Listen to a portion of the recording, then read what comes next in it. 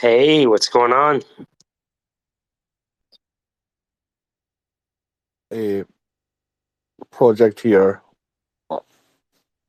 fixing an old software written in Visual Fox Pro. Oh, nice. Hi, good morning, Taking Ali. it back to the old school. Sorry? Mm. Taking it back to the old school. Taking it back to the old school, the last known, like the last time a Visual Fox Pro environment was released was in 2009, Wow. right? And this software was written before then. So it is at the very So hold on. least, it is. They were updated before the dot-com boom. 2009, dude. Dot com boom was Oh, I thought you said 1009. Okay, sorry. no 2009. 1009. That would be before Yeah, that computers. yeah, that was the Crusades, Yeah, that's you about know? right. No, Crusades happened The later, Y2K right? Crusades. Crusades are like 10th century, so they're in 1100s, let's say. Oh, yeah. Oh, right, hmm or maybe even later. Crusades, I'm pretty sure it's like 1050 to like 1200. Uh, yeah, no, 1095 and 1095, right? 11th century, like right before, uh, uh, You right before know, 12th century, right? Because it's the bottom end of 11th century. I remember learning about medieval history and then learning about Mongol history and then realizing, oh shit, the Crusades were around the same time that the Mongolians were sweeping across Asia. It's like the world is like it's so funny when you study history, there's this idea that oh, only this one thing is happening. All right. And you don't realize, oh shit, Well, yeah, and it's all also happening it at the same time. depends on where your sources of history are, right? In the modern era, um, only only in the last 100 years has there been a lot of sort of recovery of Asian history in the curriculum that is Right? the Western school of thought, Mm-hmm. right? Mm-hmm. Uh, Who's Euclid? He's a guy living in Egypt. You know, that kind of shit. right, exactly, and it's You know interesting. what I came across? I came across like I looked up the Moscow mathematical papyrus. Oh, where are you from? Egypt. Well, why the fuck? You know what? How many times are we doing this throughout history where we're giving this? You know, like I heard the Fibonacci sequence came from your neck of the woods, but they gave it after some Italian dude. Well, I mean, there's good reason for doing that. It's not big. I mean, the Fibonacci's, they did a lot of work, and there's like not one of them, right? There's like a whole bunch of geniuses there, and they did take it very far. And one of the But interestingly, did you know that stars are given names by the just people who have discovered them, right, or people who have observed them? hmm The So navigators. about 45% or 55% of the sky, it has Arabic names, hmm right? Yep. I remember looking up, talking to Matthias about who's the father of like modern science, and he was talking about I forget the name. It's not Karl Popper. One of those dudes. And then I was like, hold on, how do we say they're the father of modern science when we have all these Ibns creating beakers in 950? Well, it depends on what it is that you describe as modern science. Like, what is the definition of science? Right. And I think that the definition of science as we understand it today is the Would you say, how about this? Is it the process of experiment? n- it's It, well, that's part of it. It's the process um of being able to prove something, right? And like the the Popper's falsifiability kind of thing. Yeah. Want to shout out Damien. Damien, if you yeah, I mean, Wagwan, while you're there. like the idea is from like what is the scientific method, Hmm. right? Null If you like hypothesis, the hypothesis. definition, yeah, yeah, a procedure, and It's a procedure and around a criticism, hypothesis, right? right? Hmm. Yeah, the entire idea is you want to do it's a systematic observation, and then you want to do some type you want to uh, like people think you form like the way it's taught in schools is back asswards, right? Which is uh, you form a hypothesis and you come up with a you come up with a systematic observation, and then you do a measurement, and then you run an experiment, and you formulate testing, and you adjust the hypothesis. But that's not how it works. Like usually you there is no observation or question. Like like you start. Okay, there's no question, right? Maybe there's an observation. Yeah. But Observations being induction. no observations being I saw that. Like I took a I took a I took a vial full of pond water, and then I put it under the microscope, and there be things wiggling. Like, observe, right?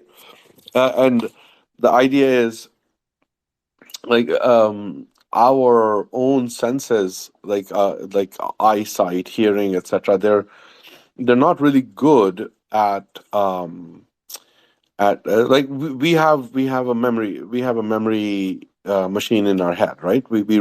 Like you're not really listening to me. What's happening is I'm talking, it gets translated into sound, gets eventually delivered to you over the internet, and then your phone reproduces that sound, and then it hits your eardrum, and then It your slips down the cochlea. Yeah. yes, but then your large language model, How dare you? your yeah, wow, dare I? Well, you have a large language How dare model in you your reduce head. me to ones and zeros? No, not ones I'm and zeros. divine, don't you In know? your case, it's a spike. It's a spiking neural network, right? So it works on different voltages. It's not just voltage high or voltage low. It's got a range. So you have a spiking neural network in your head, which also maintains a very large language model. It also maintains an audio to that language model translator, and it's not like in tech, audio to text. It's directly audio to your LLM, right?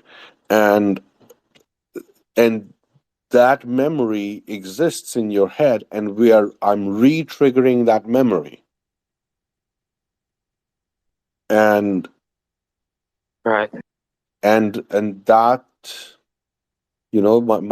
my voice goes and triggers a bunch of memories simultaneously. The memory of the voice quality, the tonality, the bass, blah blah blah, like the Oh, audio aspects of that's a good. of my voice, and also the content is being translated by your LLM. So your LLM subsystem and your audio recall are both getting triggered simultaneously, and they're but there's a buffer. There's a small place where it's also being recorded in memory, and you are essentially recalling what I'm saying to you. You're saying it's kind of a listening is partial recall? Oh, listening is yeah, it's real time. It's real time or near real time recall of your content, and all I'm doing is basically poking at it and in order to try to communicate. But you're not actually like there's no direct communication right now between us. The direct communication would be if your neural synapses were directly connected to my neural synapses, and then there, we would say, Like a okay, there's hypothetical some Neuralink. it's a hypothetical neural link, and even then, speed of light, right?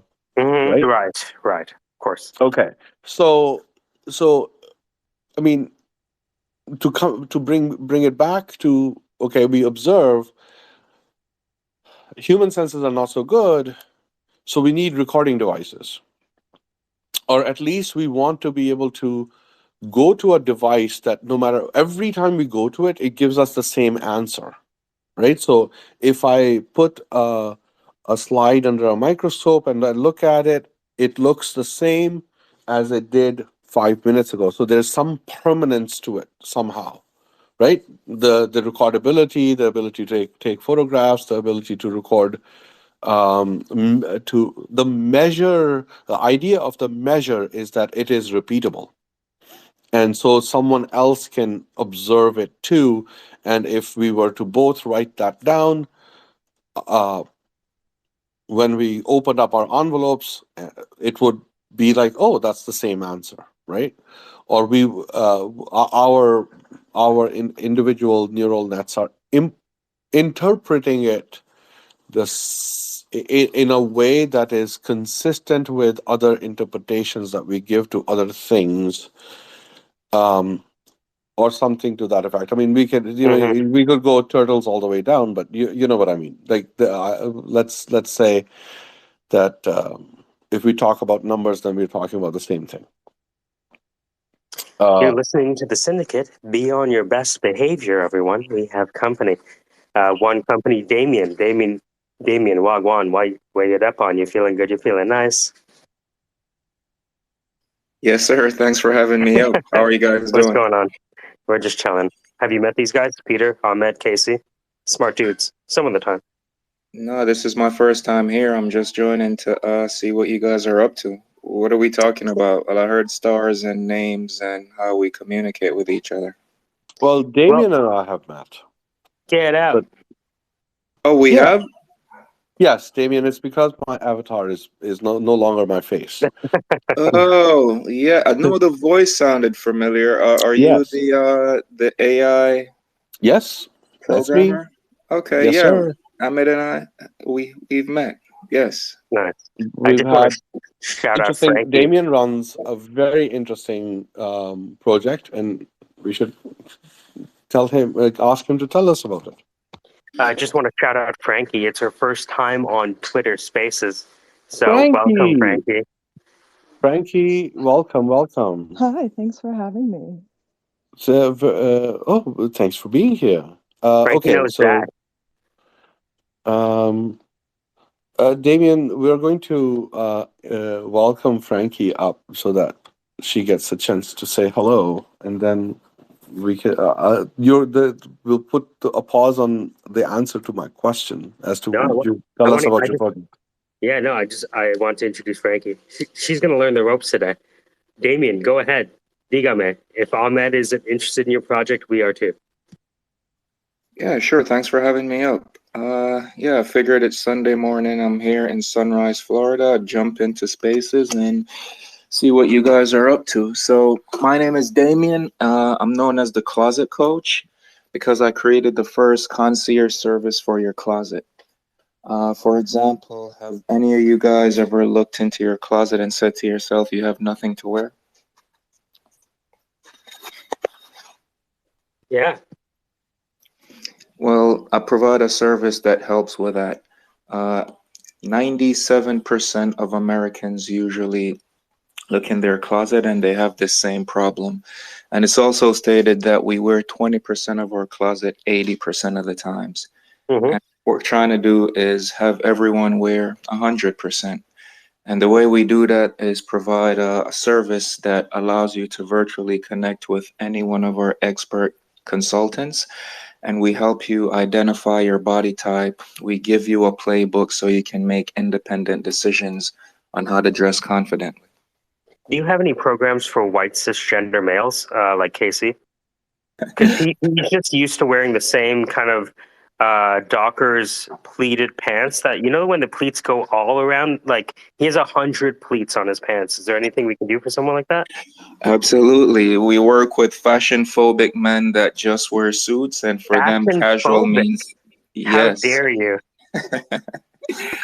And usually for those men, casual just means taking the tie off and they having a casual Friday. So, yeah, we help everyone. And the philosophy that I've been working with this new project is trying to reinvent the space that we call our closets. If you think about what the space is and what it represents, for many years it's been demonized. The closet has been the space where the boogeyman live, the monsters. It's where we hide our dark secrets, and it's where we come out to reveal things that no one wants to hear. So Right. what we want to do is reframe that narrative and think about it as a time capsule. And what that means is it simultaneously holds our past, present, and our future. Right. The past is usually On the the floor stuff, of the closet. right, on the floor of the closet in Damien, piles, right. Damien, hold that thought for 1 second. I want to say something before you continue. Um, a lot of us will uh, like shit talk and you know poke sarcastic fun at what you're saying, but that's not because we're not taking what you're saying seriously. It's just the vibe of the room is to basically pick on each other. So just setting expectations here. Yeah. But If I don't ever take what start we insulting, say yeah. as us actually poo-pooing on your idea Mhm. or saying like the this room's kind of Weird. cantankerous and because it only in good fun. Okay, we don't actually mean the shit we say, except for Casey's pants, which is just you Yeah, gotta. Casey's pants. It's just. Have you ever seen somebody with like cargo shorts, but it's all pockets? Like the whole pants are just small pockets. It just fat weave of just pockets. Yes, it's like, but I mean, Casey's pants aside, everything else is just said in jest, and but we are like the interest in the project is definitely Yeah, there. I love it. Except we'll say quippy crap about it as well. No, completely understood. I appreciate the explanation. I mean, I went to an all boys school in Jamaica, and we wear school uniforms, so I'm used to the ribbon. Go ahead, Casey. You had a question for Damien? Good morning. First off, good morning. Good morning, Casey. Yeah. Um, so Damien, man, I used to be, pretty much a workaholic, and I had my button ups, my slacks, my shiny shoes, and that's all I had. And it was so frustrating because I'd go out every once in a blue moon to go to a party or something, and I had to use my work clothes as my party clothes because I didn't have time for regular clothes. It sounds like what you're doing would be applicable to someone in that position. Absolutely, and if you want to try the service, please feel free to reach out to me. I'll send you a closet code. Because here's what I've discovered on this journey. By the way, the inspiration for all this came from my grandmother. Like none of this would be possible without her. She was a seamstress. She was also my best friend, and all the clothes that I wore was hand me down, altered to fit or made to fit. So growing up, I had a sense of style and kind of wearing stuff that was made for me, which was a luxury I didn't know I had. And growing up, I always thought that everyone had someone or a grandmother that sewed for them and made them clothes to fit. And coming to the US, I realized that that's not the truth. And yeah, I had friends always asking me for tips on how I get dressed because I'm I'm I'm not a brand guy. I'm not a trend guy. I'll go to Target. I'll go wherever I can, vintage stores, and I'll make the thing look good. And I realize it's just the nuances of knowing your inseam, knowing your body type, your sizes, and just being confident about what you wear. So yeah, what offer is not about fashion or clothes. It's just about giving people the opportunity to understand themselves, build a personal brand, and reflect their true selves. So, what about like somebody who's going through kind of a change in body style? It sounds like this would be really helpful. So, like a year and a half ago, I was tipping the scales at 310, and today I'm at 210. So, how my clothes hang on me is different now than before. And there's also a lot of people in the opposite situation, but it sounds like this is a learning tool to understand how to actually hang your clothes on yourself. Is that right? Way to go, Casey. Losing Absolutely. 100 pounds. Yeah, congratulations on that. Yeah, it is that. All our consultations are technical, and what that means is we teach you how to identify your measurements, your size, and we capture that.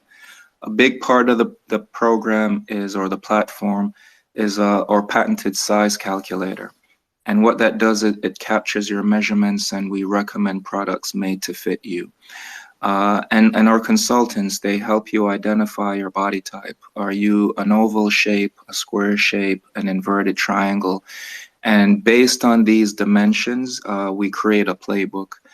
And if you think about any other industry, right, whether it's architecture, whether it's building a website, we all have systems in place to help us work efficiently.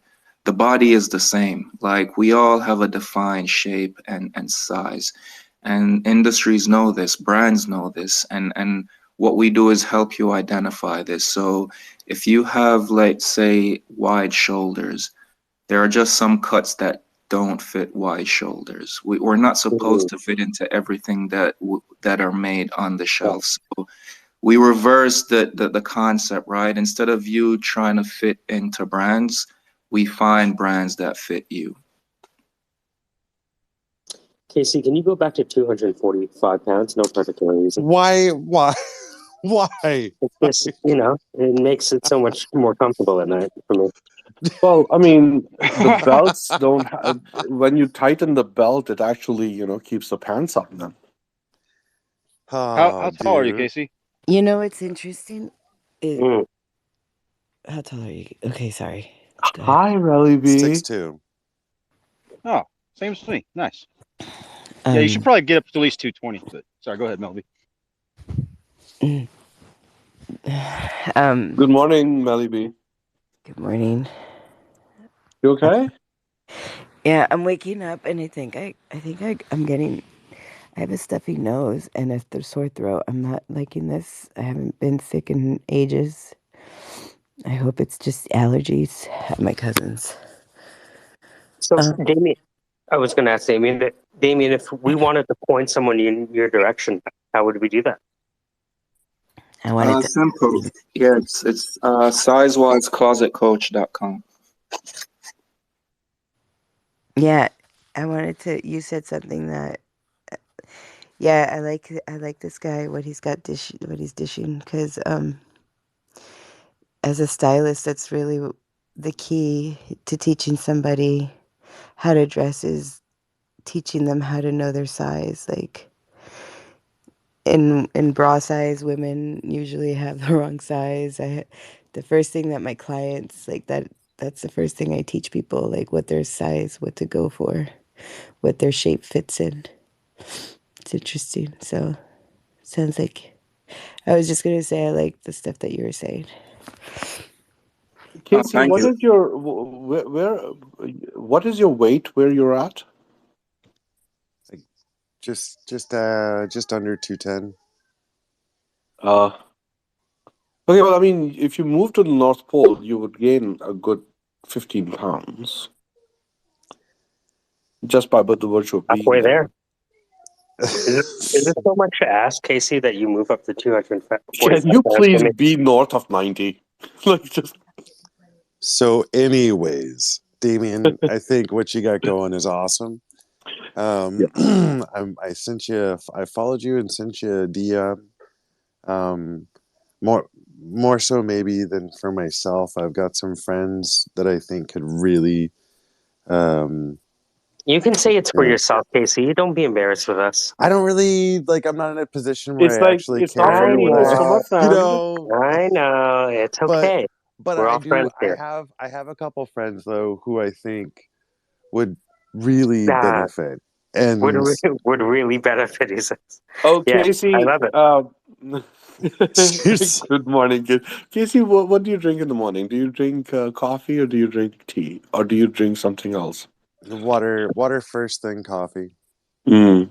He says it's water. It's like a, Oh, Yeah, we should go easy on Damien this morning. This is his new. He's new, and then we haven't heard from Frankie, and she's new. So maybe Frankie, tell us about yourself, and and we'll share something about ourselves with you. Hi, I am Frankie Wild. I live currently in Any upstate relation New. to Oscar? No, just I'm actually a big fan of his stuff, but no. Same island, same island. Oh, there could be some. There could be something there. Right? And then I am a musician and currently hanging out with a new puppy who's been very fun. Doing a Oh, lot of work. He's keeping me busy, but he's getting along with the rabbit and the cat, so everybody's happy, and it's quite a scene. oh, a rabbit, a So, cat, and a and a puppy. puppy. Yep. That's the that's beginning of a awesome. really cool kid's story. Right? Yeah, Yeah, you got they're the all bunny and friends everything. too.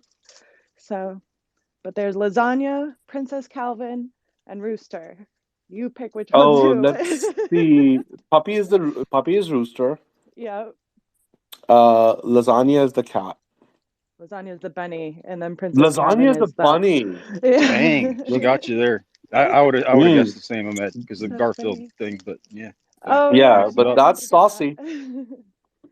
But yeah, so that's what I've been doing. I'm usually out in the desert out west this time of year. Skipped winter the last couple of years, so it's been fun to play in the snow again. So, Oh, oh, please stop talking about snow. Are Um, you planning on eventually turning the bunny into lasagna? no, she is not Haas and Pfeffer. No. I just asked um, because about my landlord, they got a little calf outside.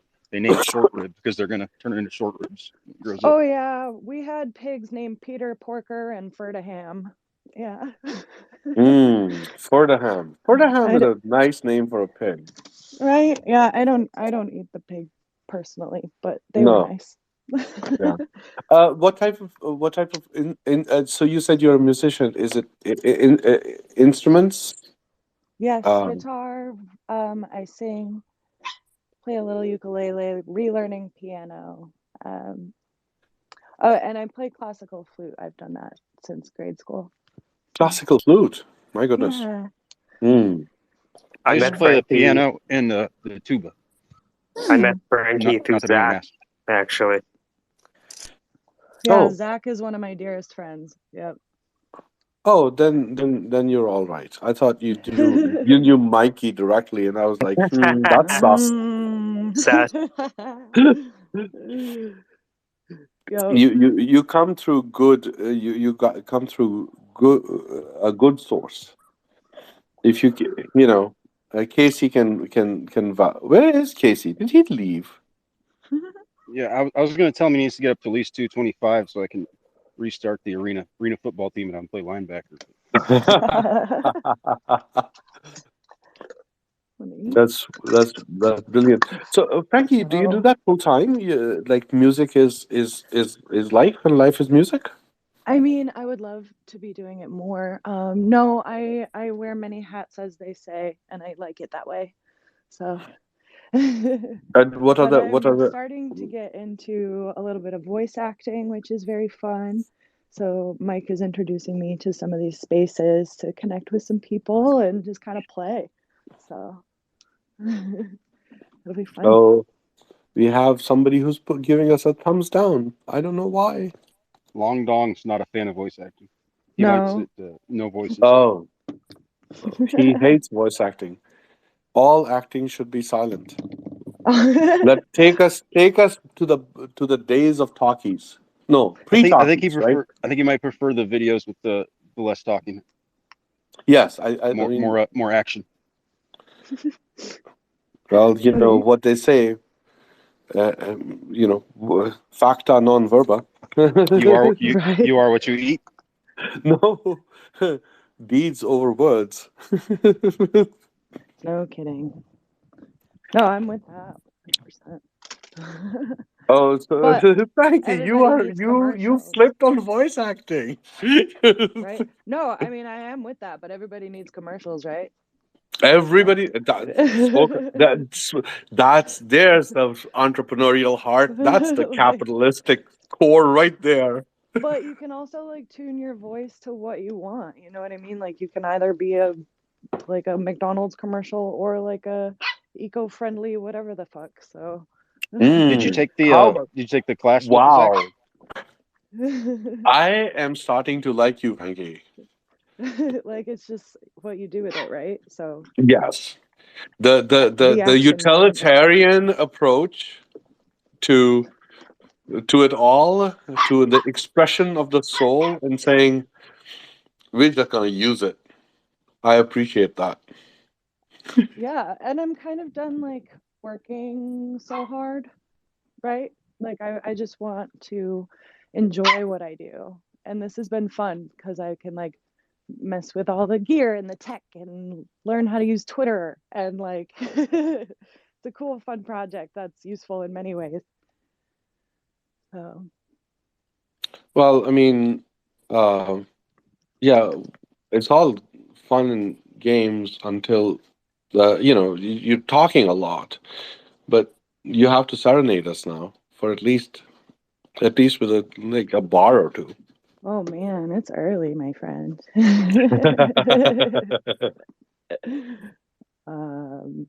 I could. What do I got that's a cappella? That's kind of a long dealie. I won't sing the whole thing. Mikey likes to sing stuff in rounds. If you want to do that, Oh, that'd be fun, if you need accompaniment. right? I think it was somebody's birthday yesterday, wasn't it? Someone leveled up. I mean, I think we'd have to pay a fee No, to they just got have a birthday dizzier. song, though, right? That's what happens, right? I look at birthdays as leveling up, like level 30 achievements unlocked. it's yeah, we all wish, right? Oh. Hi. Good morning. Hey, E Rich, you got a Good new morning, PFP thing there. Looks pretty cool. Yeah, my sister. What's that, My Chris? right? sister. It's my sister's art. She made it for me. Oh, Like the kids these days aren't gonna be able to tell what your name is, though. Yeah, fuck kids these days. I'm just hi, Ahmed. hi, good morning, Elizabeth. Just Frankie, you reminded me of when you said leveling up. I was reminded of Archibald MacLeish's poem. Around the sun we go, the moon goes around the earth. We do not die of death, we die of vertigo. It's, yeah. Well, when people say when they're drunk, right? Like the room is spinning, like it's all spinning. Being drunk makes it worse. Well, yeah, the whole thing, yeah, and the orbit, all this orbital stuff, like the fact that we're orbiting stuff, just not okay. It's just not okay. Well, I mean, it keeps our cells in one place, really. Really? Does it? Did it have to be like that? You like we could just do without orbiting, I think. Like, Well, just the atmospheric pressure alone, right? Like at sea level, what is it, well, 15 pounds per square inch? That's like 45,000 pounds keeping you from being human mist. no, but I mean, we could do. Earth could stop, and the It gravity could. would still be there. I don't The think it gra- would though. no. The gravity would still be there. The thing is that actually As long as it's going around the sun. no, it doesn't have to go around the sun. It could just be a planet by itself. It would be dark, but that choices. Well, only half of it, right? Choices. No. I said there's no sun. No. Because if we were just facing the sun, we would be cooked. Yeah. Like, like, like like. Can you imagine? Like, we would just be living around the border of like there would be a strip, the one facing the Oil, water sun. all the time. Exactly. No. I'm just saying, get rid of all this spinning around. All the spinning. I'm spinning around. What's not what's up, it's what's out, right? Right. You spin me right round, baby. Right now. Like a record, baby. Anywho, I just gave my age away. No, everybody knows that song, don't they? Oh, no, everybody knows like the re-recording of that song. Oh, fair. Yeah. People don't know the original '80s version. Has anybody seen Paul today? Oma, I'm Web3 Spider. No. Was there another alias for him? All right, sorry. Thanks. I think those are the only ones I know. There's 2 accounts. Cool. Does anybody Long know? Long Silver gave me Sorry. a thumbs down. Yeah, Thank you for the thumbs down, Long he's throwing Long. me a lot of them. Does anybody know if McCulloch came up with the determination on that quantized inertia? I was in a dark matter space earlier. Brought it up. They're doing the experiments with Tajmar et al. Nice. Yeah, it's still deleted off Wikipedia. That's crazy. Good job. You're listening to the Syndicate. Be on your best behavior. We have company. Welcome, Damien. Welcome, Frankie. Welcome to the madness. I only do the opposite. It's not going to work. Oh, that's how rude. Damien, nice to meet you. I'm Elizabeth. Oh, Frankie as well. Nice to meet you too. Hi. Sorry, we're doing new puppy bunny interactions. It's very exciting. Is that a euphemism? Sorry. No, it's like not. I have a rabbit and a puppy, and we're learning how to be friends. Well, aren't we all learning how to be friends? E-Rich, Oh, if yeah. it were a euphemism, what do you conjecture this would be the euphemism for? I don't know. I'm just very Your tired. brain went somewhere. Who knows? Whatever euphemism you want it to be. I'm making coffee and a Keurig right now. Like slight background noise. I know y'all can hear it. Yeah, this is Caffeinated. no such thing. E-Rich, did you hear back from Mr. M? No. Mr. M. That was a reference to what show? Anybody? Arrested Development? Mr. S. I liked when he did the Blue Man thing. Oh man, yeah, he was. I blew myself. And then he hid all the money in the banana stand. There's always money in the banana stand. Spoiler alert, sorry. There is always money. I mean, that's a good point, though, Alice Goshi.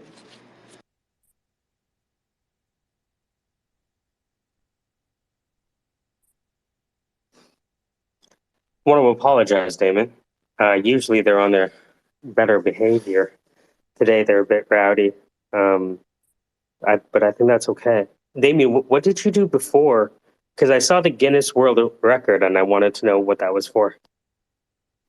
Yeah, sure. I mean, what I did before is what I'm still doing. I'm a designer by trade. I studied graphic design. Got into user experience design, build websites, mobile apps, branding, anything creative. That's kind of what I do. I've also played around in the NFT space, but I mean, I haven't really been successful at selling any pieces. As a UX designer, I felt like it was necessary for me to learn the space. So I minted some stuff on Polygon, did some stuff on some other blockchains, but it was all in the sake of experimenting. And I'm Mm-hmm. actually interested now in seeing what it would take to be an NFT artist. So Ooh. I'm Sorry. Have you no, considered no. ordinals? I think that's the new hotness. Alice Goshi, let him finish. Actually, I'm the bad actor there. I interrupted you first, Damien. And then I tried to. Oh no, listen. If anyone wants to interrupt me with advice or show me the path, I'm all ears. I've been just focused on building the closet coach, and yeah, I want to exercise my creativity a little bit more.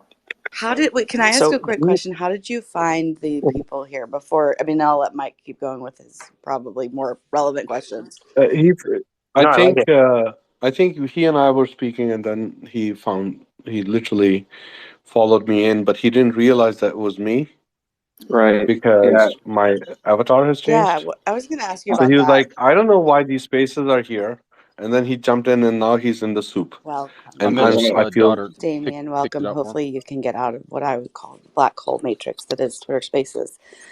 I think that's the Powerpuff Girl that most closely represents Ahmed. okay. I assumed it had something to do with your daughter. Yeah, the Powerpuff Girls. Yes, I'm apparently, according to my family, I'm Bubbles. Ah. So that's basically what it came down to. I have to go wrestle with this Visual Fox Pro application from God 2005 and get it to work in 2023. So forgive me while I go work with esoteric, ancient, arcane technology. And I will be back and I will tell you if there were any survivors. Have fun with your COBOL Y2K programming. Oh God, I wish that would be so much easier. That would be so much easier because at least there are new COBOL compilers that are still being developed. This shit is literally, last time a compiler for this was released was in 2007 with a security patch released in 2009. Sounds like Solana. Oh yeah. Okay. So copyright, if in the about box, the copyright is from 1988 till 2004. Microsoft Corporation. I have to boot up So like Windows 95 to do that. yeah, I'm actually running a copy of Windows 95 to run this. Anyhow, I bid you adieu. I will see you Awesome. soon if Hope you I don't get a blue survive. screen. Godspeed, Bye. Ahmed. Godspeed. Bye. Thank you. Take it easy, Amit. Yeah. So I didn't answer your question about the world record. Yeah. I won that in 2016. We worked on a project with Big Brother, Big Sister, and Backyard Discovery. We made the longest swing set in the world for the kids that were a part of the event. It was built in Sunrise, Florida. We put over 150 swing sets together, and I think the biggest takeaway from that event was we etched the names of all the kids that we invited on one of the swing sets. And when we broke it down after establishing the record, they all took one home. Damn. Wow.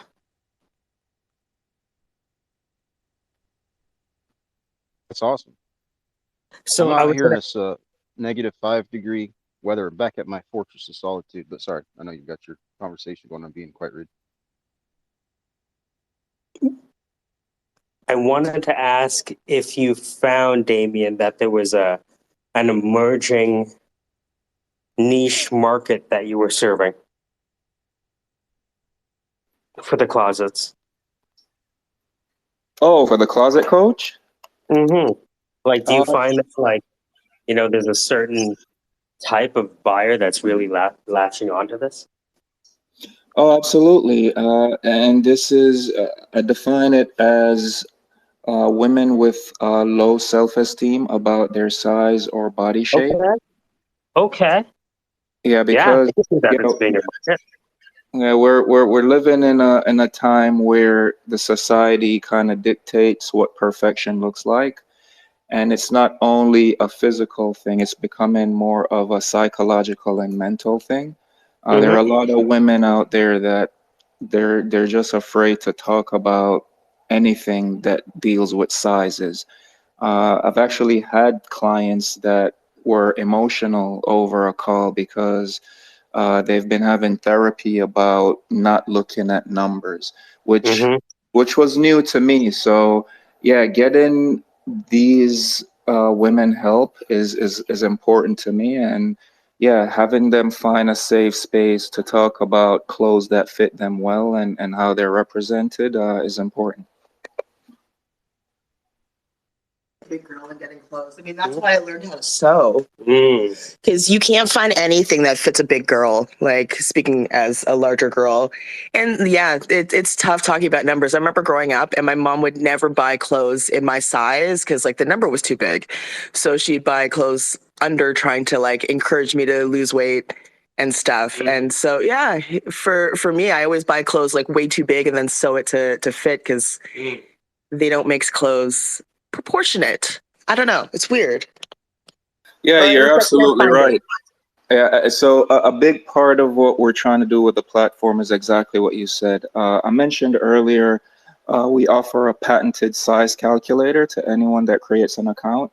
And what that means is you can capture your measurements from head to toe. And what we do with that information today is match you against products made in your size. The future of the size profile, however, is to connect you directly with tailor and seamstresses around the world. So now you can imagine keeping your size profile up to date when you lose or gain weight and have a mom in Lebanon or Zimbabwe or Ghana make something for you that's uniquely yours without having to worry about fit. That is so lovely. That is such a lovely thought. You're also Jamaican? Amazing. I'm Chinese Jamaican. That's really cool. Awesome. What part of Jamaica are you from? I was born here, but my parents are from, my dad's from Kingston and my mom's from St. Thomas. Oh, yeah, nice. I was born and raised in Kingston. I went to Wilmer's Boys School. I wore school uniforms, epaulets and ties and black shoes, but we always broke the rules. Oh, my dad went to Wolmer's. Right on. Yeah, yeah, nice. He goes to the fundraiser they have every year for Wolmer's. Have you ever been to those? I've been looking for a community here, but I've been so busy and heads down. I'd love to connect with you. Are you in South Florida? Oh, you're in Florida. There's a huge population of Florida. I should get you connected with the Florida people. Yeah. No, I'm up here in Toronto, so we have a bunch of fundraisers up here in Toronto for Wilmer's, but I know they have them down in Florida too. I gotta contact my family down there. Oh, please do. Let's connect.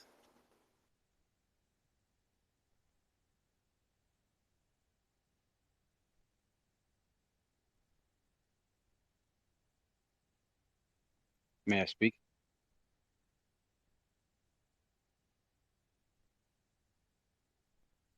Massa Soyu? I was just gonna say, I think KC might have been onto something, a different target market with the uh, middle-aged white cisgender males that have recently lost a great deal of weight. Could probably be be benefited by your service, and it would also expand the dating pool for the ladies. Hey, listen, you're absolutely right. But I think the question was, what was the initial target? But I mean, the service is meant for everyone. We've actually had a guy in Canada that was going through the same issue. He was losing weight and he couldn't figure out what to wear, when to wear it. So he just defaulted to athleisure wear. So things that were stretchy and form fitting with elastic and rubber bands. So he could adjust the clothing based on where he thought he was going to be. So yeah, we do help with that. And you're absolutely right. A big part of what we're offering is so here, before I tell you what we're offering, here's what I've landed on. The closet space, the clothes that we wear, is the closest thing we have that represents who we are. It is our personal brand. And because of this moving target of decisions that we have to make in this space, it confuses a lot of us, right? We have stuff there that is maybe a jersey from high school that remind us that we were a jock, or it's the all black outfit that reminds us that we were goth. And now the disparity between that and trying to be a professional can be challenging for most people. And that's what we want to help with, right? Like, how do you get dressed for a Zoom call or a date or a special event and get that confidence that you need to be present? And that's what we're trying to help with, because I've been in many situations where I've had wardrobe malfunctions in public and there was nothing I could do. And the only thing you're thinking about when that malfunction happened is the malfunction. You're not present. You think everyone sees the thing, and it's either like the pants doesn't fit right or the button got undone, whatever it might be. Like, these are common everyday things that people face. And just beyond that, just having guys understand the length of their inseam is it's not a Herculean task. It's just understanding these numbers. And once we do that, we're all making better decisions.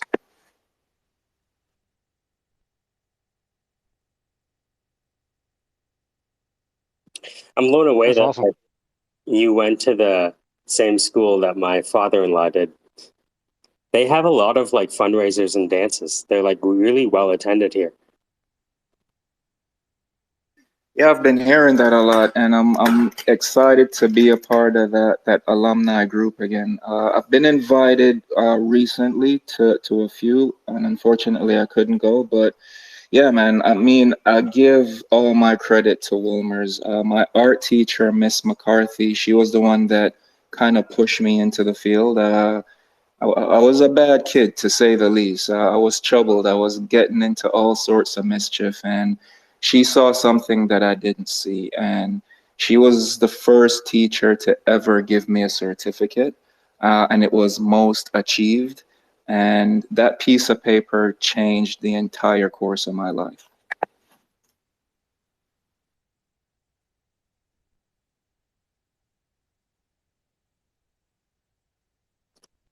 Damien, you ever use ChatGPT? I do use it, and I think it's a great piece of invention. It's a tool that everyone should be using. Why'd you ask?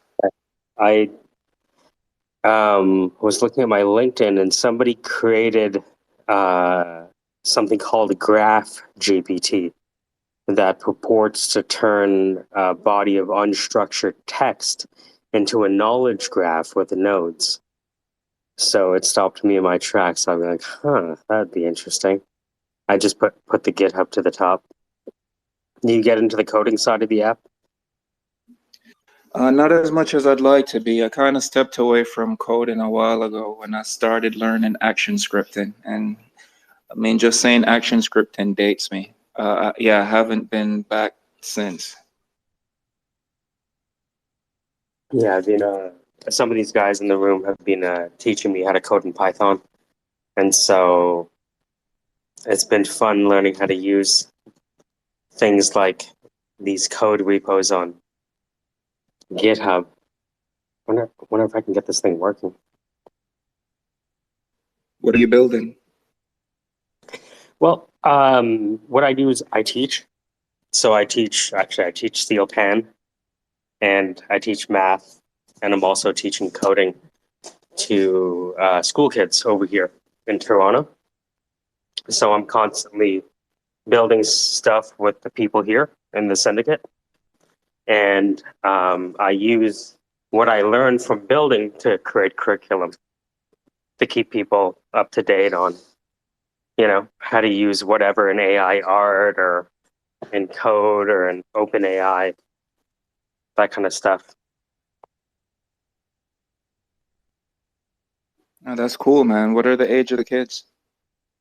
Kindergarten to 12, really. Yeah. Grade 12. Grade 12, yeah. That's incredible. So how are the kindergarten kids picking up coding today? Well, here's the thing. There's a divide among kids right now, because if you look at the data from the grades from the last 4 years, on average, school children have not increased a single grade in their education level over the pandemic. And it turns out there's a social aspect to learning that we didn't really fully understand. So I find there's a gulf between the students who have parents that, are in a position to like really support their kids. Because, my parents were teachers, so I had two curriculums. I had the curriculum from school and the curriculum that my parents gave me. And the curriculum my parents gave me was so much more complicated than anything the school would ever give me. But my parents, yeah, You should go home and do homework. yeah, you have two schools. The one you know what I mean? Like, and by the way, the teacher at home is much worse than the teacher at school. God, the teacher at home can hit your lips. Yeah, the teacher at home could kick your fucking ass. And they don't have to, because they have this fierce lion look that makes you feel that maybe we aren't as related as I thought. You ever get that look from your parents and you're like, hey, I thought we were related, you know? But yeah, so I find there's a gulf right now. And that's also why I'm teaching music, because music education is, from what I can tell, the only education that increases gray matter density. And gray matter density has knock-on effects that get seen when they become teenagers. So my goal is to reach them as their brains are still developing, so we can introduce music that can develop their brains in the ways that other modes of communication can't. That's admirable, man. And what pushed you in this field? I started playing music when I was like a kid. So I started with trombone, then trumpet, then steel pan. And I've been playing music ever since. And as a recruiter and a headhunter, I started noticing this trend that a lot of the really, really, really intelligent people I was working with had a background in music. And we kind of understood things through a musical lens. And then I started going down the rabbit hole and realizing, oh shit, all that stuff I did in music might have been altering my brain in a way that I didn't fully understand. Yeah, it's funny you said that. It reminded me of a course that I did called Learning How to Learn. And you're absolutely right. And a part of the course talks about the repetition of learning. And Mm. yeah, now that you're saying that, I think musicians do have an advantage, because what they're saying is the way, I mean, I've learned, and I guess it's because I lack a discipline, is I've always kind of cracked the book on the 11th hour to try and cram everything Hmm. to Yeah, test. cast the first stone. I get it. We've all been there. Right. And the learning how to learn reverses that concept. It says take all the time, right? Like if you know you have the test in 7 days, take a little bit at a time each day. and just revise that information until the seventh day. And the rote memory of kind of going over the information in slow doses over a period of time, have the information stick. So what you're saying is, and I mean, I'm sure I've tried music lessons before, and I know that the routine, it's like start here, repeat it until you get it. And I think that Right. yeah, that repetition of understanding how to get something deep into learning. And I mean, it's all about muscle memory. It's all about understanding the notes that's in front of you and correlating it seamlessly. And then I think that is the superpower of translating what you're learning now based on what you've learned through music. Yeah, you ever see Bloom's taxonomy? Bloom, Bloom. No, what's that? Oh, you're gonna love it. So Bloom's taxonomy is this pyramid, kind of like Maslow's hierarchy of needs, and it has these levels of learning. So at the bottom level, it's repetition, like a parrot, right? You're able to just repeat what you've heard. There's no understanding. Understanding is the next phase, and then it goes all the way up to synthesis and creation. In that there are these different levels that people can express their learning, from a parrot that just repeats to someone who takes the information and can create new things with it. I'll put it to the top. Bloom's taxonomy. All right. Let me put this to the top. Reply sent. Bang. So anyone who goes into education, this is like one of the fundamental models that they have. And Bloom also wrote this paper called the Two Sigma problem. So if you really want to go down the rabbit hole in education, Bloom's Two Sigma problem is a good place to start.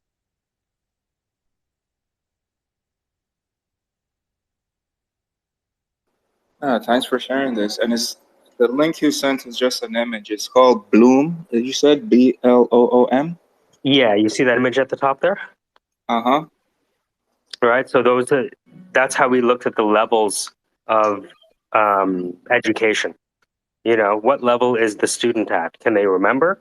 Can they understand? Can they apply? Can they analyze, evaluate, or create?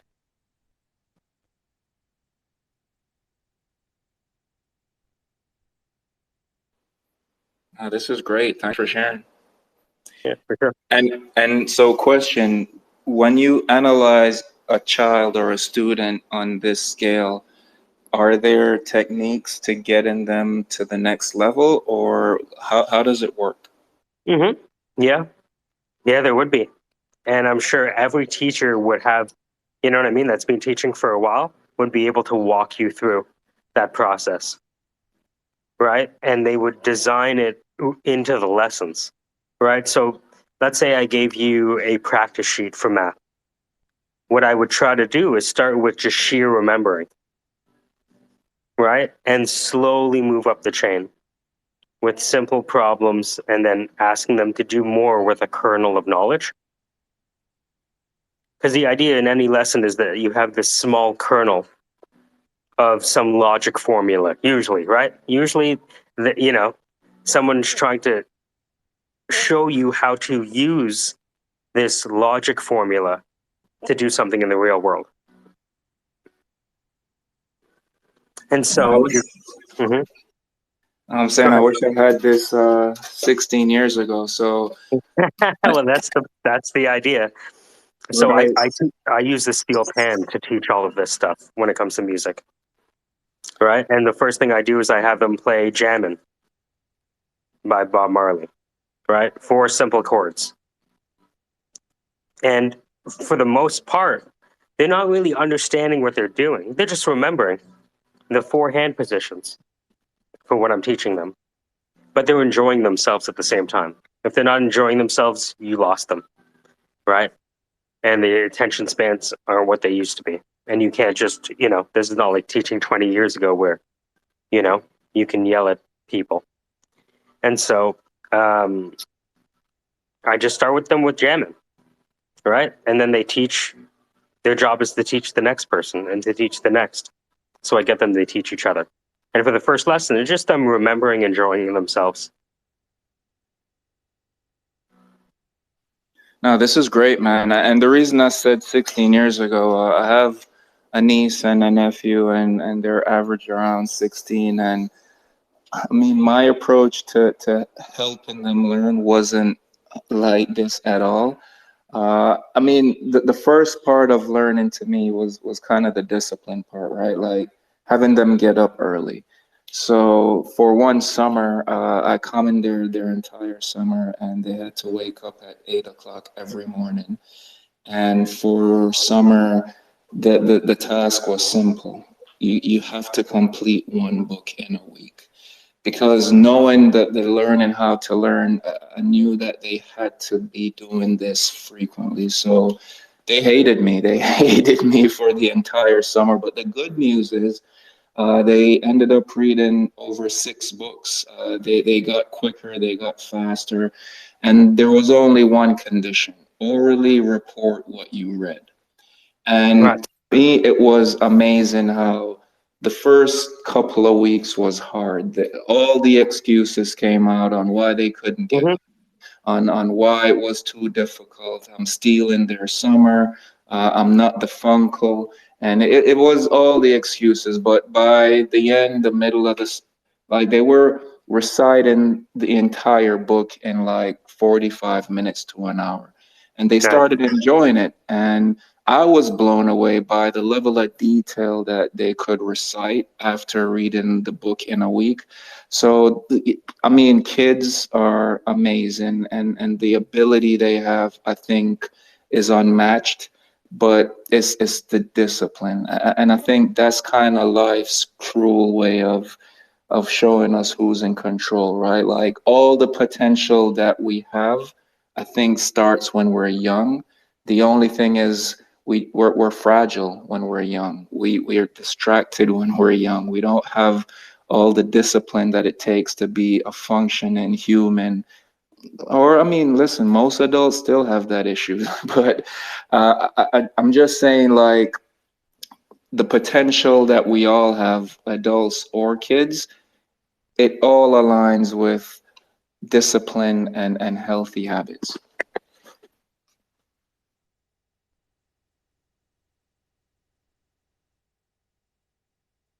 I like that. Discipline is life's cruel way of showing who's in charge. That's dark. Or is it poetic? It's the it is. So here's a story. Here's a story I shared growing up in Jamaica, and I didn't realize the value until I got here. So in Jamaica, the minute you can speak to an adult and walk, you're going to the corner store, and the corner store is on every block. Like someone in their homes opened up a shop, and you can get produce, goods, milk, rice, chicken, whatever you want to cook. So if your parents sent you to the store with $5 to get goods and they're expecting $1 back in change, if you come back with 75 cents and a candy in your mouth, that's where the responsibility ends. But if you come back with $1.25 because you cut a coupon out and you're trying to help mom and dad, you're not only going to the store again, you're making deposits to the bank, you're getting bus fare to go to the town, you're getting pocket change to buy whatever you want. So the responsibility always grows when the exercise is enabled. So there is a reward system based on discipline that we're all aware of. But the thing is, the act of discipline is so difficult because everything else is so easy. We don't need a manual to have fun, right? Those things come easy, and relaxing. Like we don't need anyone to give us instructions on how to do these things. And so the whole thing about climbing mountains and not taking shortcuts, I think it all stems from discipline and being able to act on it.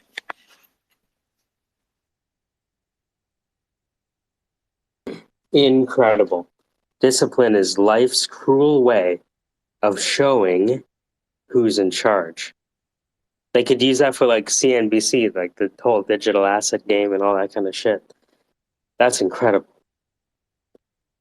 Yeah. I'm Guyanese. So at least Jamaican Chinese. So I hear everything you're saying. What's going on, Casey? What you up on? You feeling good? You feeling nice? Yeah, man, ain't going to be no problems. Don't you know? No need to be a rude boy. I would like to. Can we sponsor a child for your service, Damien? Like, if I wanted to sponsor Casey. Oh, absolutely. I can give you a gift certificate. Okay. Yes. And can we film it? By the way, where he like has this thing where he's showing you all his clothes, and you're like, "What is this? Uh, What? yeah, What? This? if he gives me Man, permission, I would love to. That's a good feedback oh review. Yeah. man, I would totally if that was a show episode of like the Casey Closet Makeover, I would fucking Dude, watch I've that. got clothes in my closet that are twice as old as my children. Yeah, see, it would be perfect. Um, Casey, how should I be checking the Google form now? Oh, meh, maybe.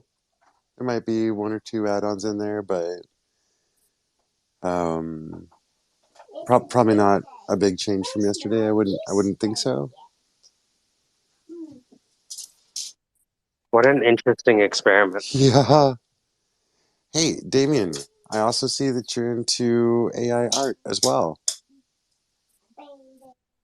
I am. Yeah, I started experimenting a while back, and uh, so I shared earlier that I am a designer. I've been practicing illustration since high school, and my niece and nephew again, like I find inspiration all around, and they were the inspiration for me to pick up the pencil again. And I was walking them to the park one day, and my nephew asked me a question that I didn't have the answer to. And kids, they have a habit of doing this where they can stump adults with very, very clever questions.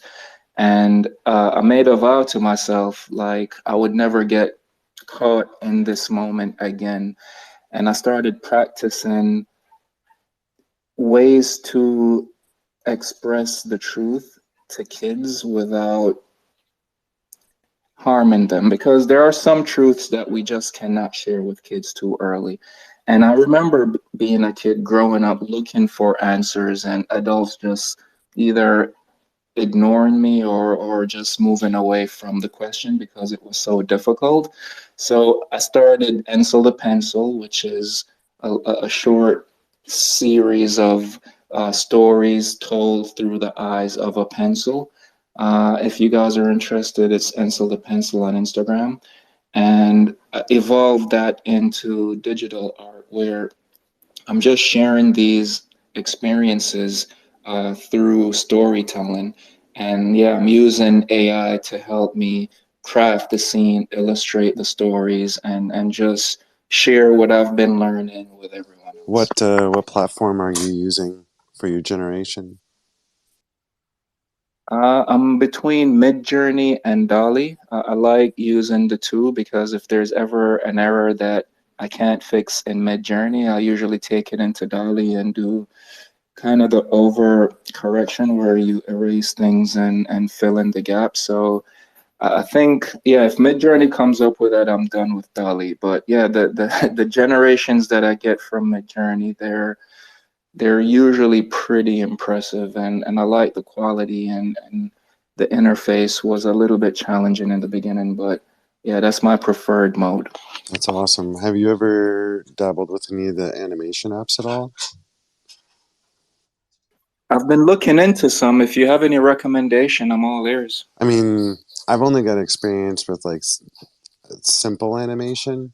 So like not like full blown animation, but I've been using Motion Leap. It's got a free mode, it's got a paid mode, but the free mode's just fine.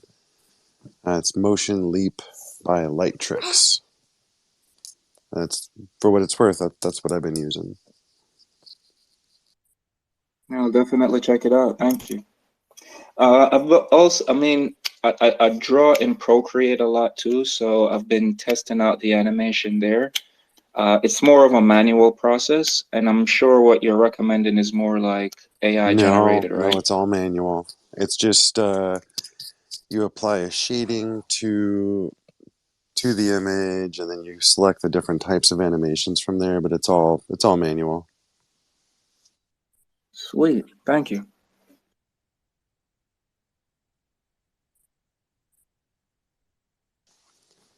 It's funny because like Dan and Mike, and I think maybe Peter have been really playing around with a lot of the the other animation styles like EB Synth, which is more AI driven, where you're turning a single image into like a short clip movie, and like the number of animation AI platforms out there seems to be growing by the hour. There's so many options out there. Yo, I'm gonna. Did you see? I'm telling you, you got to get on Leonardo, dude. Like, I force that issue. requested like 4 times. I've been Oh, hammering on it, like trying to get in. if you send me the images, I can drag this shit in Oh yeah. because I'm just putting them to the top. So the idea is that I created the initial images, which was just like four to Dude, six. would That you was mind the grabbing thing. my PFP and dragging that in? Well, that's what I was Ugh. thinking. So you have four other images that I can train along with your PFP. Uh, 3 or 4. You know what I mean? Because if we want to create a model around a style, then we want similar styles. Or maybe, you know what? No, I let me not say that. Can you give me a collection of 5 to 10 images that we can start with, and I'll record myself okay, doing it? yeah. I'll have to do some regen on my current, but yes, yeah, I can do that. I wouldn't even, yeah, I wouldn't even necessarily go that far. Just send me 5 images, just so you can see me in 2 minutes kind of train this thing up. Because all I do is drag and drop, press the button, wait for it. It emails me when it's ready, and then I start using it. That's as easy as it is. And then when you generate new images that fit the style, you take those new images with the base images and update the model. Oh, dude, That's the that iteration. is Game awesome. over. Uh-huh. That's how I'm doing it. Okay, so So the wait. more I can generate, You go yeah. multi-picture generation, then you take that generation and regenerate it and then feed it back in. Is that right? Wow, because as I get more images Dude. that look exactly like what I want, I update the Oh model. man, that's awesome. I have a tutorial. Actually, Dan, hold on. Here you go. How to train your dragon with Leonardo.ai. Ever wanted to go from AI artist to AI model trainer? It's easier now than ever with Leonardo. You can follow along.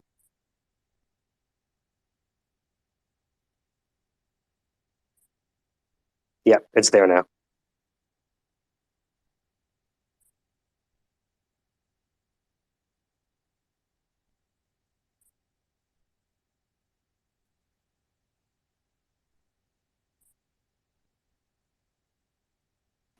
And thanks for the share. Is it a paid version that you have?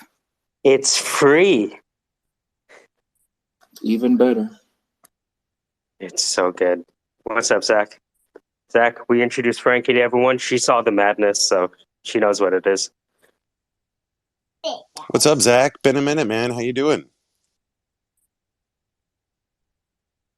So he left for like about 60 days, and then now he's been here. I've seen him on around Twitter at least 3 separate times. I'm curious if he's now back and found the black hole that is Twitter Spaces. No, 60-day fiance. I'm still just working on a project right now that We missed you. Twitter is uniquely suited to solve. So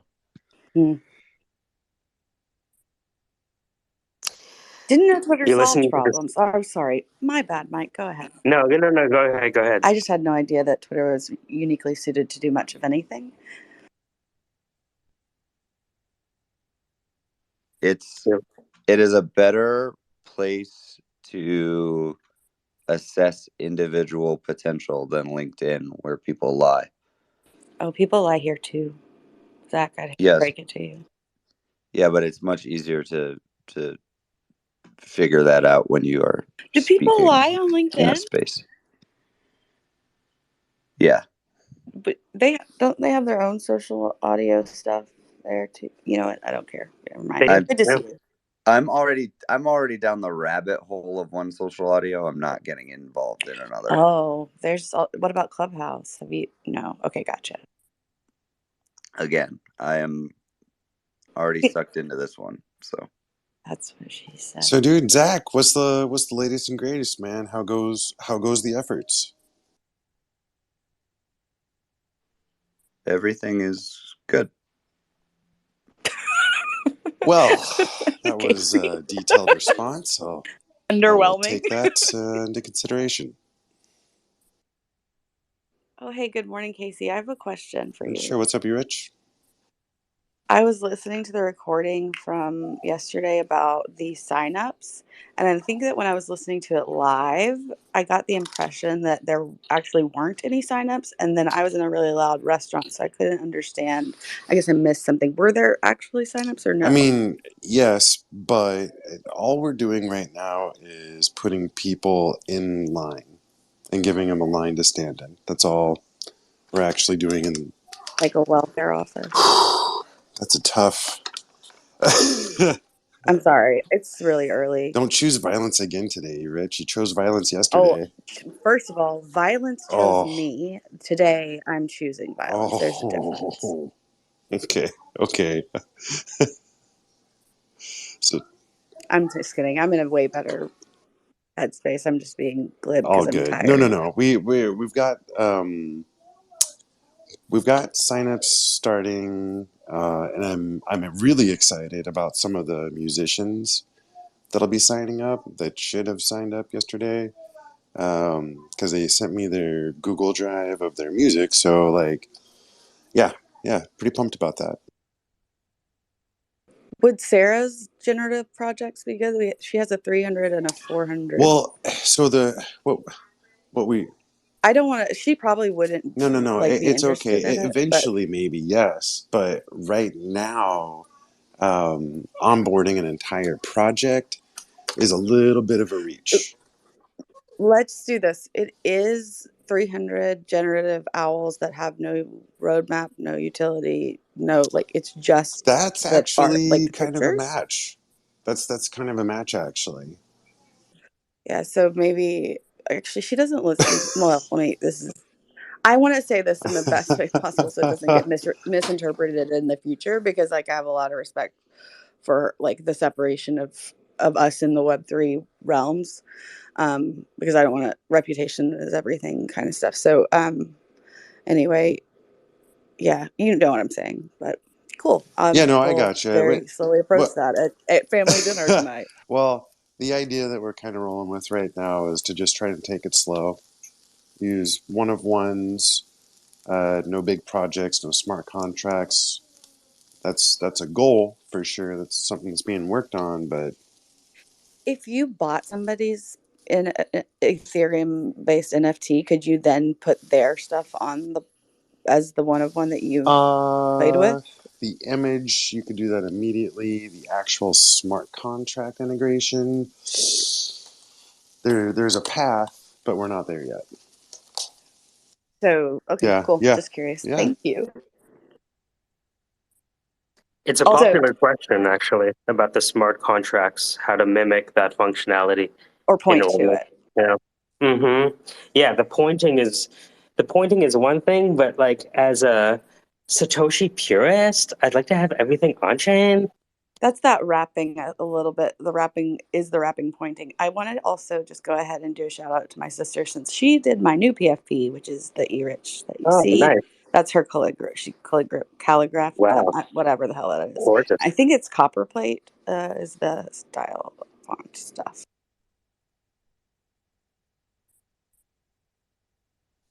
I'd like to sing a song. Oh, yay. Hey, buddy, you got a song for us? Sure glad you stopped I, in. I have a song. Oh, that's wonderful. I have Oh, a song. that's great, buddy. You go ahead. The stage is. It's not long. That's okay. It's That's not long. okay. It won't take long. We got a white cisgender male. We got a white cisgender male. Everybody now, white cisgender male. We got a white cisgender male. We lost Zach. Hey, Anthony, what's going on?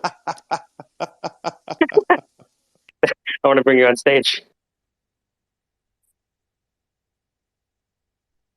What's up, Anthony? How's your day going? Hey, Hey guys, I'm waking up. I'm drinking my coffee downtown Columbus. I met Dan Rockwell the other day. what? Do you have a picture? I did not take a picture, but I was starstruck. So I I saw mean, I the should have. I was. I saw the picture of you in the news, and you looked like a fucking movie star. You saw me in the what?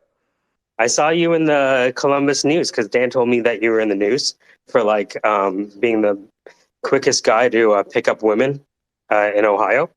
And so like there was all these like news reports about how you're just crushing it at the bars in Ohio, and somebody was following you around for a new TikTok channel about Spanish people and how they infiltrate small towns. What the? Was that how it went, Dan? I'm paraphrasing what Dan said. Hide your wives, Columbus. Hide your wives. How tall are you again? 6'10"? Hi, I'm Elizabeth. Nice to meet you. Thank you. Love connection. Do you have discipline, Anthony? Because discipline is life's cruel way of showing who's in charge. Hey, Damien told me that. I woke up this morning telling myself I need more discipline, so I like that. Like that went in a really different direction because I was just gonna ask, like, "Oh, you met Dan? Tell us where the bad man touched you." What do you expect from this? Welcome back, Anthony. Has anything really changed? Wait, Things never do. Have y'all met before? I've only met Dan. I've been here. I mean, I used to come in a lot in July of last year, and then I got a job, and then I started working. Sorry. Not to imply no one else here has a job. I just, I just start focusing on that. Interesting. Were you one of the people that they tried to help? Dan helped me. So You moved to Ohio, right? Is that you? Yeah, I'm the guy that moved to Ohio. I've heard of you. You have what is that called? You're talked about in the halls of the the halls of the Syndicate. Yeah, there's an Anthony saga. There right? it is. Yeah. Hold on. When we met you, were you in South America or in California? No, I was in California, and I had just lost everything because I had put all of my energy into a startup, and then I had to like build my life back up again. Wait, what? Anthony's here? This is crazy. Hey man. I was just gonna say, Casey, if you signed up before the 23rd, you should have an email with the Leonardo one, and they have a Discord where you can request, but they're kind of limiting access. I had one. I didn't even know I was on it, but I just did the first image there with your PFP. Cool, right on. I'll double check my emails. That's a good call. Casey, we have another sign up. So congratulations. Just now? Between last night and tonight. So now we have 4. Tell me it was a guy named Coach. I'd have to walk over to my It's okay. computer. There's no side. It's all right. It's all right. It's okay. I think we're about 8,300 right now. On the road to 10,000. That's right, 10,000 ordinals.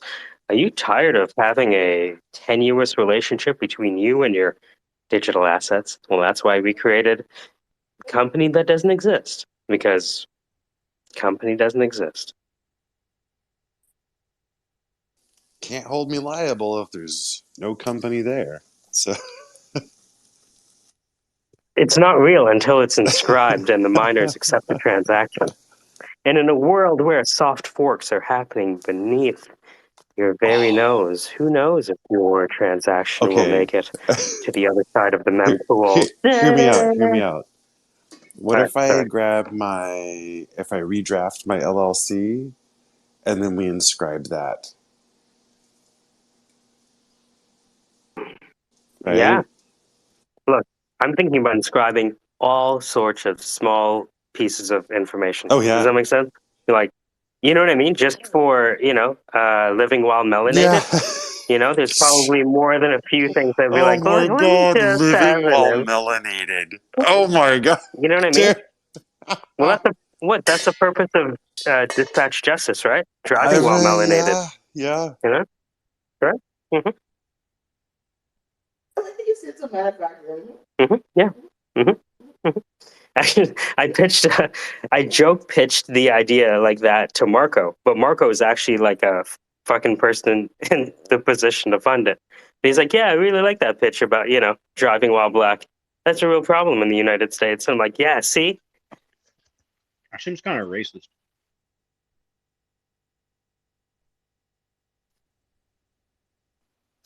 Oh yeah, man, it's real. I mean, not only driving, but in the corporate arena as well. Well, I Oh, mean, wait a minute. Hold the on. police aren't That supposed to discriminate that's based on race, right? that's the spin-off. You could have it for car. Imagine not only do you need a lawyer when you're stopped, right? When you're not supposed to be, but what about at work where people Yes. with a differential access to legal advice can squeeze you? Yep. Da-na. This is a real problem, though. I No, was. it's Yeah, I think you I get feel a absolutely. like lot of sales on that. I just, I just came to Columbus, and it is a very. It's funny because the startup scene is more old white people, white guys specifically, and yeah, I mean they need to differentiate. I think it's growing younger and it's growing You're browner and absolutely blacker right, man. And I'll share a immigrants. story. And I'm sorry if I'm sharing too many stories. It's the only way I can actually articulate my experiences. Um, so, No, I love when you speak. Have you heard these other motherfuckers? They have nothing to offer. Please speak. so my experience coming from an island, 19 years old, living in Jamaica in a small town, and finding myself in a corporate boardroom was a culture shock. And here's why. In Jamaica, any eye contact is deemed as aggressive. So if I look you in the eye, we're ready to fight. It's an aggressive posture. Coming to corporate America, where everyone has a firm hand grip and direct eye contact, is something I had to get used to. And unless someone has the patience to peel the layers back on someone that is not from their culture, someone that doesn't look like them, they don't care. So the fact that I was uncomfortable given direct eye contact, it reflected bad on my reports. It reflected bad on how people thought I was trying to engage with them. Most people saw it as disrespectful, and I didn't have the words to articulate what it meant. I didn't even know what I was feeling. So there's this sense that everyone should be the same because you're either in the same room or in the same spaces or the same age, and it's just not true. So the cultural disparity of people working together is something that we have to solve in corporate America, because for someone that is melanated or a minority, the spaces are very aggressive. Yeah, especially when remember the first time you get sent a contract and you're like, what the fuck is this? I do. And by the way, you have to have it signed back by 5 p.m. Yep. Yeah, you could add that as a part of your course for the kids, Mike. Teach them how to act white, sound and act white. Look, I would just have them have dispatch justice, to be honest with you, because the there's education and then there's resilience.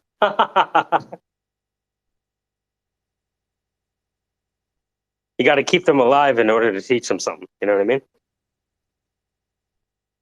Well, man, Yeah, it'll help if they get pulled over, but for once they get to work, they need to, like what I think Damien was just saying, Look, know how I to. think there is a huge spin-off in dispatch justice for even job seekers at work to say, look, I just got a job offer. Can you take a look? They're asking me to sign an NDA. And, technically, like if you have a lawyer, the lawyer will tell you that nobody has the right to prevent you from working, regardless of what NDAs you sign. Nobody can prevent you from earning a livable wage. Right. So, but if you don't have access to that advice, maybe you sign, you know what I mean? Maybe your life has changed because you think, you don't have the funding for a legal war chest if somebody goes after you. Yeah, this happens to rappers all the time. I mean, Oh, yeah. young, talented rappers, they come on the scene. There's a 12, 24-page contract, and at the end of it, it says you're going to get 100,000 or 500,000. They're not reading the bylines. They're not seeing what this contract really means. And Yeah, it's an advance. Yeah. right, exactly. And it's something that you'll have to pay back if you don't meet certain requirements within a certain window. So yeah, there's all these things that happen. And I think the thing to remember is it's not that they're ignorant, it's not that they can't read, it's being put in a situation where you've never seen that many zeros before. It changes Mm-hmm. everyone. Yeah. Mm-hmm.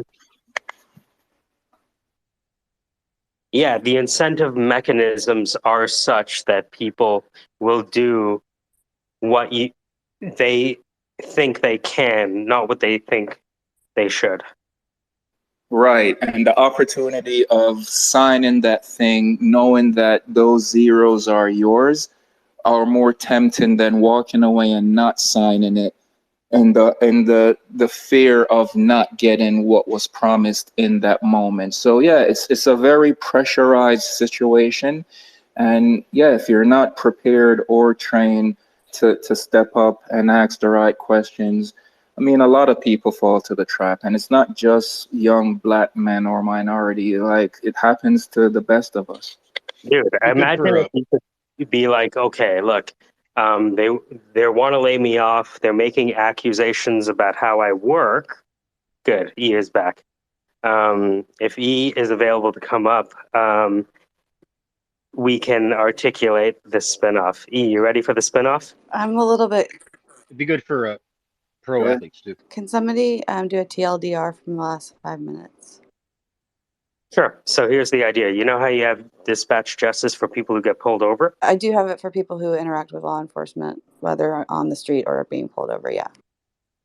Have you thought about minorities at work who might want spot legal advice before they sign contracts, whether it's employment or otherwise? Yeah. So what you're talking about is something that already exists on the market, but absolutely have put that into consideration. We're, like I said, we're doing that limited scope, narrow focus on the criminal side, Mm-hmm, mm-hmm. just to make sure that we have the Okay. ability to pivot Yeah. and provide what you're Yeah. talking about once we've proven the business model and concept.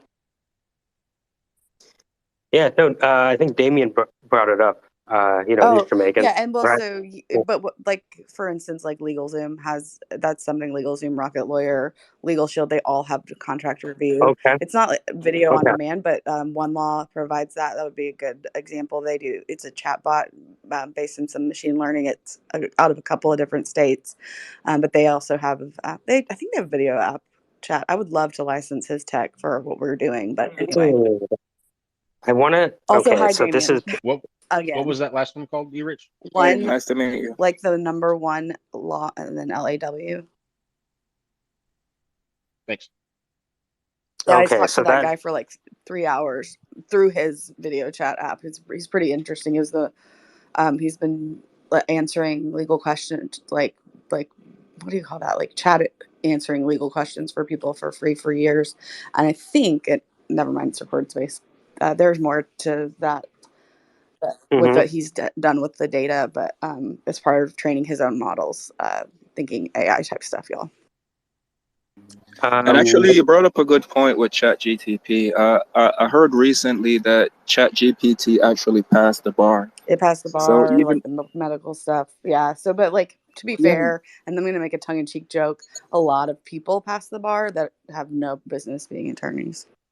And a lot of Right. really And smart people who would make incredible zealous advocates don't pass the bar. So right, and no, and just to add to that, what I was thinking, like even a quicker way to access this type of information or solution to what we're talking about is just making prompts public, right? Like, is there a way we could create like an open source library of prompt where people can copy and paste contracts and plug them into GPT to get either an analysis or a review of what they should look out curation. for? I think Mentis would be a good contact for you, just to like if you're interested in that kind of stuff. I can't remember what his handle is. I'll DM it to you. He has been doing a lot of like work on and threads on creating prompts and things, and he's been doing it kind of like as his Twitter stuff goes. But pretty cool guy. He's an Australian. I think he's native to the United States, but just got his Australian citizenship recently. It's just And he hangs out in NFT these Mentis. spaces too. Sorry? Oh, sorry, I didn't mean to talk over you. It's No, just no, go ahead. NFT Mentis, the username. I'm not sure. I just know that It Ether, is. I he's just looked also it up. Ether.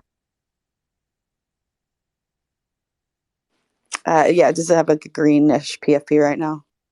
Yeah. Yeah, that's it. We actually, can you go ahead and DM that to Damien because I can't think. Sure thing. Okay, awesome. Thanks, Aliskoshi. Hey, Thank Aliskoshi, you. yesterday you read the information about the soul, what was happening on the soul stuff for like, I think Mike had posted or talked about it, and then you read the article. That was very helpful to have the background on that. So thanks for reading the article as I was like, what do I need to look up now? Oh, well, Scotia's going to read it. This is perfect. Oh yeah, you bet. I can't DM him. His DMs aren't open. I'll just put it in the bottom right thing. I even ping him in it to see if we can get him in here to answer his Damien's question, because he has been using it to make different things in spreadsheets that sound familiar to what you mentioned, Damien. And what is your wait? Hold on, you do the NFTs. We already talked about that. Anyway, sorry. Does anyone understand how to use Node.js? That's what I need to learn next.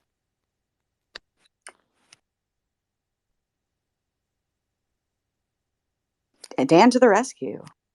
Dan, thank God you can teach me Node.js. No, I don't know that Dan's stuff. like, my turn. Put me in, coach. Put me in, coach. No, just saying good morning. I've been listening quietly while waking up, and could see Anthony there. Yeah, that's right. I actually met that guy. You know what? I mean, he looks like a Cuban diplomat. You know what I mean? He's got all the right stuff and everything, and he's got that. The women call him Cuban Missile Crisis. Exactly. You know what? My grandmother was born in Cuba, so maybe we should hook up and talk about that. Anthony, it's Anthony, right? Yeah. Wink, wink. Totally. This is a joke. You know how tall that guy is? It's incredible. Hold on, I gotta. How would I look up the picture of him in the news in Ohio? What does his height have to do with it?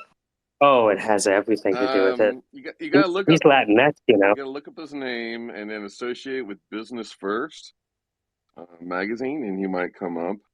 You know, I don't know. Of course, he's got a huge. He took most of his photographs of him just standing in the mirror, doing different expressions of, "What do you think? Are you interested?" Right? And he open seed all those. They're all up on open seed. No. Know your worth. Hold on. Open seed? Open seed. Oh God. No, Oh God, no. Mike. Look, Please stop. Please stop. this Do is not do getting this. very fantastical. I'm not 6'10". I'm only 6'5", guys. No, I'm kidding. I'm literally just 6 foot. I don't see what the height has to do with any of this, but I'm 5'2.5" for what it's worth. Before you came in, So you was saying that I was 6'10" for some reason. Well, I mean, I'm in sales. I'm always gonna overpromise. yeah, I was gonna say manage Yeah. expectations, dude. Okay, I found the picture of Anthony. Oh, jeez. How's the dog? She's really good. We're actually walking right now. Oh, get out. Yeah. All right, here we go. She's really good. You ready for this, E-Rich? Oh, jeez. It's not. It's actually. Wait, wait, hold on, It's hold on. What am I actually. getting ready It's actually for? not my best angle. The photographer was just telling me to do this, do that. Mm. Are you You like managing that one, Dan? expectations, Anthony? What's your best angle, Dan? I would say, that emo kid 2004 emo kid pose where people put their phones above them, looking down at them. That's definitely the best one. That's the one that I was practicing last night. What do you mean 2004? No, wait, that was a different one. Dan is huge. He's tall. Dan, you're tall as hell. You're the tallest one out of all of us here. I'm a bit tall. And what the hell? Why does it matter if you're tall or short? I'm really confused why this is going up. No, It's I'm just okay. saying we can't dim Dan's beauty either. Dan's light shines bright in many ways, Anthony. I appreciate. Hey man, Anthony picked up the check. I mean, that's like I haven't had someone buy my meal in a long You let time. him pay? I tried. This motherfucker. Did you at least fight for the bill? No, because Mentis said it's 2 a.m. so he can't come. he wanted to initiate not only first contact but assured victory for the next meeting. So that's the only way to do If we ever do a pitch over coffee, you're buying the coffee. I'm just kidding. I don't actually know what I'm Well, doing you're anymore. 5'2", so I mean that's good. He is Ohio rich. He can afford a cup of coffee. I am not Ohio. Wait, he's Ohio rich or I'm Ohio rich? No, Dan's Ohio rich. Oh, That's gotcha. true. I am Ohio. Alaska and I are getting along better and better, guys. Some issues here. All right, I posted a picture of Anthony, aka Muy Caliente. Muy caliente. Oh man. Well, Anthony, how's it going? We're gonna get together next week, right? We're gonna mayhem happening. I'm supposed to be down at the Dayton Startup Weekend, and I sent Tim down. Did you ever meet Tim? You probably don't know Tim. Tim is my Gen Z. I think he turned 20 maybe, and it's so funny. Like a year ago, well, actually less than a year ago, probably like 4 months ago, he's like telling me, he's like, "Yeah, I'm joining the startup. I'm gonna leave you, and I'm gonna go do startups." I'm like, "All right, that's cool, man. You should do a startup experience. It's good for you." And then like literally maybe 5 weeks later, I'm like, "How's it going, Tim?" He's like, "Man, that startup sucks." Like, okay, now what? And he's like, "Well, you know me, man. I'm doing my own thing. Learn a lot about this, learn about that." And he's like, "You got something for me?" And I'm like, "I need someone to go down to Startup Weekend and Dayton, cover it. Because you know what? I shouldn't be covering these fucking things. Why is the oldest motherfucker? Why do I have a company that's been around for 17 fucking years that supposedly has 30 or 50 some people, and I'm the motherfucker going to all these tech events? Why is that still the case? That's because everyone in the company, or at least it's been hired into the company, is largely a developer nerd, and these people really don't want to. They don't want any human interaction. No, Dan, None at all. I'm sorry to say this, Dan, but your partner was really big on corporate lingo, and you would always say there's cost centers and then there's opportunity centers, and everyone has to be in an opportunity center. And then it would always, but it would never make sense because you do need to spend a little marketing spend. If you need to spend a little fucking sales spend, bro. Like if you're the only one who's fucking interfacing with potential clients, well, you never can get anywhere. But yeah, that's another story. Yeah, I mean it's just kind of funny. So, anyways, I sent Tim down, and I was like, "Do I go down?" I ping him. I was like, "Tim, how's it going?" He's like, "Doing great. I joined the team. Got tons of video footage. Everything's going great, boss. I love that." I'm like, "See, all right, that's perfect. That's what I need." So maybe I won't go down for the final summer ceremony today. I don't know, man. I do too much. I feel like I'm, Hey, and, what? just Sorry, doing what too was much. the question, Damien? Yeah, go ahead. You had related to Mentis. He's going to bed, but this is gonna let him know. I love you, Alaska. You're like the sheets. Huh? What was it you wanted Mentis to? You said he had something. Oh, I just wanted to connect Damien and Mentis. Okay, yeah, I'll just send him based on this. his Yeah, I'll send him no. his profile or whatever. This is Anyway, It's like Chat GTP enhanced Alaska. Like he's willing to like send some emails Ooh. for you. Or I just think I you mean could it never probably hurts to be. probably order me some breakfast. Thank you, Alice Goshi, for helping me out with that because my brain's not all there. I wouldn't want to. Yeah. Anyway, that is helpful regardless. What is Peter here He is, but he's like I don't know if he's really in listening. PFP only? I don't know. Gotcha. He's been kind of. I think he's brooding as an artist just a little bit. Why?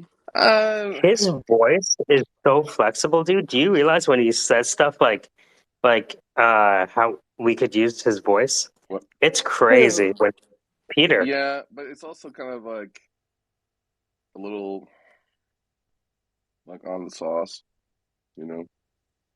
Did For you need to what? DoorDash I'm you just some kidding. breakfast or brunch or something, Dan? Are you being? No, Wait, hold on. Can dude, we? I'm Sorry. not. I don't know his situation. So let's not get all deep and be like, didn't you know he had a fourth tumor on the right side of his nipple? No, I don't know any of that shit. So don't blow any of that shit on me. All right? What? When did we get to tumors on nipples? I don't know what's going I on. don't know what's going on. Is this from a scene from what's that one where he's on Mars with the Schwarzenegger? No, I'm still bummed about Zach. He was here and then he promptly left. I Regretting it. still asleep. I'm still asleep. Weird how I also fucking ate it here in my dream. That was for you, Mike. you're listening to the Syndicate. Discipline is life's cruel way of showing who's in charge. Damien, Do you dream in Syndicate? No, not yet. I'd always do that like when I get really into a game and play it like nonstop for a couple weeks and then start like, dreaming Yeah, about it. I've got really vivid dreams. Like it's just annoying. It's a literal problem. I have a sleep study coming up in Houston where they're gonna do like the advanced sleep study. Yay, everybody! That's actually a Oh, that really sounds big like deal. fun. After several years of struggle. I had one done several years ago. I was supposed to get a CPAP, but I never went back to it. CPAP, good thing. I have a CPAP. I'm bringing sexy back with my CPAP because I'm not a middle-aged CPAP's like That would be a good thing to like style man. make an actual sexy CPAP. Yeah, I'm gonna have like silicone that's gonna be kind of like molded to look like lace as opposed to like what it is now. Exactly. That'd be perfect. It's gonna be really hard to make a CPAP look sexy though. Yeah, because by default they're not actually that sexy. They do not inspire sexy time. Like I'll try to reach over a color or something and be like, "Oh, you're cutting off my oxygen." Like, oh, shit. so Frankie, this is what the Syndicate is like. Yeah. Welcome. Welcome, Frankie. Is this the same Frankie from the? Uh-huh. Oh my goodness! That's voice acting Frankie. That's awesome. She has a great voice. Has Yeah. kind of a, has a real cool kind of like, hippie girl vibe. You know what I mean? He's like in a chill kind of like artist, but also has traveled the world probably, or has done some travel. I don't know. There's a little bit of mystery in there. Like, oh yeah, my father was a country singer. Something like that. Some kind of spin factor. Hey, Mike, I have a question. Sorry, you said words, Dan. I want to acknowledge that. A question about what Marco said to you when he was complimenting. I almost was like, "Oh crap, you're making you're making so many good arguments right now on a recorded space for the." Was it recorded? Oh, was that my space or your space? It was your space where we initially met Marco and I did the joke commercial with him.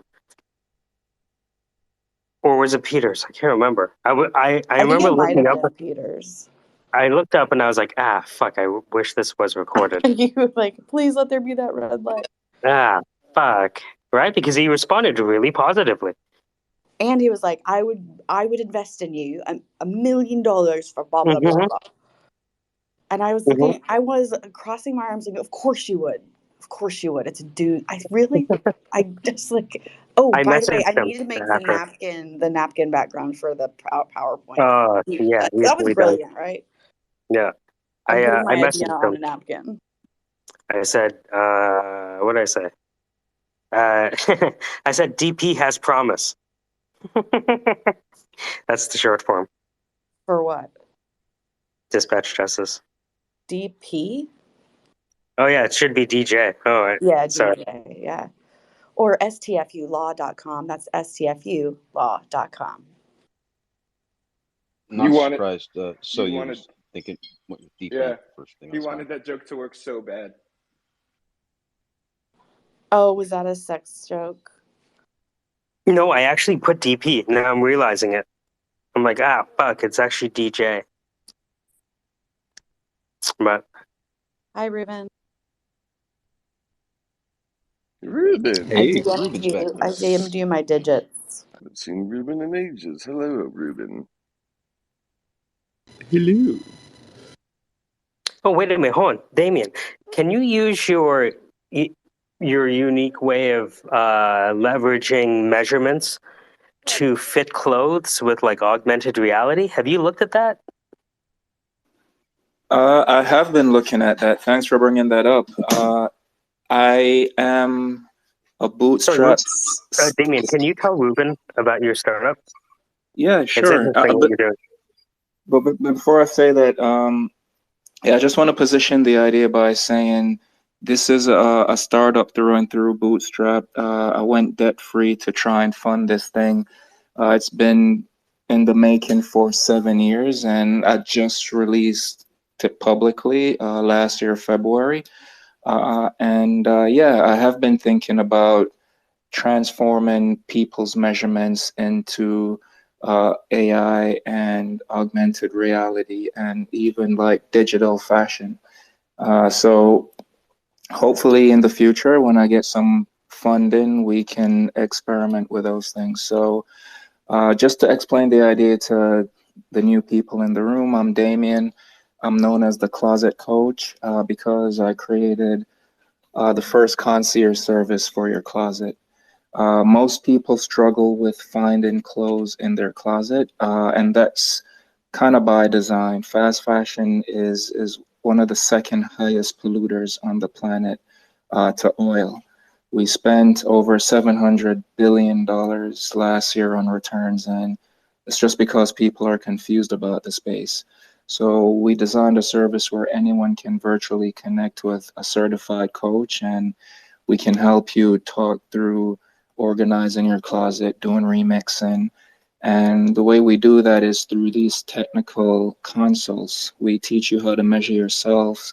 We provide a patented size calculator that helps you find clothes in your size and in the future connect you with tailors and seamstresses. Damien. Okay, so my very first so I used to Damien. Oh my gosh, I have so many thoughts. Like my brain can't stop racing right now. I'm so excited. My very first I was gonna start a business thing because I didn't know that an entrepreneur was like a thing. This was in college, 2006. It was like trying to figure out what I had and what would match. And I would always go ask people more stylish than me, like my roommates, and they would mix and match things and then give me stuff from their closet that would match. And I always wanted to do some sort of. And now with AI, oh my god, I'm gonna stop talking on this recorded space. But I DM'd you my cell phone number, so I have this concept that deals with. Do you know the RN number for every article of clothing? Do you know what I'm talking about? I'm familiar with it, yes. Yeah. So if you're able to, fuck it.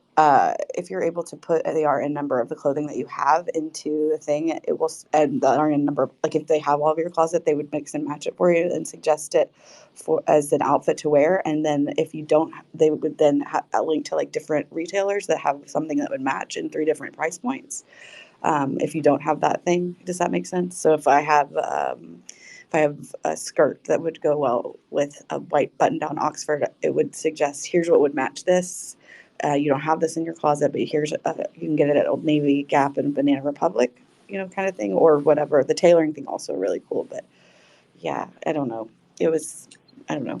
No, you're spot on because I mean, one of the ideas that I've been playing with is trying to build this community around a smart engine. And I mean, the name is size wise, and the logo is an owl because in Jamaica we see owls as wise creatures. So the aim is to be a knowledge base, a community where we teach people how to represent themselves well. It's a personal brand play.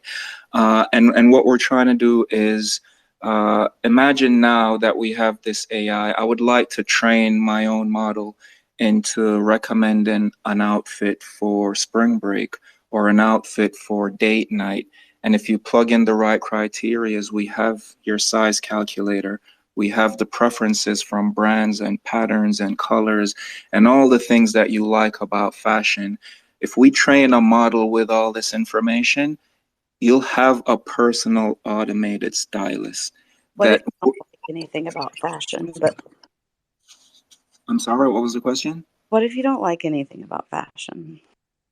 Well, it's and this is why I'm pulling back from the word. It's less about fashion and it's more about how do you want to represent who you are. Because clothing is one of the closest tangible things we have to represent brand. Our personal brand, what we stand for, who we stand for, how do we want the world to see us? How do we want to protect ourselves from the world? Like these are the things that we're trying to explore and give people the tools to do that. I think that's so cool. Just because like I am terrible at that side of things.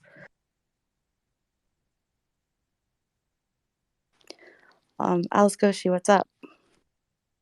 Yeah, I mean, I don't really know anything about this stuff, but just the AR stuff was brought up.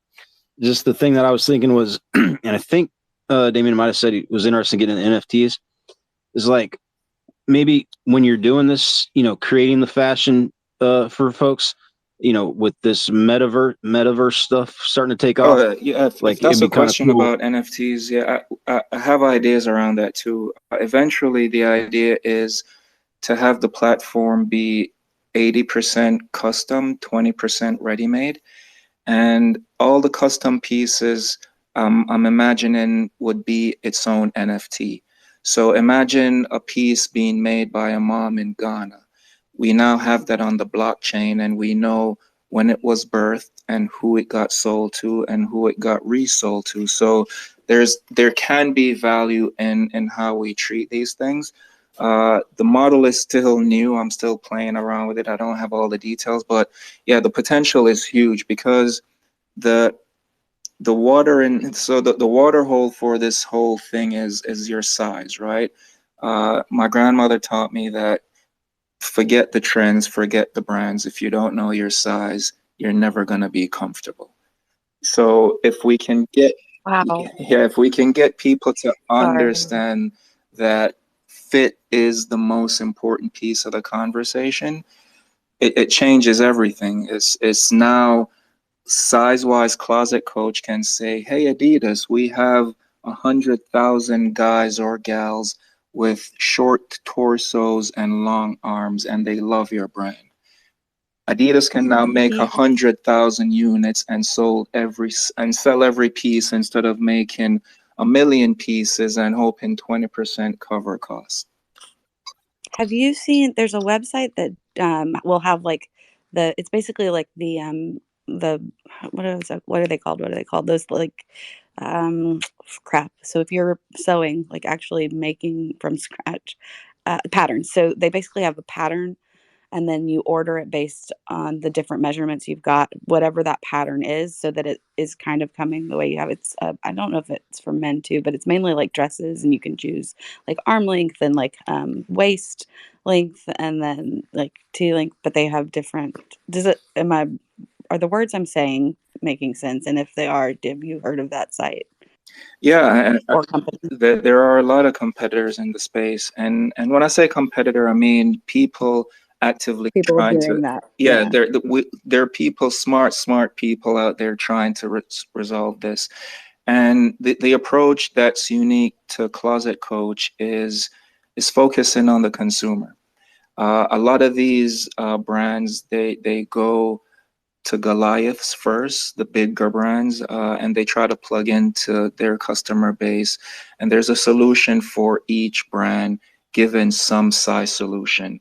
The issue with that is it's isolated, right? Like if Adidas has a solution on fit for their customers, if their customers wear anything else outside of Adidas, they're still struggling with that space called a closet. So you might have all your Adidas gear well fitted and it works for you, but what about Calvin Klein? What about the gift that you got from your mom or your sister? Like we're getting these items from other places. So we're trying to build a community where we invite everyone to the party, all the brands, all the tailors, all the seamstresses, and all the customers. But it's having customers be comfortable with this notion of just knowing and understanding their size and moving away from the vanity matrix, right? The small, the mediums, and the large. I have another follow-up question. So there's like these staples in my closet that they're these, no matter what, I know I'm going to look good when I'm in that piece of clothing, and I want to like duplicate those. And do you know anyone that can take the things I have and make them like remake this so I have 10 of them, I can wear them forever? Um, just DM me if you know of anybody that can do that. Just kidding, sort of, if not really. No, I have a network of tailors and seamstresses that I've been talking to for a while. So, yeah, if you want, we can connect. I can get you in touch with the right people. Maybe you can speak to one of our coaches, and yeah, we can help. The service that I had mentioned before, that I wanted to do was, it was my roommate's, what is it? Something about like my roommate's, it wasn't her closet, but basically, that's what it was. Like, oh, my roommate has this, I have this. Do these things match? Oh, they don't. Here's a suggestion for what could match that based on what you put in, and here's where you can buy it if you don't already own it.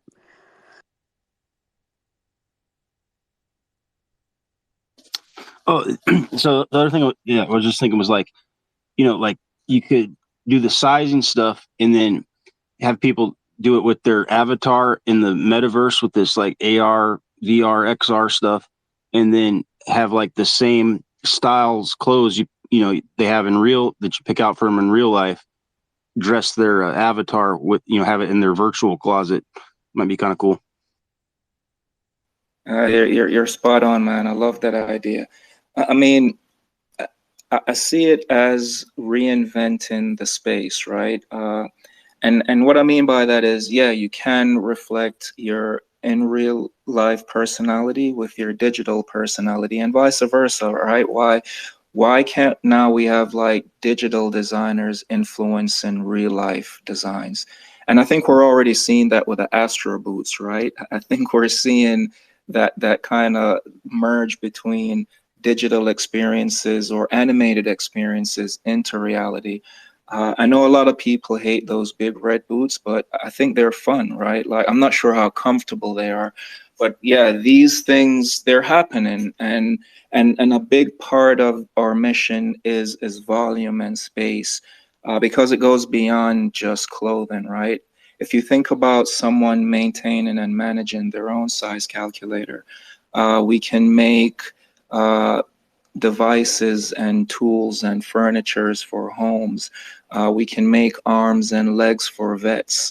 We can design an ergonomically fit chair for anyone that has their profile up to date. So it will change how we interact. And I think unless we start looking at these things now, we're always going to have a high return rate and having people pay a lot more for products than they should, because it's just a gamble right now.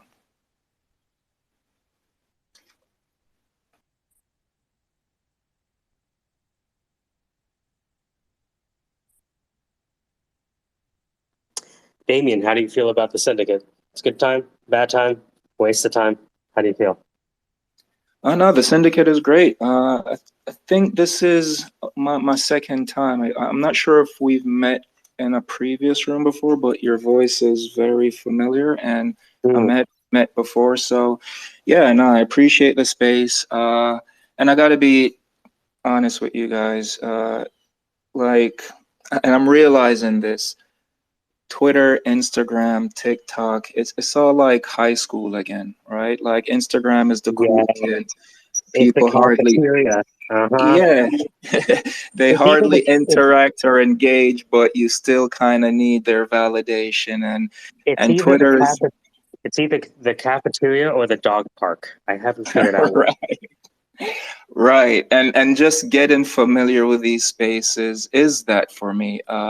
I've never felt comfortable in Twitter because it always just felt like the noisy dance floor, right? Like Hmm. everyone's saying something, and it's I'm and now I'm getting used to it, and I have to get used to it. I mean, building a brand, building a company, people do business with people. They want to know who's That's it. behind the brand. They want to hear the story of you and your grandmother. And I always thought those things were irrelevant if the tech worked and if it was valued enough. And it doesn't matter. No one cares. No one cares. They care more about who's behind the project and yeah, can we connect with this person? And of course the thing has to provide value, but I think 90% of it is just engagement. And yeah, the syndicate does provide that. So thanks for holding the space. How come you guys never say that about this space? Mike, I make a point to praise you and I fangirl I you at know. least Okay. once a week. But Okay. Can, at the same time, if you look at the recordings, we have the receipts. Oh, go ahead. It's oh, felt like the Alex playground Koshi. to me a little more lately. Yeah, Alex Koshi. Can you want to practice praising me specifically? Oh, yes, you are the gaslight king, and Ooh, good. you also have you usually provide very valuable information and a delightful space, and are one of the best Twitter hosts on Twitter Spaces. Now that's a stretch. Wow, that was man. On that best Twitter hosts. All right, Dan, you're next. And you're next. Um, Can we hold on. Can we put the title praise it's like a something about reverse celebrating roast. Soyu? It's a reverse roast. Yeah, that's it. All right. Sorry, Twitter Queen. Go ahead. Oh Lord. I mean, Gaslight Queen. Sorry. Oh Lord, for you are so great. Thou must always be shiny, oh Lord. I think you're a swell guy. I think there's something about your voice that's a little weird in that it sort of makes people stay and hang out. I think it's like that comic factor a little bit. So you want to like, this guy seems like a wisecracking Jamaican something. I don't know. Is he white? No, he's not. No, he's a coconut. Oh, right. Everyone sits down. We do talk a lot about race for some reason. I don't know why, but I think it's a fun thing. We have fun conversations, and I think we're a group of people that generally want to help people out.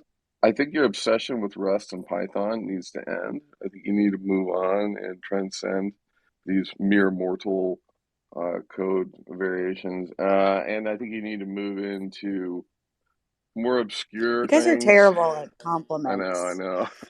You're not You even guys high both yet either. do It's like it's a amazing. critical. It's yeah, no, just stop. You could have just stopped before you said what you're kind of doing the Python. You know, Elizabeth, I think you're one of the few outstanding people in these spaces.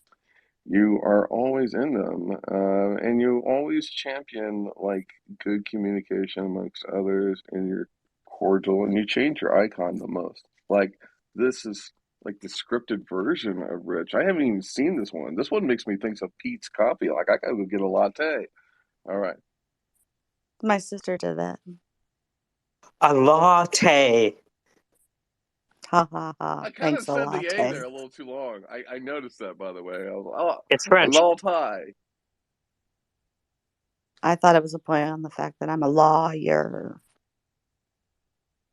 That's a law, yay. That could be. Kanye Oh, West lawyer. You know, I kind of associate Ruben as a lawyer as well, but just as one that would never me show too. his badge. He just would never show it. He has good mic mute management. I sometimes lose control of my ability to stop unmuting myself and saying stupid shit.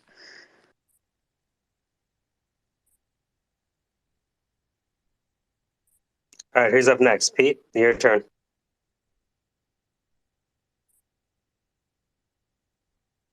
All right, I think Pete's asleep. Maybe we can go back to. Oh yeah, Anne. It's the roast of me.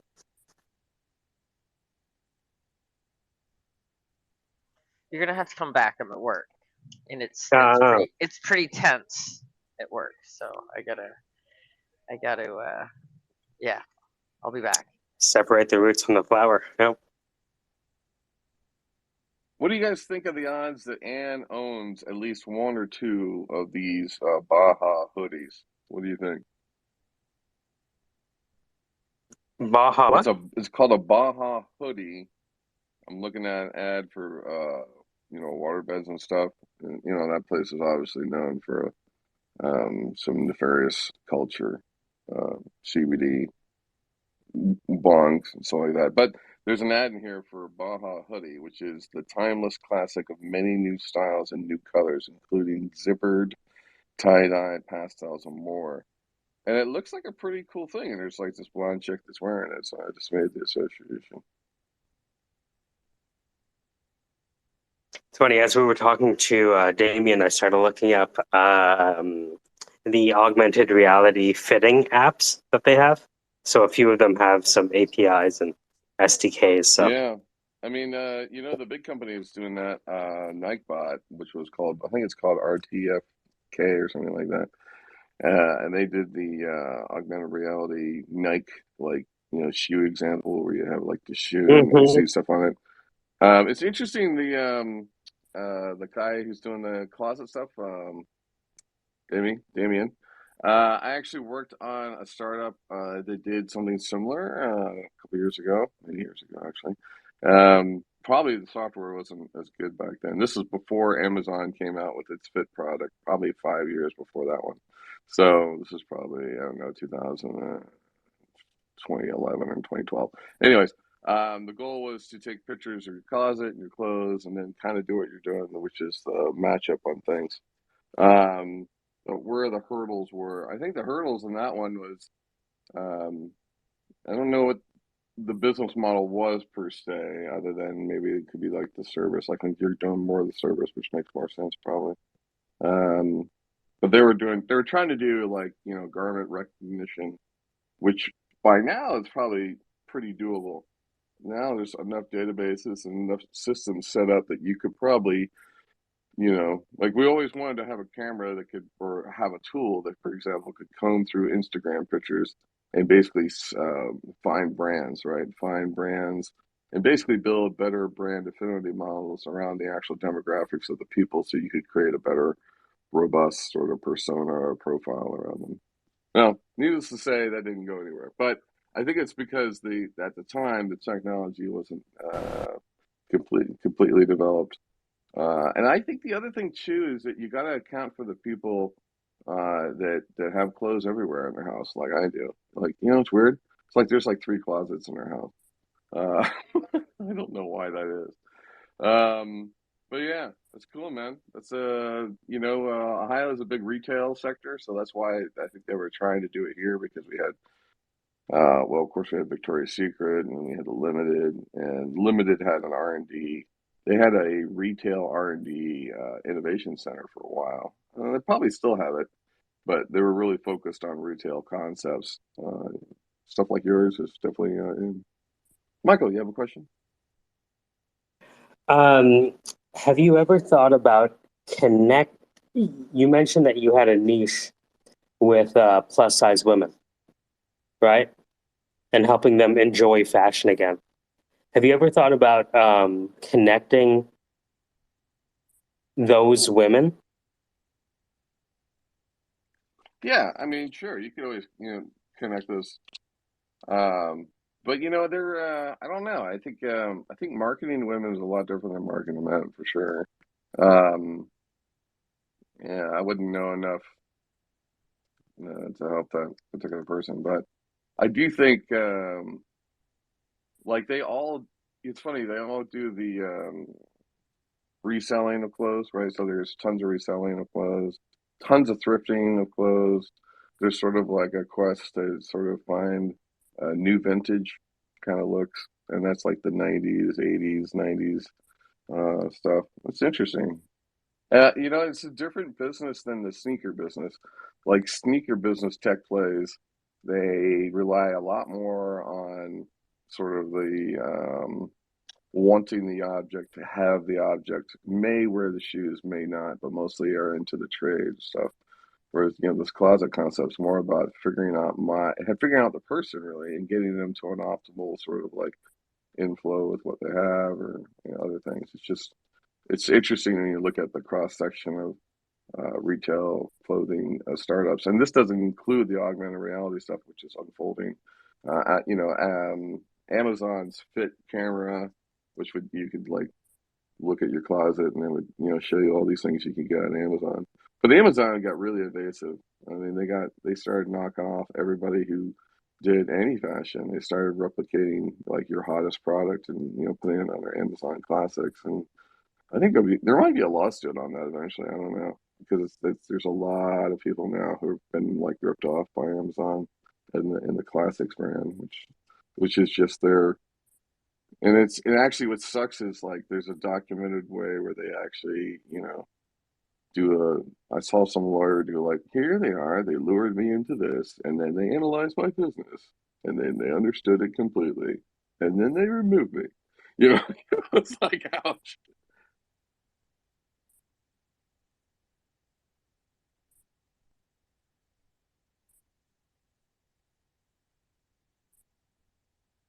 Powerful stuff on the Yeah, stage. Dan, thanks for sharing that.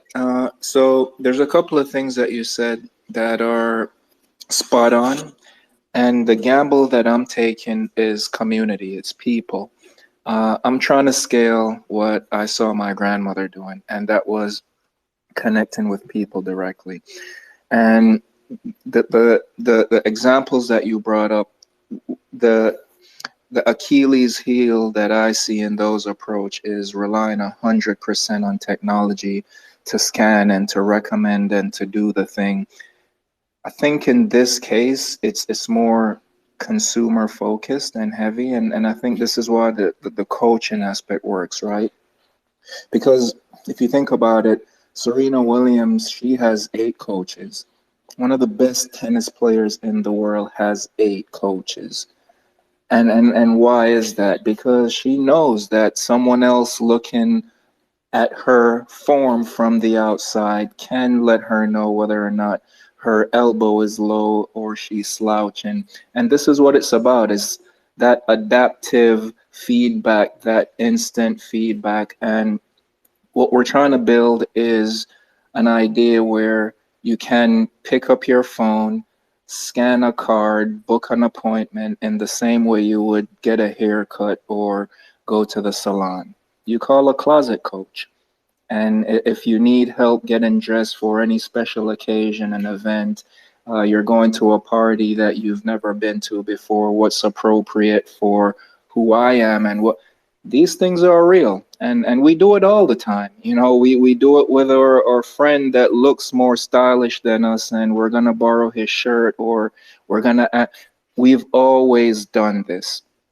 And I think the idea of bringing a community of like-minded people in this space will help create a safe space for people to find that confidence again through each other.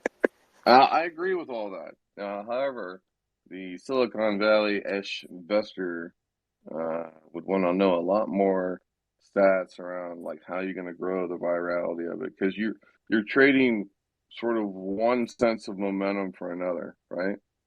There's nothing wrong with a mass data play if it's actually you know happening at a significant enough capture scale so that the startup can learn as much as possible about the space while at the same time reinforcing its position and solidifying its relevancy as it being a leader and yada yada. That's the kind of stuff of VC is like, okay, that's good. I like that, like that. Now the only thing with this approach that you're doing is you're doing more of we're on a people.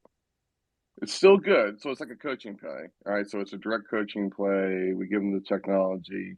And then do you have you probably do. So don't answer just yet. You probably have a supply of coaches. Okay. You have a certain amount of coaches. You're representing a certain market. Maybe you're going to launch in some, like United States or X market, because not everybody's available at the same time on the phone. So you have international, all that kind of stuff. All that stuff that can be solved with a mobile app in terms of, and I'm assuming you're doing like a FaceTime chat back and forth with the person. It's like a video call, right? I mean, it sounds like that's the norm of technology today. So what's the issue? I think that the hard issue is knowing how fast you can scale. Um, yeah, I don't have a good way to answer the question right now.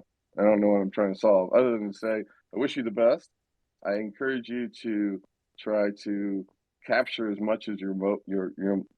Sometimes I don't have to understand the whole business, but understanding the momentum of your business is actually more attractive than trying to understand the whole business itself, because momentum is just, it's a pure signature of things working. You know what I mean? I started yesterday. I don't have any orders. Today I have 10,000 orders, right? There's a nice sign of a good little ramp that kind of goes up. So figuring out those mechanisms and then figuring out the like how fast you can lose a customer and then get another one back in, because part of the narrative is hard to invest because it's telling me the aspirations of everything that we all want to do. That's a hard thing. That's asking the investor to be on the same wavelength and thinking and everything, foregoing their initial judgment of the core metrics of how do I know if this business will truly be successful. I can't take your word for it. I have to look at the gist of the car. Like, you've asked me to come out and buy your car. I'm going to look at, you're talking about your car while I'm looking at your car at the same time. That's what I'm, as an investor, that's what I'm doing. I'm hearing what you're saying, but I'm looking at your car as well. And so I don't know. I mean, you're telling me it's got no miles and it's, driven around the world and it can float, but I don't know that. I know the metrics of this kind of business. I know that unless you have the volume, there's going to be issues. You may have an issue in moderation of content. Will you be liable for a coach when they say something that doesn't work out? Does that cast back on you? Those are edge cases. Those are never cases that close the business, but those are the things I kind of think about. And then, of course, ultimately, I want to have a stronger data play. I do agree that customers and the authenticity of talking to people is sort of going to be a strong commerce angle. But at the same time, I want some moat. I got no moat here. Anyone else can build this business overnight too, right? So how do I tell my boss, my investor, that I'm going to be resistant to those changes as they come from competitors and the like? Oh, you're absolutely right. And the moat is the patented size calculator. So the process is capturing measurements and using the data play, white labeling it, giving it to brands in order for them to make better decisions, giving it to Okay, so you got a tailors. patent in there. You got a patented. I do have a patent. All right, Yeah, that's the a good thing. process is patented. Yeah, and the size wise is trademarked. And Okay. yeah, I did all the homework before speaking to anyone about the Yeah. idea and the process. So Cool. there is that. So those conversations I never usually have in these spaces, because you're right. Like that's more of the nuts and bolts of what an investor or someone that's interested in the idea would want to hear about. Customers don't care about that, and I've realized that really early. They want to know what helps them today, immediately, tomorrow. So I've been steering the conversation in that direction to just make people aware that this service does exist. And yeah, usually when I speak to consumers or potential clients or just anyone looking for help, I rarely bring up the patented size calculator. Like, no one really cares about it right now.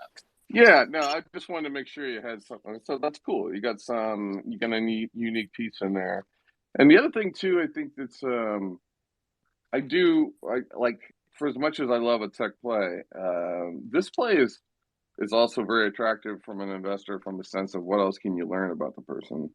Because I know you're grabbing garments on them, but you're also sort of you're learning more about this person's their aspiration and their goals and everything. And it's not to say, Dan, you're going to go sell that. No, it's just how close can you get to a customer so you can build trust? Because your ultimate metric that you're going to sell back to a VC, I think, yes, you have the defensive moat piece, but you're creating higher quality connections, and you're going to do that through X frequency, and then it can probably get back to your marketing and whatnot. But yeah, I like it, man. Good stuff.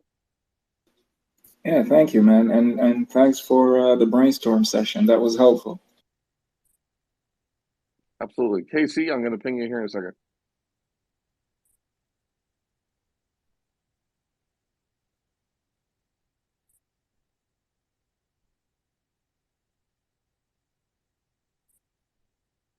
Man, I want to figure out how to get this thing working. I'm putting it to the top. I'm not sure if Dan, you saw it, but it takes data and it creates a knowledge graph from it, like a mind map, like kind of like a Manish map of the knowledge. And so it requires Node.js. So now I installed Node.js, and apparently now I need an interactive development environment. So now I'm installing Visual Studio, and hopefully that'll get me closer rather than further from. I don't even know what a server is, to be honest with you.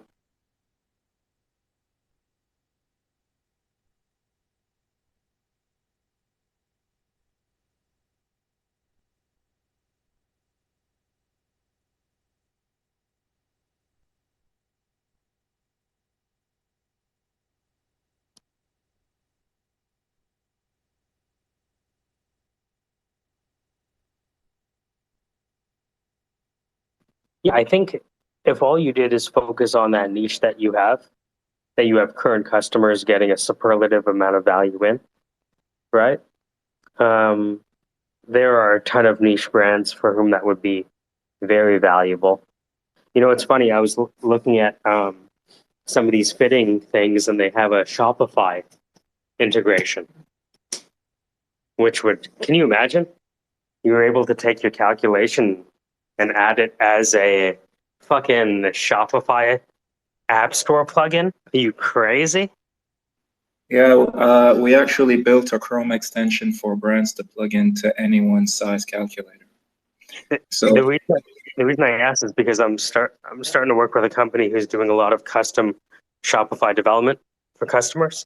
So I know that there's a lot of medium to large businesses that are about to be migrated over. So a lot of them are fashion brands. So if there was a way for you to offer your calculation as a service or fitting module in Shopify, like it would have instant downloads, and I could probably show it to some people very influential in the Shopify community. I'm in Toronto where it was created, so that would be great, man. I'm actually looking for brands to participate, and I'll offer it up for free just for them to test it. Okay, so check this out. I'm going to send you a website. Take a look if you have a chance right now. And yeah, there's a Shopify over the past few years has been creeping into the enterprise resource planning environment. That's usually the realm of JD Edwards or SAP or Oracle. So as their industrial and commercial capabilities more than just consumer brands build out, I would have the people that I could show this to and say, hey, do you know any customers that would like to be able to install a paid plugin that would turn their clothing store into a fashion consultant as a service? So you walk in, and instead of walking in blind, you walk in with the concierge. Concierge takes the measurements, bang, and starts talking to you not about the clothes, but about your lifestyle, about what you're worried about. Hey, listen, I'm a startup. All positions are available. If anyone thinks that they can provide any value, please DM me. Like, I love that idea. So yeah, listen, you just summed it up perfectly, because this is the approach, right? The approach is, how can we create personalization online? And I think that what how you just summed it up is exactly what I've been trying to articulate. It's not walking in blindly anymore. It's not bracketing, which is a term used for returning products that you've tried on. So bracketing is where people buy the same product in multiple sizes, try them on it. Oh my God. If you were able to even nick a percentage point off that problem, you're returning Yes. millions and millions of dollars. Let alone you could probably create ESG credits off of it for. Yeah, so I sent you a news clipping. Check out that news clipping. And those are the people that I would be potentially connecting you with.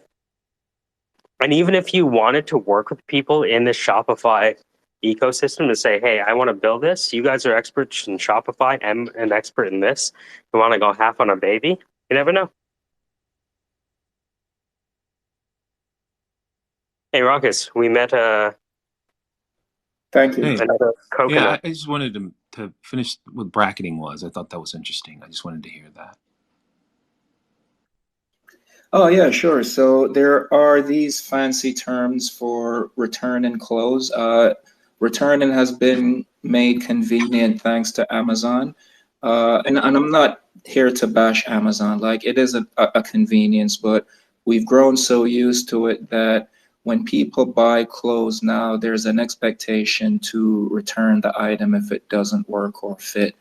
And some people, they usually shop for return policies before they shop for products. So what bracketing is, it's a habit that people developed where they'll buy, let's say, a jacket in small, medium, and large. They'll try them all on at home and they'll return the ones that don't fit. The problem with this behavior is 80% of the times, most of these items are not reshelved or restocked because it's more expensive trying to resell that item than throwing it out or burning it. So it's a disjustice for the brands, the customers, and the planet. So yeah, we've definitely been forced into a lot of bad habits. So much so that returns are, we're going to start getting charged for returns uh, during the next quarters moving forward. And the fast fashion brands are the ones starting it. So like Zara, H&M, the average now is like $3 to $8 per item per return, because they can't cover the cost anymore. Like a t-shirt shouldn't be as expensive as it is. The things that we wear shouldn't be, and it's all because they're marked up, and they're trying to salvage some profit from not only the manufacturing, because they're not selling 100% of it, but just the sales. Like, they're diminishing because of all of these practices.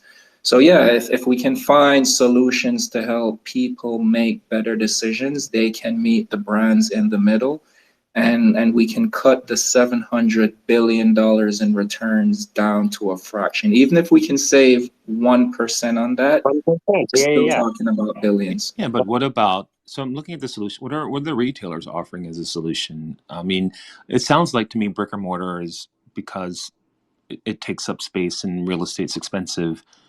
Is that the overall issue, or has the retailer come up with other solutions other than passing it on to the consumer? Now, so there are solutions, and the reason the solutions aren't as vast and wide is because there is no universal law around making products. This started back in World War II when we started making uniforms for soldiers, because before then, every home had a tailor or a seamstress. Nothing was mass made until soldiers wore uniforms. So, and by the way, normal is a statistical anomaly. There is no normal person, there is no normal size, there is no normal thing. What we're doing is taking an average of everyone and we're saying this is what a normal person or thing should look like. And we fall into the trap of these averages and we think because we can't fit, something's wrong with us. So some of the solutions, they work on an isolated basis. So if you're a loyal customer with, let's say, Under Armour, and they have a tool, yeah, all the Under Armour products that you buy will fit. But if you wear other products, you're going to run into the same problem. So size-wise is trying to bridge that gap and be a universal solution for all the brands and customers that wear these Yeah, brands. I absolutely understand what you're saying, and I agree with it. My thoughts are it would just force me into the brand that I'm more comfortable with. Like I can order a certain brand with no problem, and feel comfortable knowing that it's going to fit based off the size guides on the website. I can walk into a store in another city for that brand, and I know it's going to fit fine. And that's probably the reason why I choose that certain brands, because I'm very familiar with the fits. But going off the reservation, like I know people who order just off Amazon. I think that's going to be the Amazon clothing. That's going to be a bit of a task, and so I can see to your point where that's going to be challenging.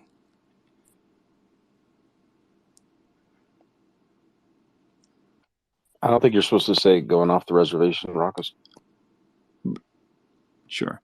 Does that make sense what I'm saying? Like it will only push me into my choice brand.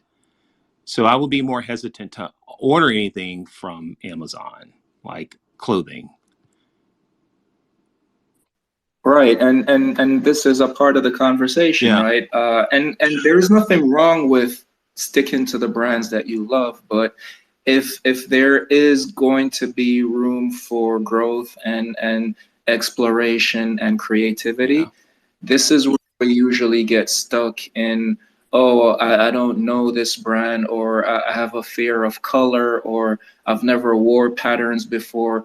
Like these are the things, Yeah. right? And sometimes we're forced into these decisions. No one wears a tux every day, but when your best friend is getting married, you're gonna have to find one. So life throws these decisions at us sometimes, or we can just be comfortable in wearing joggers and activewear. Absolutely. I think this is exciting. I'm not heard this issue, and it'd be good to keep a pulse on. So thank you for sharing. I'm sorry if I derailed the conversation. I just came in the middle of it, and it sounds very interesting. Like the direction that we'll probably be going soon. During the pandemic, we were taking things back to Kohl's with no problem, and that was one of the reasons why we ordered online from Kohl or from Amazon, because we could take it back. And we noticed that Kohl's had stopped taking items back. So that it kind of just grabbed my attention when you were explaining that.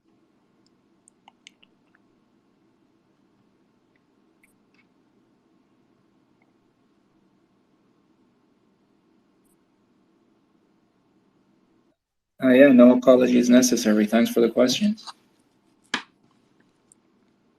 So how do you feel this will fit into? I know you mentioned Shopify.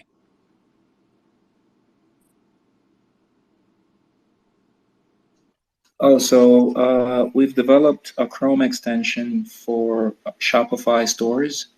Any brands, and Max was just talking about this earlier, that wants to participate in the beta release, yeah, any of their clients can create a size calculator and will do the matchup for them. So brands will now have direct data play to their customers, and now they can speak to them in new ways. They can make custom clothing for them now at a cost-effective rate.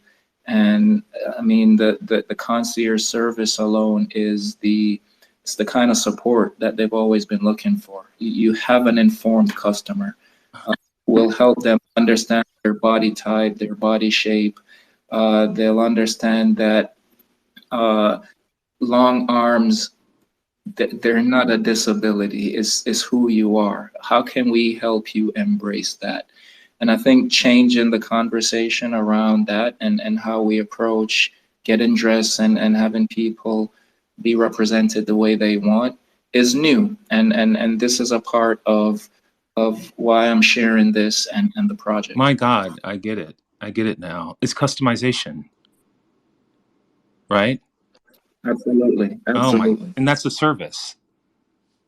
That will be a service that some will be able to be able to afford.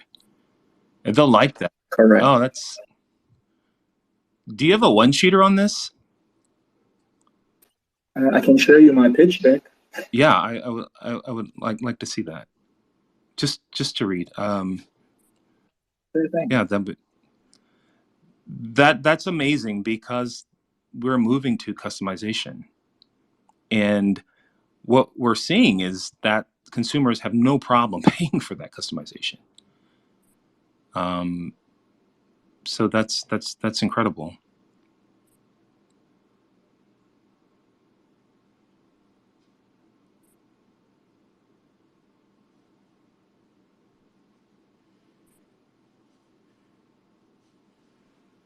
Yeah, thanks for helping me articulate that. I'll send you the link in your DM. Yeah, please, thank you.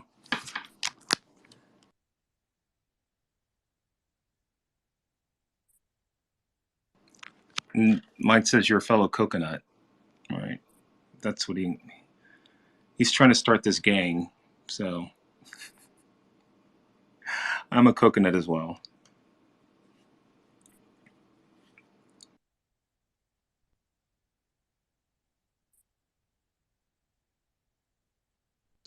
My coconut as well. Yeah, I know. Before anyone goes off in their racist tangents. When has that ever happened? Man, it's so funny because whenever you meet, like, not whenever you meet, whenever you see uh, you know, a non-white cisgender male, Yeah. you always are like looking at the room and you're like, ah, fuck. All right. So let me just see if I can just set the stage. I'll send messages like, hello.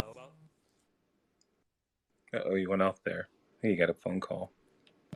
I'll have things like, hello, welcome to the madness. Things like that. Just to let them know, look.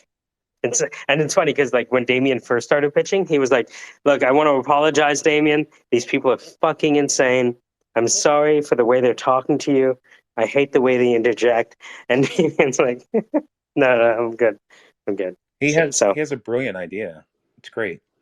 oh, you crazy. And have you heard of his niche? Are you nuts? He has the niche of niches. Which is the youth? No, better. What's better than? You don't have to say it. No. No, think about it. I'm listening to you think it out. What could be better? Niche of niches. Give me I'm talking about. Think about a niche for fashion brands. A niche for. If you were going to start a clothing company today, what is one of the niches, or one of the dimensions upon which you would decide to focus on a target market? Athleisure wear. That's huge, right? Okay, athleisure. Yes, keep going. I don't know. I think about people working out and comfort. I'm gonna pitch you an app. It's called Date Night, and it's an app targeted at plus size women who want to know what to wear before they go on a date. And the AI scans their body and uses a patented measurement calculation system to suggest outfits that will present them in the best light on the date tonight. Where they're going, like if it's a movie or a Mm-hmm. or but they'll have to know where they're going though, right? Like dinner. Yeah, you can be like, what is the function? Yeah. Right? What's in your closet already? All right. So this is how you can use our app Oh man, to fit yourself better as a, gosh, the data, a plus the size data woman. on that alone is gold. So Damien, how do you think I did? Is that about right? Or at least one application, let's say. Have you ever seen Clueless? Have you ever seen Clueless? Years ago with Alicia Silverstone. Yeah, Yeah. that reminds me of her app. I always wanted that. Like that's every girl's dream. What? At the beginning of the episode, she's like, "What do I wear to work?" And she just presses like a go, and it puts together an outfit for her, and it tells her if the two things match or not. So you see her going, doesn't match, doesn't match. Ding, perfect outfit for today. And she puts it on, and it's like every person I've ever talked to, or every girl, it's like that would Oh be my such a gosh. dream to have in the closet, right? Is this a? I like how you brought that together. Yeah, you guys are spot on because part of what we offer today is a lookbook. And the beginnings of it, I mean, the site is still in beta. You can aggregate products that we curate into your lookbook based on your size. So you can share your lookbook with friends, family, and now you don't have to get that Hawaiian shirt that you'll never wear. You'll have all the things that you like in your size for anyone to either use as an inspiration board to get you a gift or just to see what you're into. And a big part of this project is to make your digital closet reflect your true closet. And what I mean by that, I've played with this idea of the suitcase travel free experience where imagine you can jump on a plane, go any destination, and Closet Coach will have your closet at your hotel pre-filled with all the local designers. So everything will fit you based on the information that we have.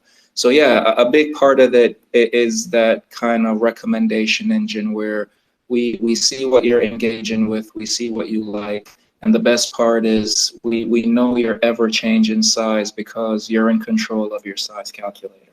I have something to suggest. Casey, I see your hand up.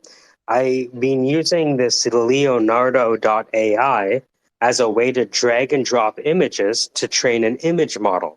I'm wondering if you can take one of your lookbooks, drag it into the AI model, create the image model, and then have it generate, you know what I mean? I wonder if I could give it dimensions. That's dope. I mean, you just introduced me to Leonardo AI today, so I'm not sure of the capabilities, but that sounds Take a look at the top. So see that 31-second video? That's an image model I trained to create squeezable toys. Go ahead, Casey. So I love the plus size niche. What about the other end of that, the undersized? Easy. Do you know what I Yeah. mean? Because I hear Uh-huh. women who are so frustrated that they have to shop in the children's section of clothing because, you know what I Mm-hmm. mean? Mm-hmm. Yeah. Or maybe it's how to make the most of the kids section. Sorry, that's bad. For clothing. Yes, thank you. So this could take up what I'm thinking. This could be. You have a great point, Casey, and this could be a like map out your clothing in your closet. And to Ali's point, it could put your outfits together each day or each time, each event. The only reason I mention any of this is because now that I know that we have the development people behind us through Manish, it's like, look, you're actually not that far away from having what you want. Just the Shopify connection alone. Damien, I'm not sure if you saw that press release I sent you. I did. I got a link. Thank you. Yeah, so that's the folks I would potentially connect you with. But there's a bunch of folks in this space. This space has people that represent investors, developers, product people, sales folks. I just try to keep the fights between Ruckus and Nova Scotia to a minimum, but you know, that's a moving target. Go ahead, Casey. Hey, Damien, is your system applicable to maybe somebody who's disabled and has a non-standard body type? And I'm glad you mentioned that. Actually, I was speaking to a group last week, and they were all disabled, and we were figuring out ways of helping them. And to answer your question, whatever we can do to communicate what we need them to do on the other end of this virtual exchange, yes, we can. Because again, the idea is to get dimensions first. It's a technical consultation. So what we're trying to figure out is who is the person? Can we capture what we need to make better recommendations? And in the event that we can't find things on the market, this is where the customization comes in. Can we connect them with someone that can custom make products for them? So yeah, it's trying to find product market fit, who the emerging customers, who they are, what they look like first. And this is usually the trouble for any startup, right? Like you think it's for everyone, but it's trying to find the core that will support it throughout the stages of development. I have a question for KC. KC, you're running your mouth about 4 megabytes. Nah, son, 748 megabytes for your ass. Non-fungible satoshis. Well, hold on. Explain yourself with these bold claims. I mean, breaking the 4 megabyte barrier using a 3 to 5 style inscription that gives the ability to utilize the Bitcoin blockchain in a way that nobody else is the idea. So, Damien, are you familiar with NFTs on the Bitcoin BTC blockchain, or otherwise known as ordinals? No, I'm not familiar with those. Casey, you mind? I like how the explanation is evolving over time. So, Damien, are you familiar with NFTs? I've minted a few. Okay, all right. So the data is held on chain. That's the idea. Pretty pictures, smart contracts, accessible through on-chain data. Bitcoin has been underused in that regard. And so there are age-old projects like Capture Coin or Color Coin that have approached the Bitcoin chain to use NFTs, but there's typically a combination of issues from a non-standard marketplace. So you've got peer-to-peer transactions, and then the technical limitations are data package sizes. And again, no standardized marketplace, so that is changing. So what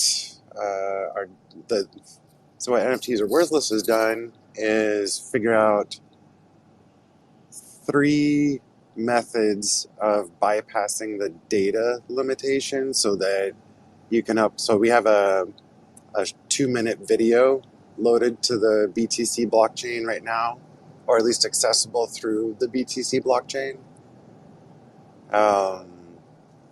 And I'm sorry, I'm driving through a snowstorm as we're talking. It's snowing.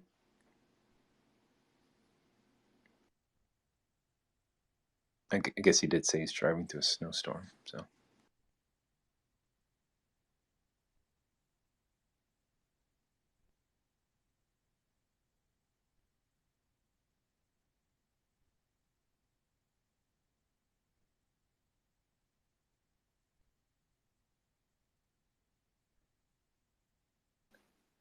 Did we lose him to the snowstorm? I think, yeah. Maybe that's all. I'm sorry. It's like 60 degrees here. So when he said snowing, I was like, wow. Do you guys Oh, wow. remember the app?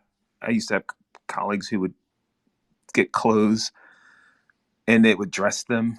Do you guys remember that a few years ago?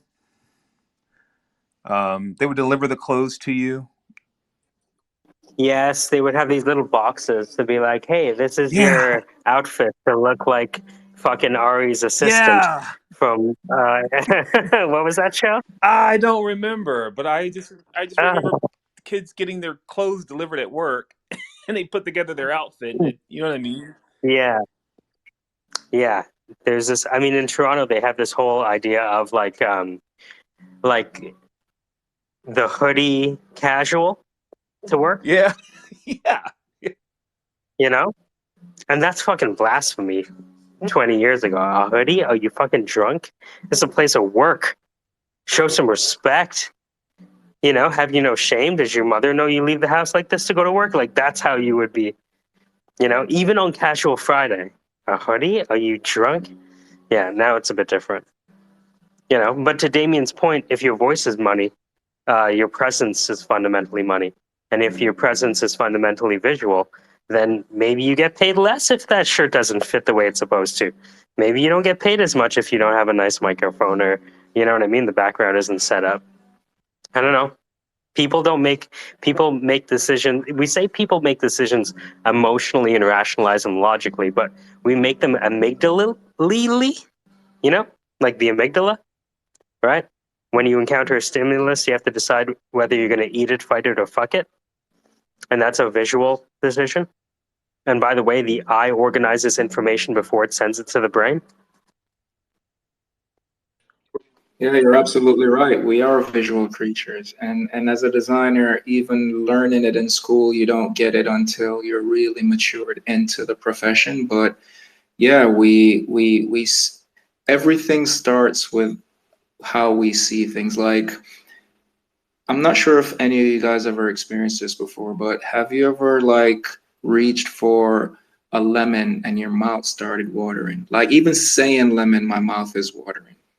Like these are the things that triggers like our sense of perception and how we invite people in and even how we judge people, unfortunately. And yeah, it is, even being conscious of these biases makes them true, right? Like Don't be mad, just know it. just know it, and once we know it, we can appreciate it, and we can start helping people understand that yeah, if you do present yourself well, people will receive you better. And as simple as that sound, it's the truth. It's the idea of risk cannot be destroyed, merely transformed. If you think your body is a risk, transform the risk.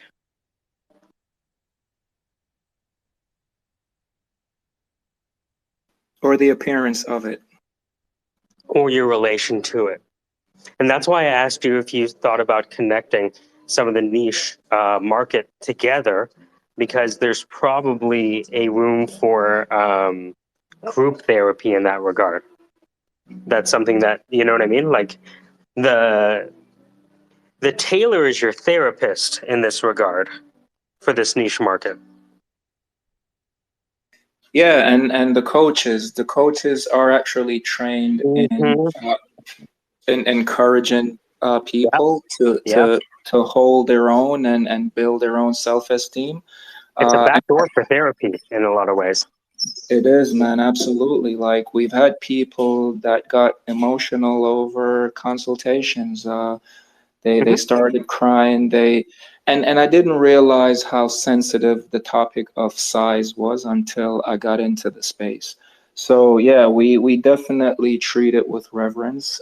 We understand that it is a vulnerable place for a lot of people, and yeah, we take everything into concern, like data privacy, how we approach. It is customer based, and as I said earlier, it's a replica of what I've witnessed growing up.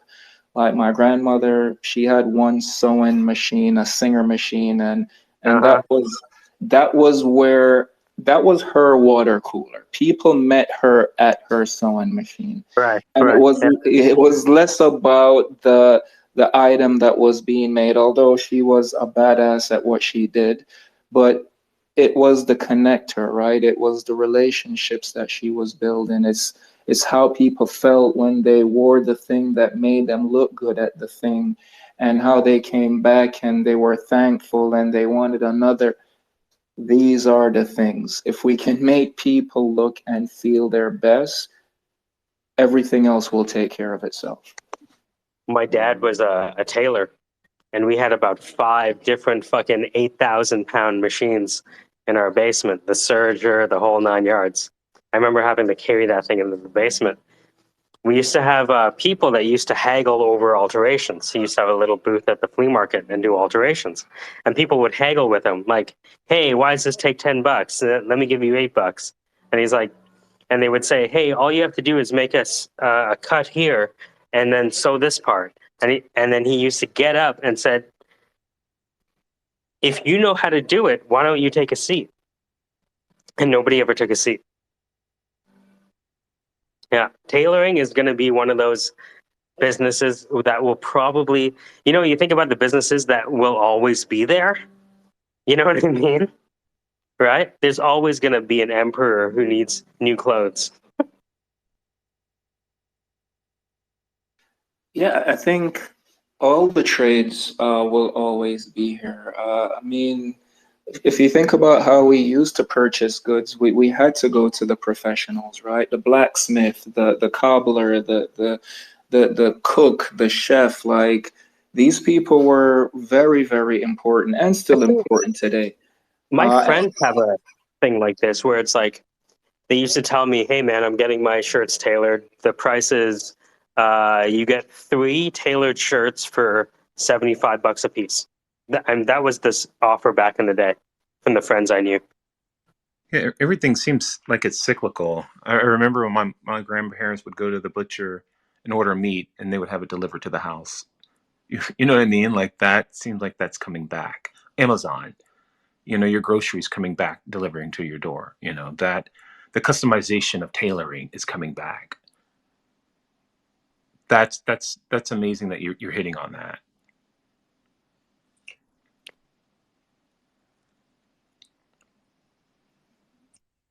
Yeah, I think it is an important part of how we connect and who we are. And yeah, I think now technology has matured enough where we don't have to complete, because listen, every new technology is met with fear, right? And I think once we get over that fear hump, then we get into the utility hump, and then we get into being ubiquitous and everywhere hump.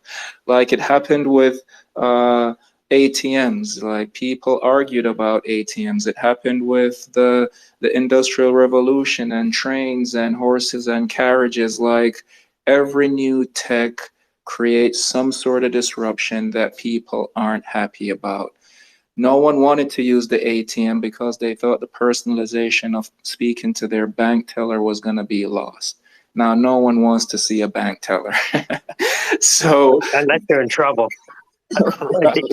Damien, can you read the title for me? The title for what? The title of the space. Oh, Syndicate, introducing the QT Gal app. Sorry, it's OT. Okay, I'll repeat that. So, Syndicate, introducing the OT Gal app. The Ot Gal app. I'm not sure what that means. Why am I saying this? The hot girl app. The hot girl. Oh, got it. Introducing the Ot Gal app. Oh, if you wanted me to say it in Patway, just ask me. Yeah, okay, yeah, yeah, yeah. So, Can you say okay, it no, in a no. way there? So I'll apologize to Hold everyone. on. Do me a favor. Can you do the whole pitch of the product and what you learned today in the space in patois, if you don't mind? And that's a difficult challenge. Here's why.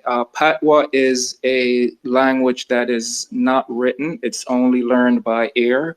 So there is no school to learn, and the language frequently changes. One deficit of the language is that there isn't enough words to articulate complicated ideas. So to start even explaining it to you, it will be broken and misunderstood, but I'll give it a try. So, Syndicate, the hot girl app. So, size-wise closet coach is a thing where people use for connect with tailors and seamstresses and them get them clothes custom made. So, if you're ever looking at your closet and say to yourself, you now have nothing for wear, You just call a closet coach and them can help you get fitted. Boom, bam, 1, 2, 3, everything sort out. Everything I work, nothing to plug out. Everything I plug in. Everything plug in. That was for Raucus. He doesn't get a lot of this on the Syndicate.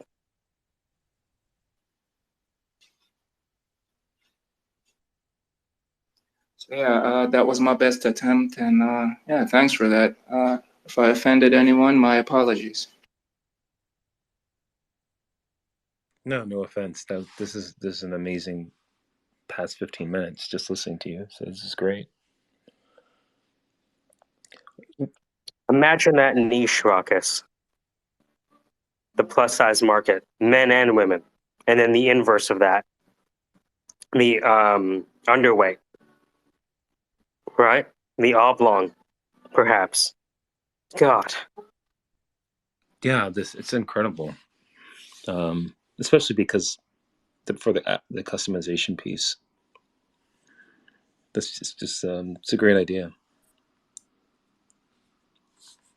Where are you at on your on development? I guess what I really want to ask is where are you at on funding, or do you have funding, or how are you going to come up with funding? So thank you for asking that. I have no funding. I've been a sole entrepreneur for many years. I've just been hiring help from Upwork and overseas people from the Philippines, India. And yeah, it started as this passion project to figure out, one, if this thing is possible, if it could work. And now that it's developed into what you're seeing today, sizewiseclosetcoach.com, it's more, it's taken shape. So I am actively looking for new members, anyone that wants to kind of join the mission. I am looking for fundraising. I've actually joined this app called Capital. It was called Party Round a few months ago. And what they do is they allow businesses to take investment, and it does all the paperwork for you. It's kind of the new way of doing business. So they'll split equity, they'll show you reports, you can pay back funds, and it's amazing. So yes, I'm doing all the things I need to do in preparation for whatever is to come. But yeah, right now the main focus is growth, is just finding people to trust us enough to test the service, try it, and yeah, just keep it going. Do you have a commercial for what you have created thus far and where you intend to go? I have no commercial. Yeah, I mean, here's what my days look like. So I'll get a little bit personal, and hopefully it's within the syndicate parameters of sharing. But 12 years ago, I had lymphoma of the stomach. So I had cancer. I did chemo, and thankfully it's gone. And the reason I'm sharing that is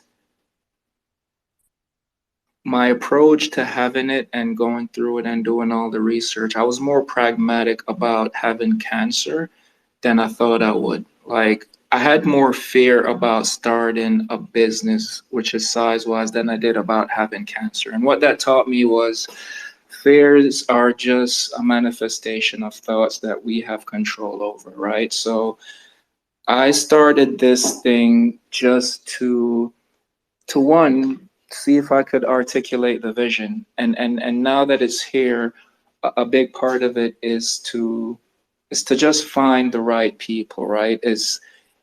I've done the work. It's like Sisyphus pushing the rock up the hill, and now it's like, all right, the rock is at a steady plateau. How and where can we push the rest of this inertia that we've built? And yeah, man, it's always a passion for me, and a lot of it is self-funded. I'm debt-free. It doesn't take a lot of capital for me to actually sustain and run this business. So everything that Sizewise is built on is money that's already been invested based on what I've done as a freelancer. So I'd encourage anyone to do it if they can, but running a debt-free organization allows me to at least make certain decisions that other founders can't make. And I know this because I've been speaking to a lot of founders, and the whole debt cycle, man, it's something that I've never been attracted to. I know it's a part of growing the business, and I'm looking forward to managing it well when it does come. But today, that's where I'm at, and I'm prepared for whatever's next. I mean, the way you build an app today is so different than the way you built it even fucking 6 months ago. You know, these guys have been teaching me Python and this, that, and the other. And with ChatGPT by your side, it's like you could do a lot and get yourself a lot further than I thought. I'm at the point, even with Dan, like I was on a meeting with Dan and his partner is like, yeah, we need a website for this and that. I'm like, you mean like this one? And they're like, what's that? It's like, I made that while we were talking. Right. And so shit has gotten really fast. And yeah, that's what pushed me to install this Node.js stuff into my computer, because it's like, all right, I'm ready to take the next step. Let me see if I can start building these web applications to do stuff like this. Right? I wonder what that would take. Knowing that I have Manish and his army of Hindustanis, you know, ready to consume anything that is out of my scope. Right? But it's interesting to see how far you can push things on your own these days. You're absolutely right, man. Like today, there's one thing I share with my niece and nephew a lot, because I mean, at 15 and 12, we see everything we need to see of the world, and we think we know it all, right, at that age. And when they start complaining, the one thing I try to remind them is that this moment in history is the best any human has ever experienced in existence. We wouldn't trade places for our Thank parents you. or our grandparents or, God forbid, our Thank great you. grandparents. It was a Paul Mooney Yes, joke. He said that, you know, the problem with white people is they can go back in history and make movies. We can't go all that far back. You go back 30 years and it's fucked up. Right? We have to talk about the future. absolutely. That's good, man. I actually, if you've ever heard of an organization called AYF, or Adopt a Youth Foundation, it's a charity in Jamaica where we would work with them to, like, I hosted shows with them, introduced them to folks, done talks with them. Yeah, the whole 9 yards. Yeah, I'm pretty connected with the Jamaican community here. I've never heard of the group. Yeah, please share some information on that. I'd love to learn more. Yeah, absolutely. Yeah, they have a huge alumni group, because a lot of the Jamaican folks going into school are thinking about how they can get trained and leave the island. And so there's two movements, one to help them leave the island and the other to make it attractive to stay once they graduate. Right? So they're kind of, you know, there's two ways to get someone paid. And one is, you know, good for the economy, and the other is seen as bad. At the same time, when you look at how organized countries develop, I think there's 60 million Chinese expats that are sending money back to China, and that's one of the way that China is, you know, proliferated. So they're looking to replicate that model with other countries, with the idea that if you have Jamaicans that make money abroad, then what are they going to do? If they're like Filipinos, they'll send it back home to their family that relies on them, like a Manny Pacquiao entourage. Yeah, I mean, that concept is big in Jamaica too. A lot of the transplants, they send money back home, and it's huge.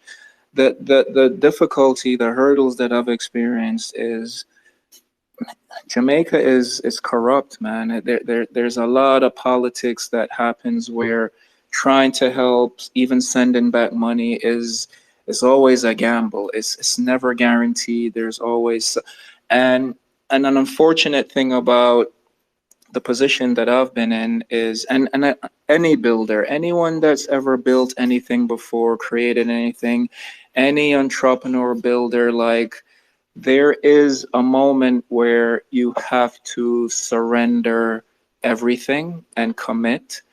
And unfortunately, that's what I've been doing for the last 7 years, where it just required too much focus. I didn't understand what I was getting into. There's a lot of things I had to learn, like building the wings of the plane on the way down type of deal. So I wasn't able to be a part of the communities that I wanted to be in. And so now that I'm up for air and, and we're having these conversations, yeah, I want to be more involved. I want to help. I want to find ways to contribute to the island that helped me get to the place that I am. So yeah, I appreciate the details on that. And a big part of this size-wise initiative, as I shared, like the thread that connects this is my grandmother. So my idea is, how can I connect seamstresses in Jamaica on this platform? Now, anyone in the world can order school uniforms or dresses or shirts from moms making clothing in any island, in any country, in any village.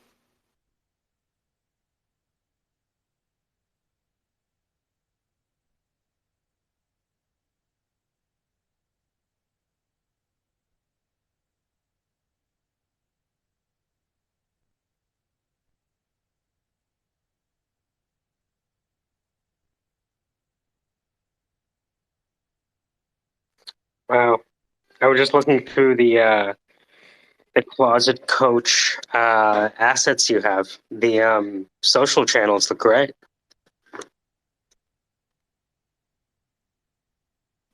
Thank you. I feel a commercial coming on. I'm just it's just something I'm feeling here. Casey, can you give us the Jamaican commercial for the closet coach for people who don't know what to wear on their next date coming up in an hour? No, not at the moment. I can't grab the accent right now. I'm sorry. My heart's still beating fast. Can you imagine Ruckus doing it? I think he would do better than Ruckus, actually. You think so? Ruckus and Dan would have it out for, I think, the most I'm entertaining. not here to misappropriate the culture like that. Yeah, I'm not. I don't think I could do it. I'm not like a primary user. Are you having a hard time finding the things in your closet make sense?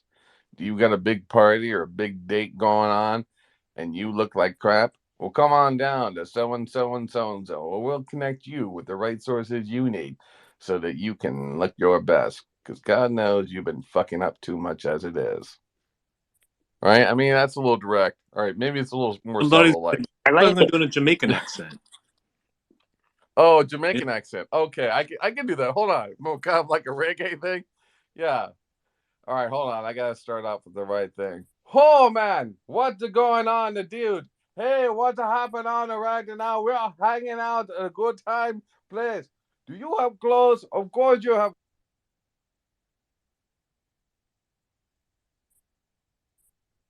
Weed in the corner. I'm going to totally sell that bud. There's a woman in California I work with. Her name is Anne. So nice. Anyway, here is the closet. I kind of went Indian. I didn't really. You know what? I can't do Jamaican. Jamaican's like a reggae. I'm No, passing the blunt around. And I there's a know name that's a for that. bad thing. That It's was that spot was on the pretty good though, culture. man. Yeah. No, hold on. There's a name for that. It's called Dogla. It's half black, half Indian. So, you know, you actually went in a direction that landed Actually, on a type of people. here I'll do a worse version. Oh man, please put down the gun. I am just trying to talk to you. Do you have problems with your closet? I can tell. You don't think you do. Well, man, you have to work on your style. Come with me. Yeah. Have you ever thought about having a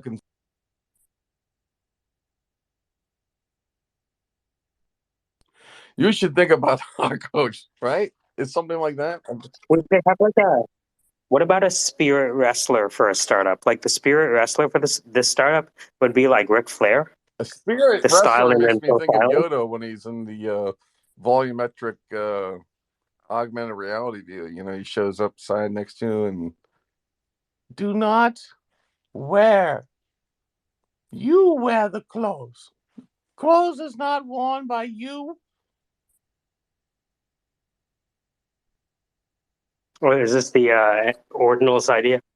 It feels like it's going in that direction.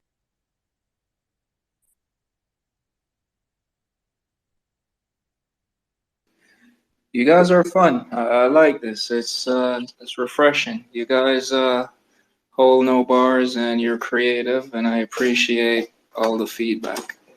How often do you guys hold these spaces? Every day. Every day. At the same time? It's funny. I laugh because it's like it seems like, yeah, every day. Every day.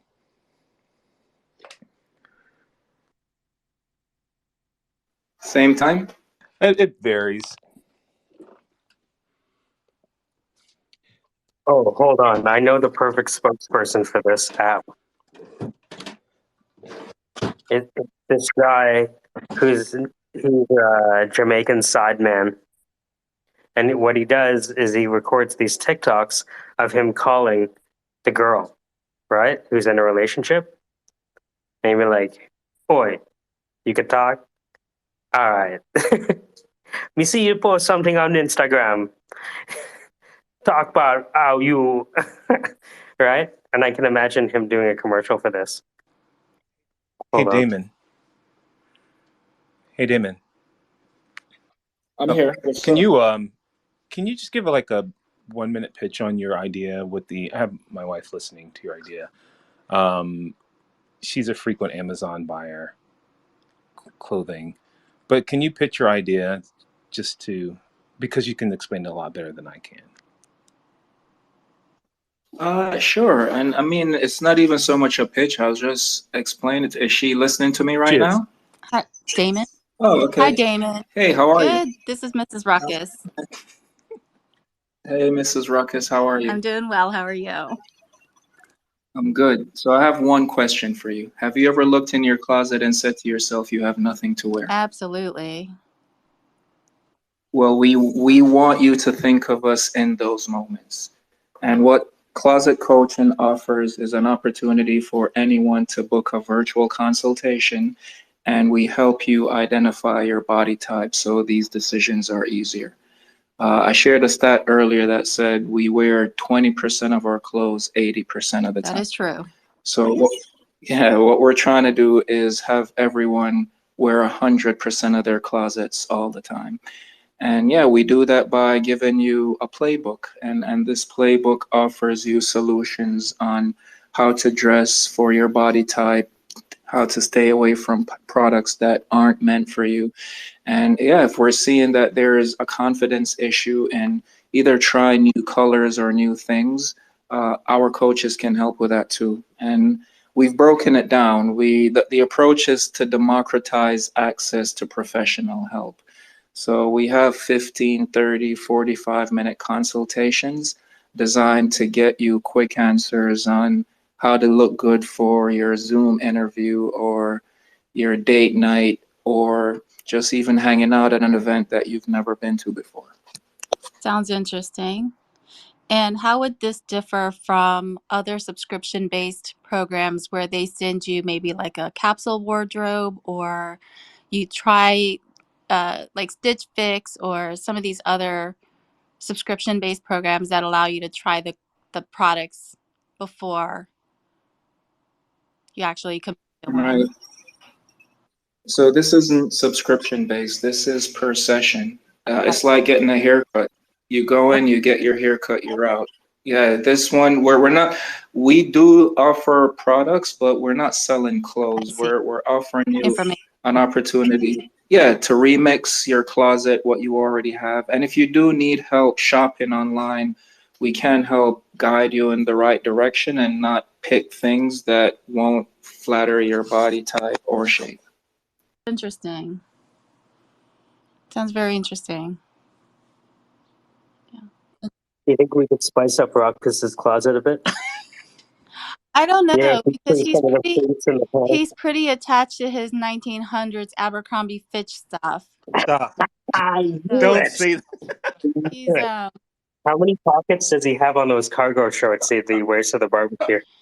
he has at least 4. Is that a lot? I knew it. Yes, thank you for that. He's a cargo denier. No, he loves his cargo pants. They're very utilitarian. It holds everything, so he doesn't have to carry a purse. Yeah, he has like a lot of. It's like the keys in one, the Yeah. phone in the other. Yes. You know, he has like a little trail mix of nuts and raisins in the other if he gets hungry.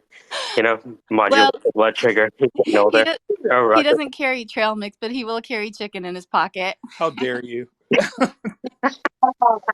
Chicken. Yeah. That was a drunk. That's a drunk story. So stop telling the That's so story. funny. Yeah, he came home one night and So, he woke up the next morning and he had a chicken wing in his pocket. I'm like, why do you have a chicken wing in your pocket? yeah, Don't- yes, incredible. Oh, Yeah. and P.S. He's taken. He's all mine. So Yep. Well, I was trying to think like about the golf shirt brand that he would wear to the barbecue because we had the brown sandals with the weave, right? That's an easy one. Ashy legs, of course. The cargo shorts, yes. he does But I not was walk thinking about out the the. golf Just shirt. FYI, he does not walk out the house with ashy knees. I did. I Oh, don't okay, you allow got that it. in. But let me ask you this: left to his own devices. He may, but he does have very nice, shapely legs. Oh, I can imagine. Yeah, I can hear it in the bass in his voice, right? Um, but like the golf shirt brand, I was thinking like a Lacoste, like something pretentious. he does like Lacoste. Uh, What's another one you wear? Ralph yes, Lauren. thank He you. loves blue Knew it. Ralph Lauren. Oh, knew it. Oh, is that what are you wearing? Oh, is that a polo? So that's to my point. I was earlier. That's the brand that I can just walk in and Mhm. buy with. They haven't changed their sizing in years, so Oh, so there's a reliable it sizing. is right. Interesting. I mean, who doesn't want that? Interesting. Hey, Dame, have you thought about like saying, like inputting what the? I guess you must already do that in terms of like talking to the client about what they're already comfortable in terms of their brands as an insight. Oh, no. Yeah, absolutely. That's exactly where we start. I mean, I had a friend that tried the service, and her quote was, and this is one of the reviews that I'm using. She knew more about her body in 30 minutes than she did in 30 years. And she transformed her entire closet with the new information that she had.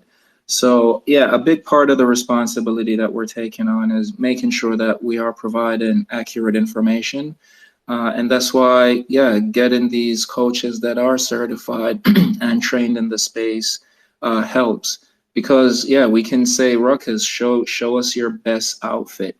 And then from there, we can start growing and exploring new ways for you to try things that may not be the brand that you're comfortable with, but it's something that will either highlight something of your personality that you could never reflect before because you were either stuck with the same palette or the same fit or so there are all these things, right? Like we all have our uniforms. We're all guilty of it, right? Like we know that we have either the black turtleneck or the black shoes or the pair of jeans that we never wash because we're afraid of them getting Oh, faded. I forgot about Raucous business casual when he goes out for a drink, where he wears the turtleneck with the chain on the outside. I forgot with the sports jacket. Do not wear Yeah, a turtle chain on the outside.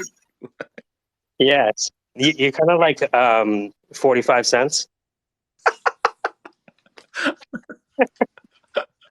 Actually, The Rock pulled off that look. The turtleneck with a gold chain on the outside. And the fanny pack. Yeah, yeah, And the exactly. That's fanny pack. mm-hmm. That yeah, uh-huh. Yeah. Hey, the Ruckus is not old enough to wear the Kangol beret hat though. Like that's a out of his demographic cohort. That's just above him. But I would love to see you in a Kangol. You're right. It's not. I like it on other people, but it's not for me. Uh-huh. Yeah, and you're also a generation away from the boiler hat. You know, that's like grandpa. No, I was born during when the Kango had, and what's What? that? No, sorry. The boiler hat. You know that like the city Stetson. Oh, I don't know how to describe it. Yeah, right. That's you. You're not no, like no, no, a. no, no. Remember when? You're not Remember when a Ed Murphy Jamaican. wore the Golden Child? That remember that koof? What is that? Like the kufi? That's not the kufi, right? Remember that black leather hat that Kumo D wore? Uh-huh. Yeah. Yeah, it's when you first convert to the Nation of Islam, right? You didn't have to be Muslim to wear that hat, but But you know, common. It's a common hat, right? You know, you have conscious lyrics in your rap kind of hat. Like that one, you know, like Taleb Kweli probably has like a room like people have yeah. like their views on display. He has different hats, right? Oh boy, that's you're funny, Mike. You're funny. You're good. Ah, I love it. This has been great, Damon. This has been. Am I saying your name, Damien? Da- Yeah, that's correct, How Damien. did you find this space? I mean, it found me. I was born into the space. My grandmother sewed, my mom sewed, my aunts sew. I know how to sew. Hand-me-downs were a thing. We had this thing in our house called the scrap bin, and what that is it's like a barrel cut in half where we threw old clothes, tattered shirts, rags, whatever it was, went into the scrap bin. And if you needed a new shirt, we found one that was torn, ripped, and we put scraps together and would build something new. So something old that was about to get thrown out got recycled. So coming from that environment where we made things because we had the resources, even though they were not net new, was always a part of kind of how I got dressed and got exposed to fashion. And some of these things are simple decisions, right? Just knowing what your neck size is to fit a dress shirt for an occasion is a piece of information most men aren't aware of, right? Like getting the neck right on a dress shirt is the most important thing.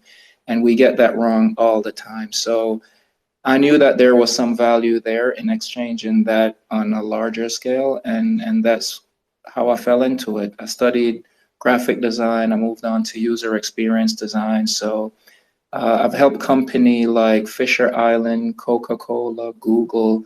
I've actually designed the onboarding system for Carnival Cruise Line. And I did that in 2016, and they still use that onboarding system today. They've won many awards for it. Other cruise lines have mimicked it. So I've designed experiences before in the past, and they've done well.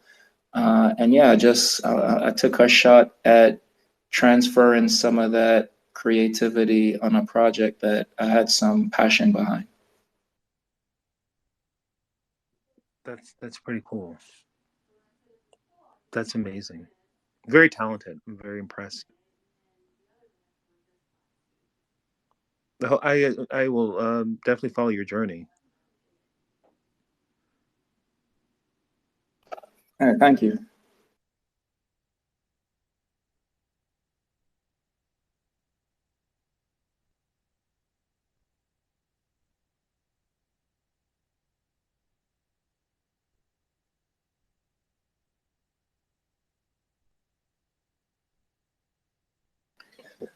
So Max, where do you want to take us next?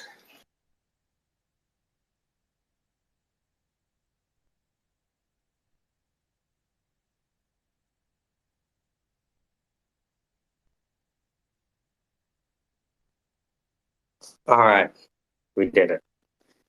Whew. I'm just editing some videos for a channel, so I'm doing a skit of 8.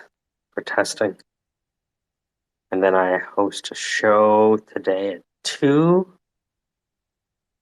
for, yeah, I guess it's Black History Month. Yeah. But I'm really trying to learn how to do this coding thing. Dude, can you imagine you paste in a block of text and it gives you a graph of how all of the concepts are related? Dude.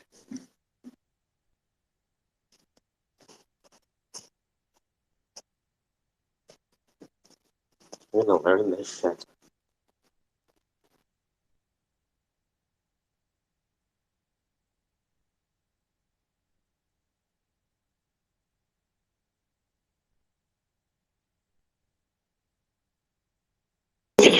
Let me ask you this, Damien, without mentioning names.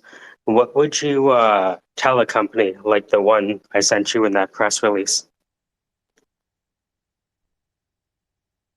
I'm actually helping them recruit e-commerce website project managers and developers, if you know folks in the Shopify realm.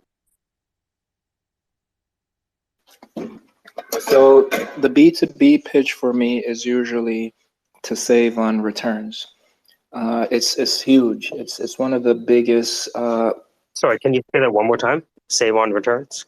Go on. It's saving on returns. Yeah, this is the biggest things for brands, and it's the play hinges on saving brands on overproducing. This is one of the things that we've been facing with fast fashion is the production of things, how quickly they're coming out, and even just the quality of them. And a big part of this is the introduction to this fast manufacturing process. And the proposal that the Closet Coach is offering is a more informed customer.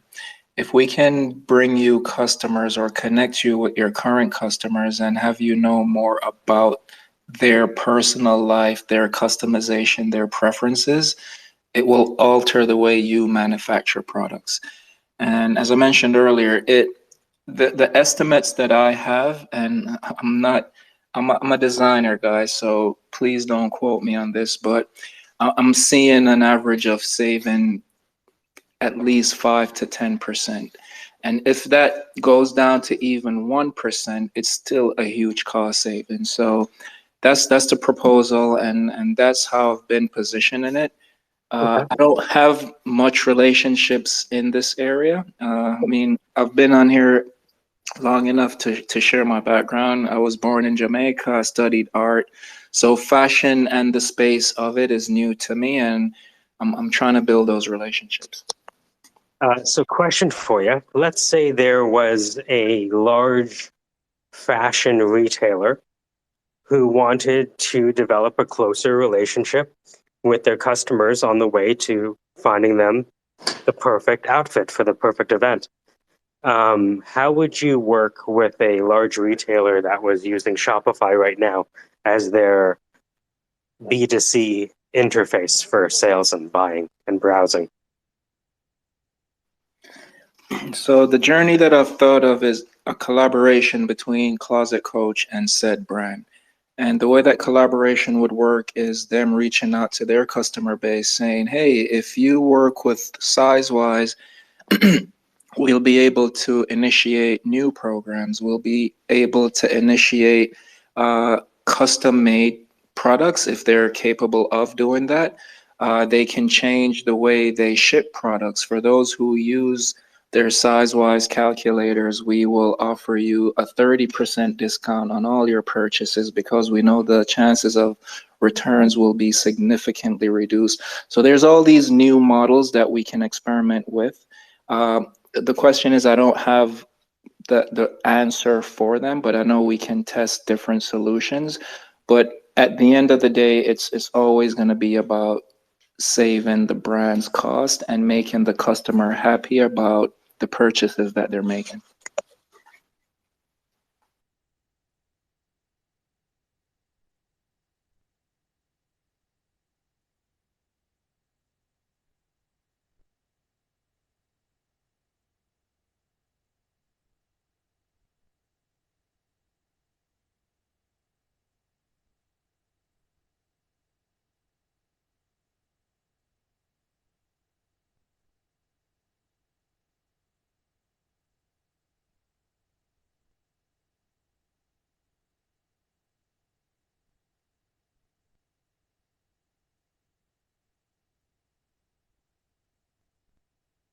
Amazing. I just made the commercial. That was perfect.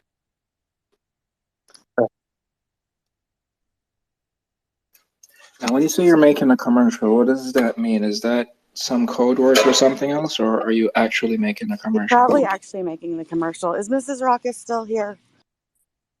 No, she left. Damn it. I am on my way to kind of a client meeting, and I was running late, but I heard her voice and I wanted to meet her. Anyway. Hi.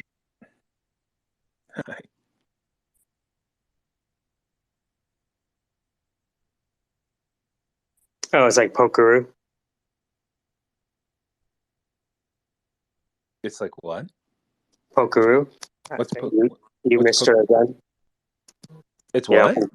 you missed. Pokeroo? Yeah, you know when you miss someone. Yeah. Right from the polka dot door. There's always someone who is looking to try to see Pokeroo, but they're always not in the room. Not polka dot door. All right, maybe. I've never heard of that one. I don't know.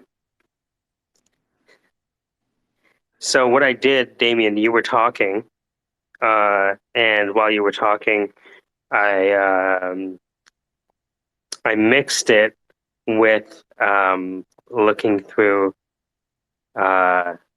your assets that were linked to the coach app, the Closet Coach, and then because there was good silence after, it mixed with the commercial from your YouTube. Yeah, if you guys check out Closet Coach, Damien has done a really great job.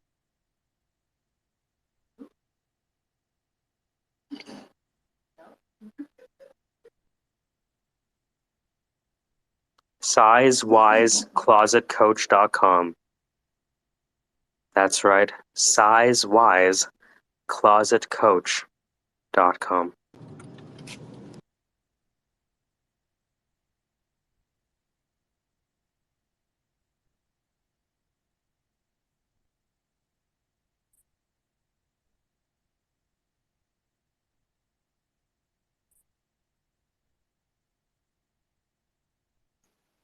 Yeah, now since we're getting to know each other, I'll just tell you guys the other half of the story. If you guys ever need help with user experience design, mobile application design, website design, this is what I do. So yeah, feel free to reach out, pick my brain on any projects that you're working on. I can usually help think through most technical things and get business objectives connected with like customer needs or goals. And yeah, that's what I really like doing.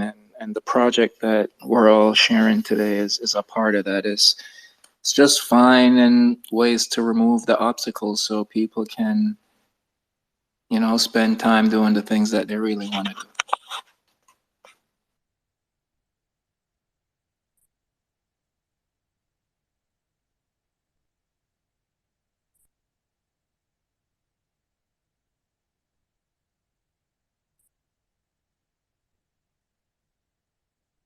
Elizabeth, you have your hand up? Yeah, but I'm driving. I probably should just save it, but for something else. What type of, do you have experience though with Webflow, Damien? No, I have no experience there. It's usually mostly custom made stuff, but I've played with it once before. What's your question? What about Twilio? I've done one project with Twilio in the past, Cool so beans. not And much then experience there. my next question is about Zapier. I have experience there. Cool beans. That helps. I really appreciate that. And since I'm driving, I'll explain why I was like doing that. Oh, and by the way, if I can't do it, I have a community of friends that are more technically advanced than I am, so yeah, I can pass any note that you need me to in order to get you the help you're looking for. That's cool. I've got somebody else, a couple of different people in general. I was just trying to gauge the things. Raucus, I changed my profile picture because this is my sister's artwork, and I hosted a space that I didn't like as the host and all jump in and like it become a thing. I just wanted to hang out. I needed an anon account, maybe, I don't know. But anyway, yeah, that's why it's this.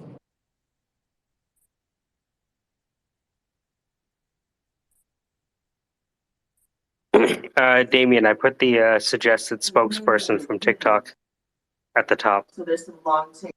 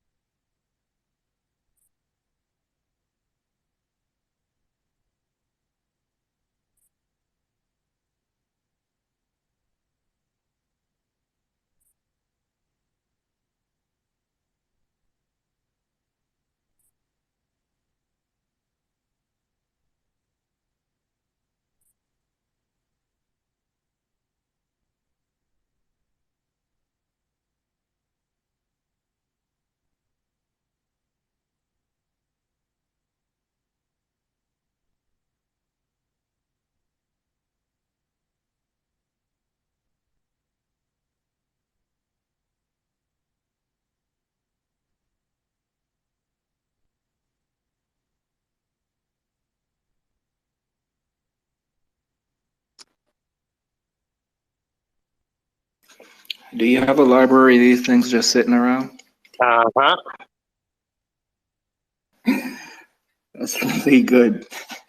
Right? Can you imagine him being the spokesperson? Yeah.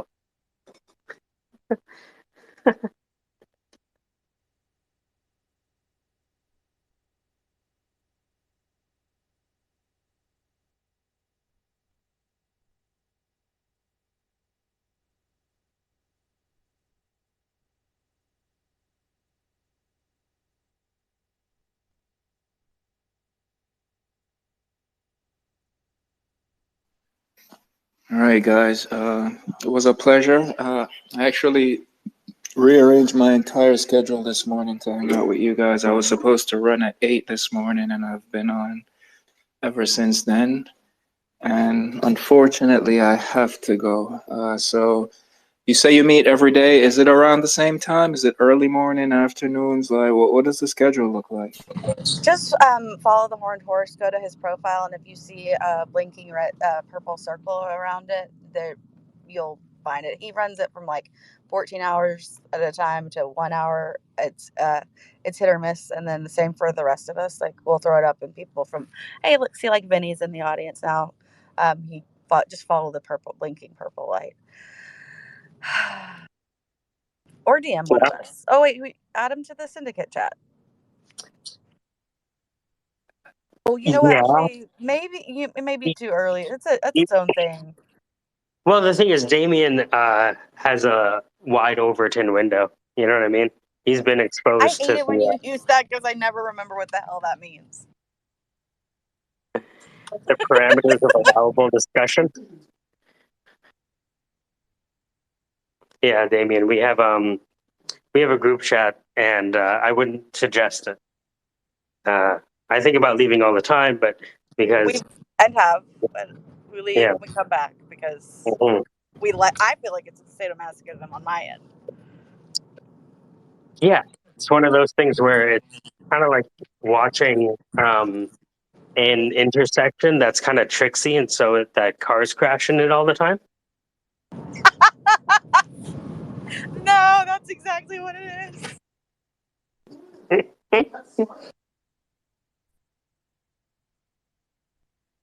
And what's funny, it's the same drivers who keep crashing into each other. It's a weird thing. It's a well-intentioned, but practically, it's well-intentioned. It's like roads are usually a sign of progress, but it depends who's driving on them. That's funny. So yeah, I'm following everyone on stage. Those were who were with us before and now. So I look for the glow in purple, and yeah, I'm looking to having more conversations with the unicorn guy. We also call him the horned horse. And so you and Mike. And then have you met Allie? Yeah, Allie's the smarter person. You can hear her. Allie's the yeah. Brains of the operation. No, I haven't met her yet.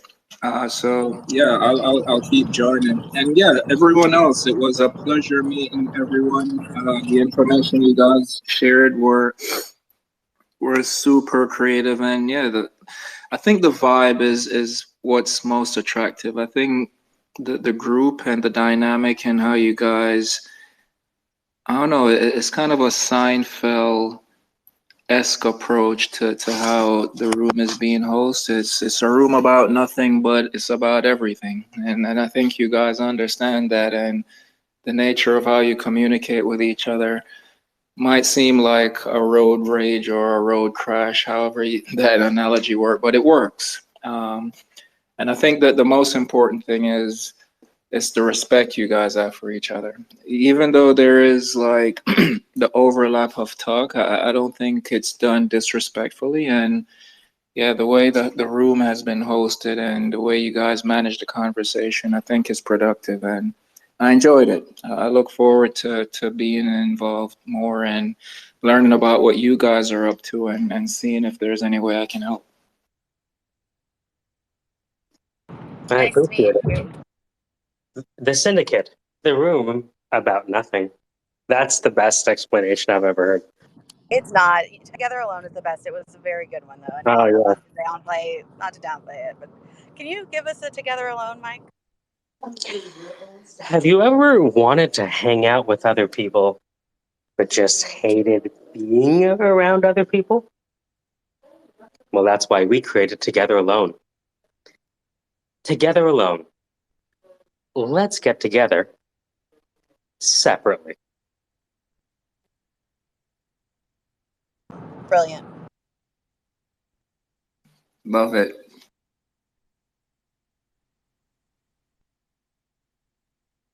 What up, Trader? Good morning. What are you saying? My mom is braiding my hair. Nice. You getting cornrows? No, she can't do that shit. Good morning, everybody. Let's talk about nothing.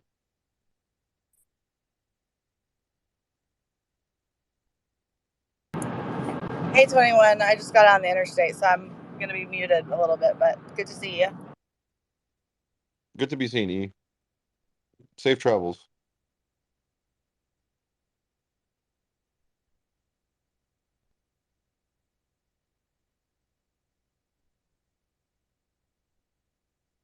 Mike, this is 21. He's got some pretty interesting background. And then 21, this is the Horned Horse, Mike. So you and a place where I hang out and together alone with some weird internet people and PFPs.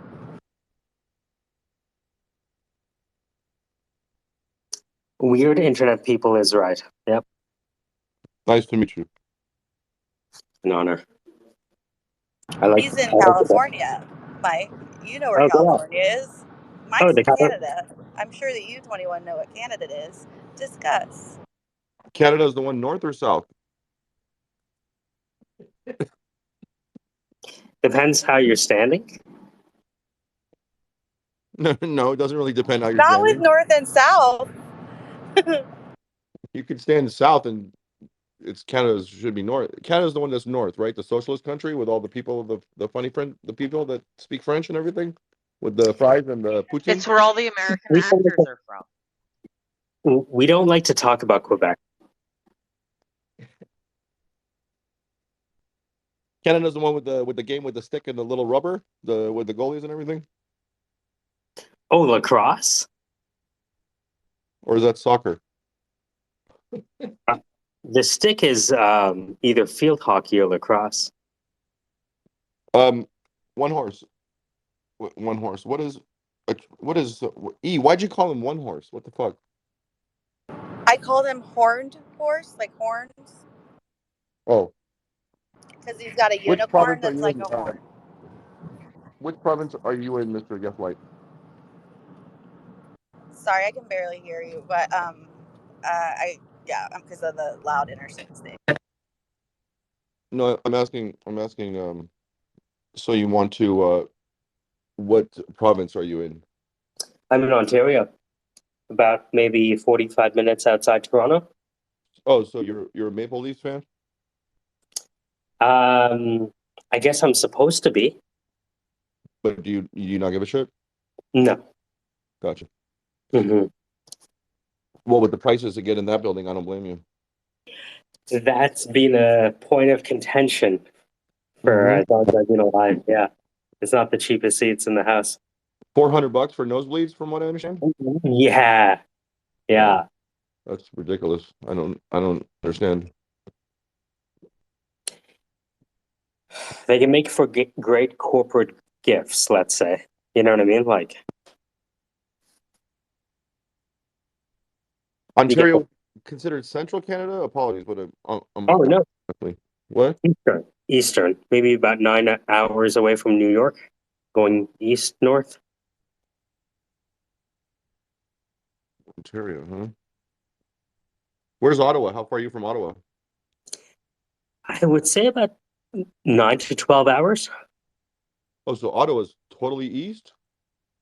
Totally north. Oh, north. Okay. Yeah, like if you imagine Hudson's Bay Company, like north that way.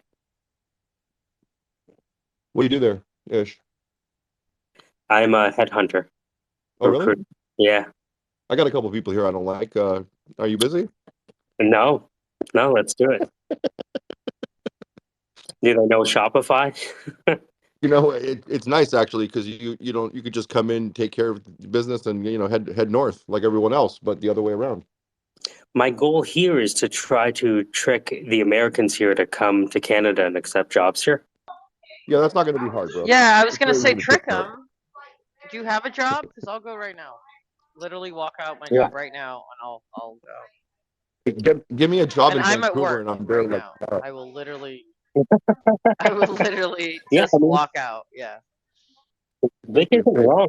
You're close to Vancouver, which is like the cannabis capital of Canada.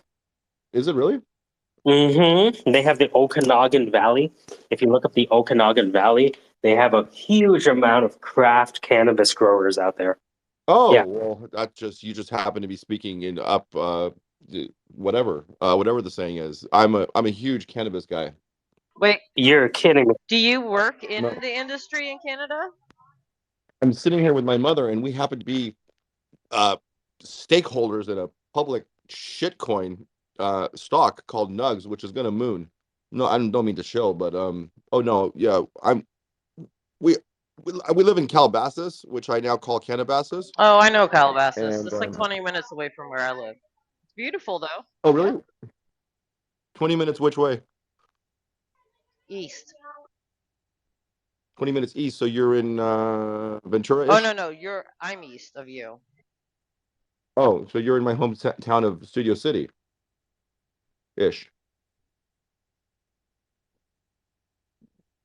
I don't care. But I did grow up in Studio City, which is Yeah, 20 minutes sorry. east of me. I'm Oh, at work, so it's difficult for me to like jump in. I mean, it kind of is, but no worries. anyway, but yeah, Northridge. So Oh, Northridge. Okay. yeah, No, it's not yeah. 20. It's like, but yeah. Little earthquake happened over there a couple years ago. Um. So yeah. I'm in cannabis, and I love the space. What's happening in Vancouver with cannabis farms? So, Vancouver has, the biggest trade between Canada and the US is like wood, timber, all that kind of stuff.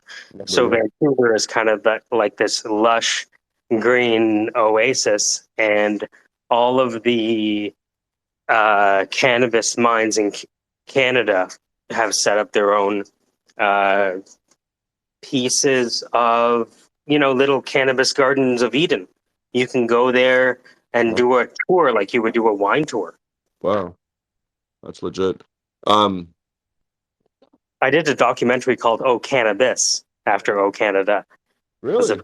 Yeah. There was a lot of investors 5-6 years ago in the space, and so they used to run startup events in theaters where they would have 5 startups pitch for as much as $100 million to set up growing factories. Everyone's competing for licenses.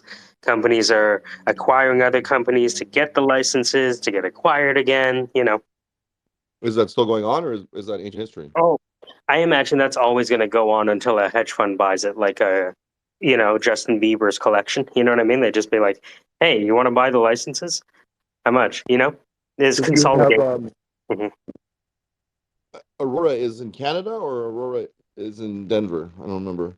Aurora, I think, is in BC. It's in BC. Okay, yeah, yeah, yeah. There's a tremendous tailwind that's probably going to occur with respect to using cannabis to replace big pharma. And I know everyone always says that, but when you're 30 trillion in the hole, or 31 trillion as we are, the only way for things like Medicare to continue on is really via cannabis. And so I've studied some local economies here where they've shifted to cannabis instead of big pharma, and starting to roll out this kind of system in New York, upstate New York, where cannabis delivery is starting to adults with medical issues. And once this really gets going, um, the sky is the limit. All right, I found some of the excerpts of the documentary. I put them at the top. Yeah, interviewed a bunch of these folks. They taught me everything about like Rick Simpson oil down to how much alcohol and petrochemicals they're using in shatter. The it's interesting though, because the best cannabis for my kind of green ear, or wet behind the ear green thumb, is indoor hydroponic. So there isn't really a major benefit to outdoor farms, um, from what I understand, and from my own individual sampling. The thing, how do they do the light? I remember meeting with one of the guys, and they were big into the glass game because apparently different types of glass let in and excluded different spectrums of light, and that Yeah, affected the growth and all that kind of stuff. yeah, it's very. I mean, the you can go crazy. You can go with crystal. You can do some crazy shit, but um, at the end of the day, it's kind of the seed that's most important. It's how you kind of it's how you modify the seed that really creates the biggest difference between weed.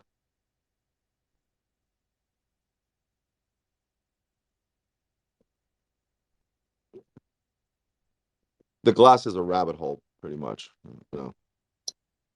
Yeah, I was part of a failed startup that tried to create kind of like a weed maps. Remember when that came out? Did Sure, they have that? sure. Yeah. Are you are you open to doing another documentary? Because I have a documentary in the can. Yeah. I don't know where to go. No, let's do it. I edit video. What's that? I edit video. So Oh, even really? now, I just pushed out about 8 TikTok videos for a comedian I'm working with. Okay, I'm gonna I have an interesting story, but I don't want to bore the room with it. So I will. I'd love to hear the cliffhanger. I'm interested. Okay, so I'll give you the short version. Um, about 6 years ago, I met a dude who basically, after some prodding, he basically told me that he was Rambo meets Forrest Gump of the Israeli military, which means that he was involved in some like major conflicts. He actually had a flag that he says he took down from the Western Wall in the '67 war. Oh, look, he came. And I decided, or I asked him if we could make a movie, and he relented at first, and then finally gave in. And pardon, we went to Israel and we filmed this movie with my dad. Rest in peace. No way. Yeah, and my dad has access, or got us access into places that you can't get into. So we filmed inside a tank base in Israel, and the gentleman, his name is Tzvi. He also passed away. Rest in peace. Um, it's you see Tzvi, like I'll send you like the pivotal scene, but everywhere we went, everyone said this guy's full of shit. He doesn't exist. So it became clear that he was either complete persona non grata black ops, or or complete bullshit. Now, if he's bullshit, he was the best actor ever, and um, everyone's kind of divided as to whether he's real or fake. The working title is The Unknown Soldier, and we have about, I think, like 40 hours of 32 hours of high def footage. Um, Well, amazing footage with us going to the wall where he unfurls this Legionnaire flag. The tank base that, like I told you, we went to Ammunition Hill, which was a major battle in the '67 war. A major fight. It was a 48-hour fight, a 2-day fight on the hill right in front of the Wailing Wall, or the Western Wall. And once Israel won that, they just walked into Jerusalem. So uh, I've been sitting on it for 6, 7 years now, um, and kind of don't know, where to go, because it needs someone to make a movie out of it in terms of the story and everything. the the initial thing that I think of, 40 hours of footage, drag it into the machine, get Adobe to do the automatic AI's captioning, right? You And can do that's that, where, really? hmm? Adobe has a product like that? Yeah, it's built in. You drag in the video with the audio attached to it, and you click auto transcribe. You go Wow. fill up the coffee cup. You come back. Oh look, create subtitles. And then what I do to edit is, because if you know what's being said, Right. you can infer what's on screen. So instead of editing to what's on screen, I start with what's being said, Right. get the story, and then arbitrarily add, well, not arbitrarily, but add the B reel to match what's being Which spoken. which Adobe program is that? This is Premiere. Oh, really? Adobe Premiere. Yeah, Adobe Premiere. You sign up for it, open it up. I'm telling you, you drag these clips in. I could show you how to do it. I'll make a small video, but drag Does in it the use video. Hebrew? Is Hebrew one of the translated languages? That is a good question. But if there was a different language, there are other tools like Assembly AI and other speech to text that could do that translation. That's amazing. Hang on, Yeah, I'll send you. transcription services. I've looked in with Manish. Manish is a developer with us that meets with us at the Syndicate. So, yeah, if It's you have funny. 40 It's hours, funny. yeah. Sorry, it's funny you mentioned that, because I've always said that the first step here. I'll tweet the pivotal Okay, theme. okay. Yeah, but I've always said the first step is translating, and I've never like been able to really find. Um, Isn't that funny that you could use an AI like Assembly AI's API just to be with like 5 to 10 lines of code, be like, take this WAV file and transcribe it using the language model of Hebrew. well, it makes That, sense because uh-huh. they're writing term papers, so. Yeah, right.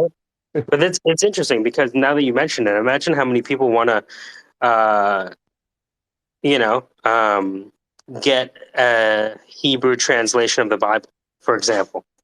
You know, Yeah. different things like that. Yeah, huge market. I heard transcription is behind Mr. Beast's success.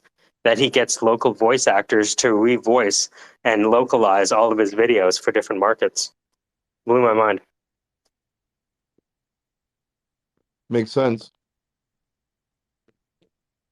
There's also if you watch YouTube, there's some interesting transcription sometimes. Totally unrelated to what you're watching. Yeah.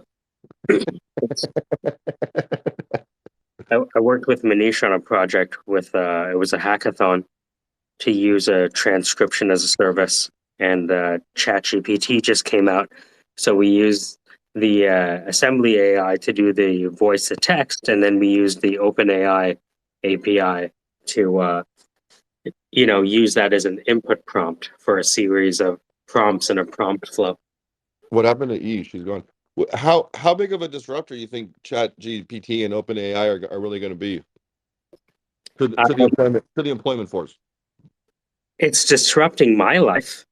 Like the amount of questions that I have to ask my teachers who are teaching me how to code, like Manish and Web3 and Ahmed, has drastically gone down because whenever I think of a question for them, so I don't waste their time, I go to ChatGPT.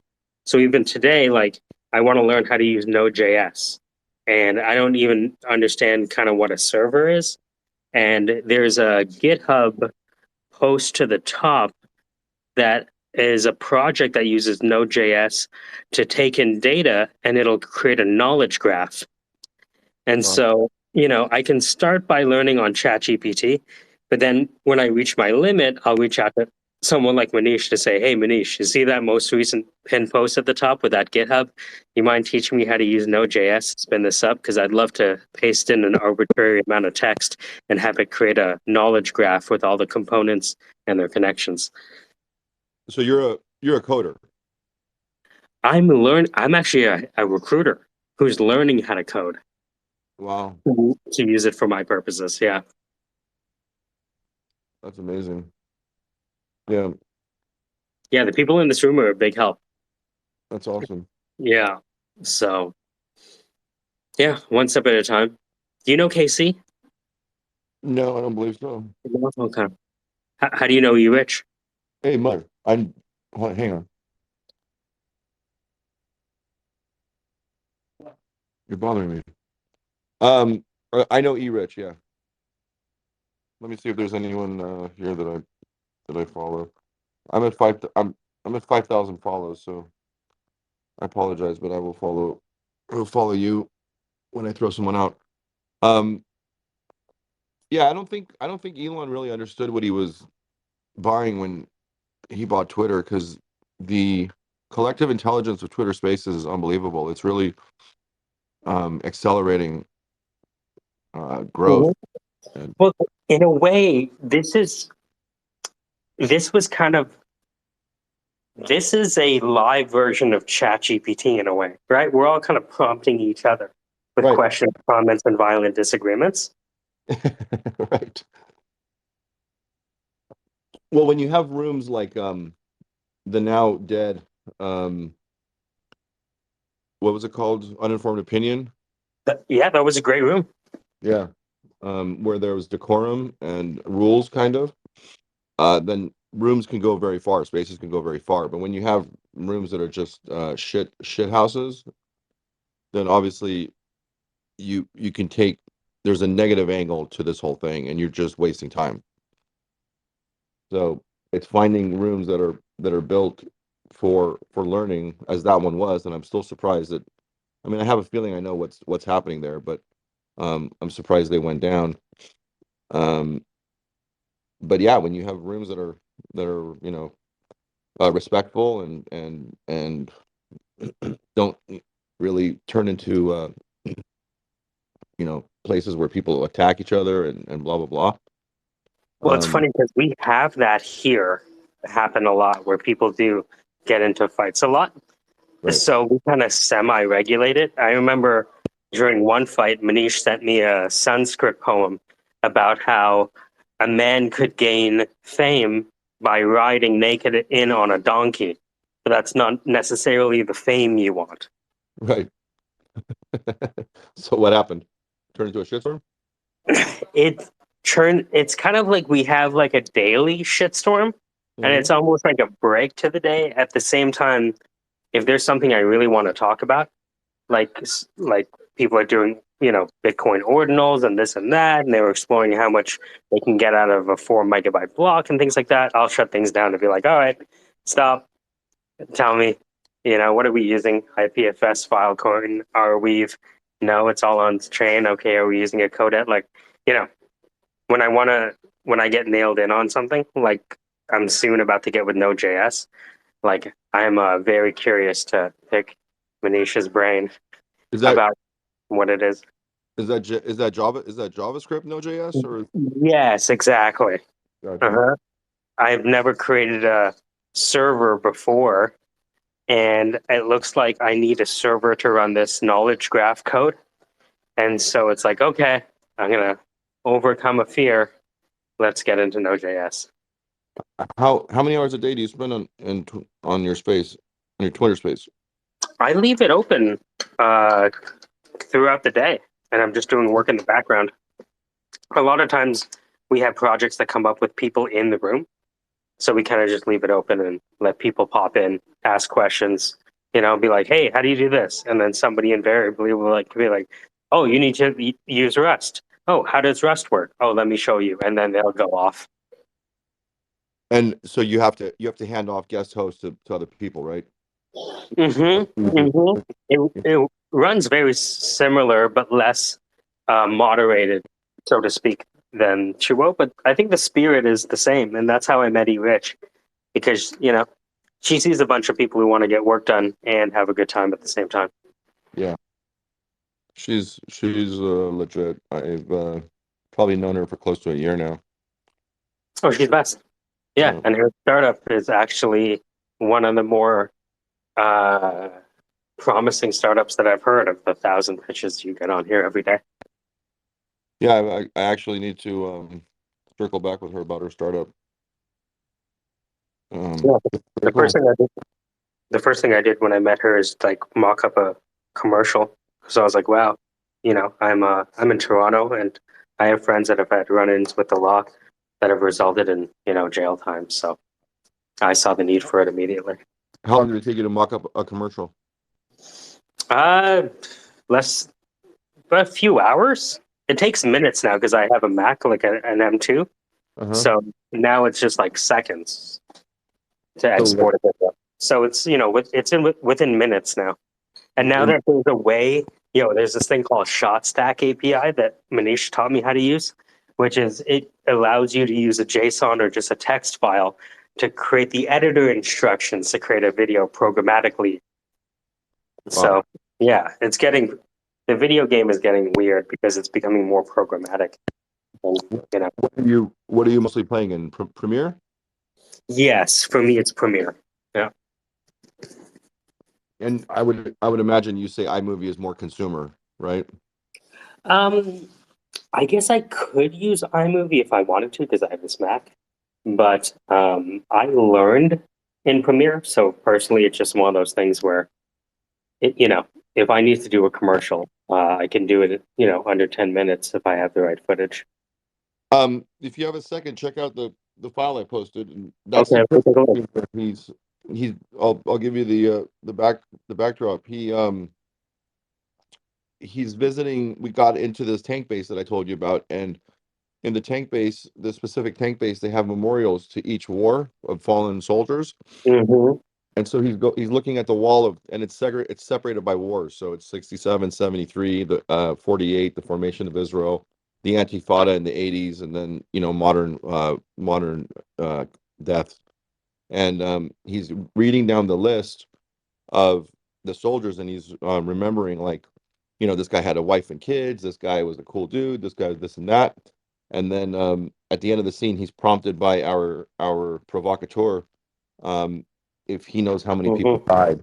And pardon? Yeah, I took a look at the video.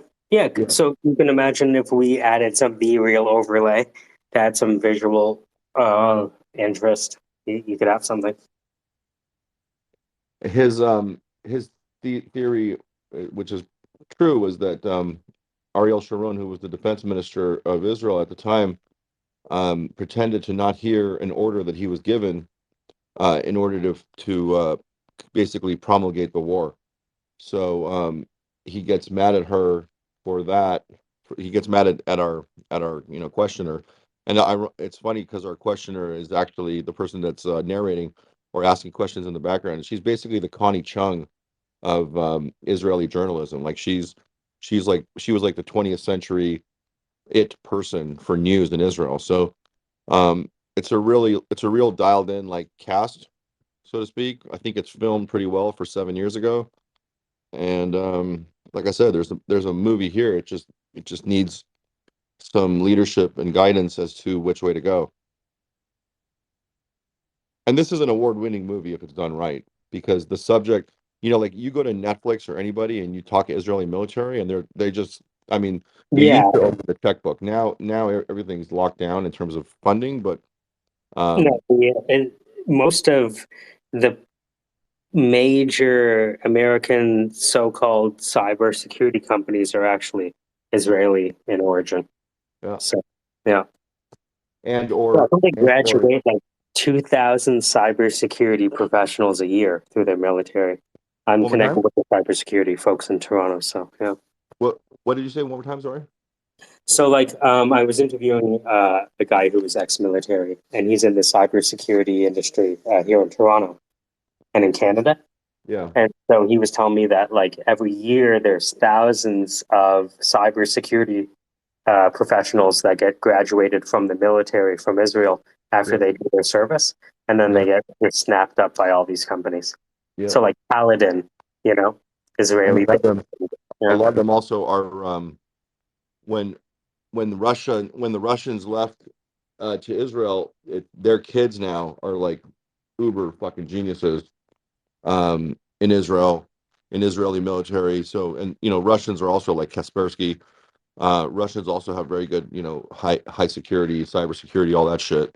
But when a lot of people fled Russia into Israel in like the 80s and 70s and 80s, and went to Israel, those their offspring now are basically these like wunderkind coders that are now either in private or public Israeli uh, secure cyber sectors. So yeah, I mean, per capita, it's ridiculous um, when you consider that the country has 7 million population. How many people are coming out into huge jobs, and then also when you consider Waze, for example, was created in Israel. The Pentium was created in Israel. The brain power of Israel with respect to bleeding edge technology is just When they needed to get into a particular iPhone, they went to Israel. right. That was uh that was the PA semiconductor. Uh huh. Yep. I already said Waze, asshole. Yeah. That was my mom. Don't bet against Ashkenazi Jews when it comes to knowledge economy. Yeah, and I don't mean to be ethnocentric, but No, it's just that's the data.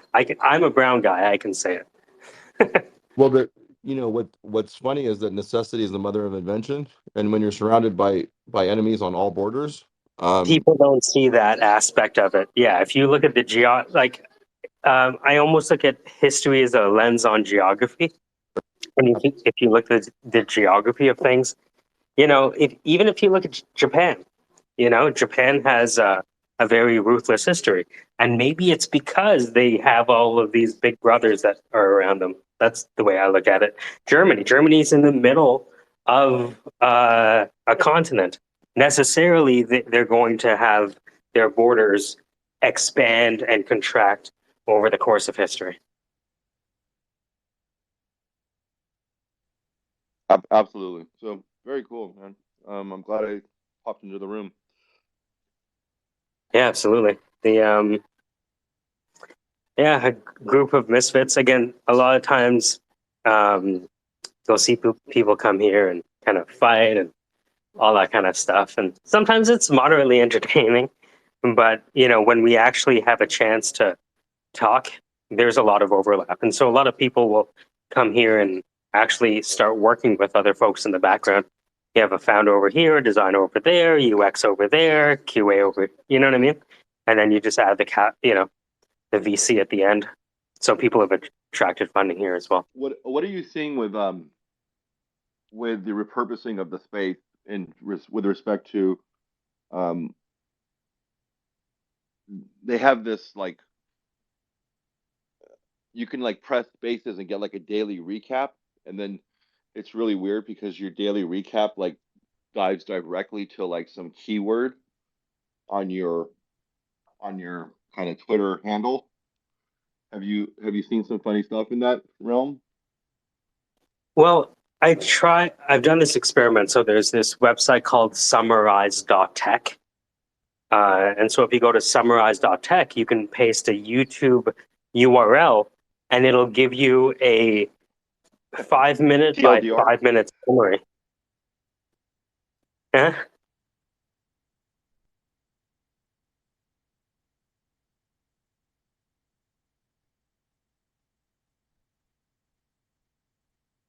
Yeah, so what I did is I would take the recordings of a Twitter space and then upload it to YouTube and then use summarize.tech to give me the summary. But then now there's apps like Flowgen and apps like Zealous.one that helps you get transcripts, and it can even show you the emotional responses to individual utterances on Twitter Spaces. The tech is evolving fast. Sorry, I've heard that Twitter Spaces are already being broadcast live over YouTube. Is that your? Man, I can see that it wouldn't be complicated. Right. It would be something interesting to try out. I think now that you've mentioned it, I will. And so I thank you for that suggestion, because all you would have to do is open up a computer and cast your screen maybe through an OBS or something like that. Or a Restream, I guess, or whatever those tools are.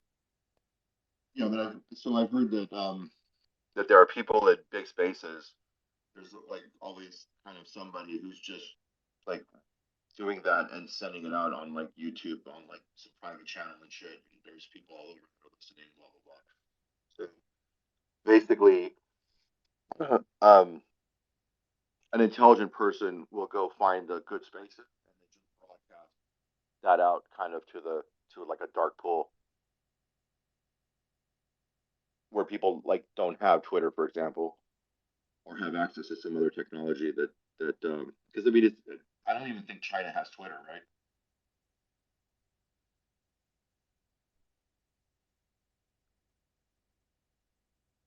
Dun dun dun.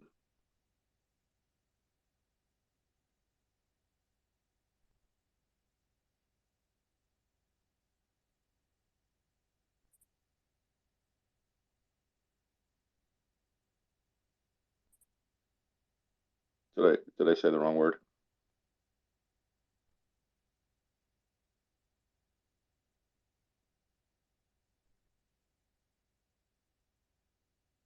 No, I'm here. I have a sound check in about 15 minutes for a show at 2. Am I following you? Yeah, okay, good. I'm following you. Yeah, so if you have that footage somewhere, right, what I would love to do is if you can give me a sample of the Hebrew, and then maybe we can use things like Assembly AI to, you know, either do the English or do the, original character transcription. That'd be pretty cool. Yeah, I can if you Or we could do both and have the translation. That'd be even better. if you DM me an email, Yep, I'm doing that now. I can send you a link to the file. Bang. Let's see. And keep in mind Yes. you're dealing with a boomer. Hebrew. Let's see if it supports Hebrew.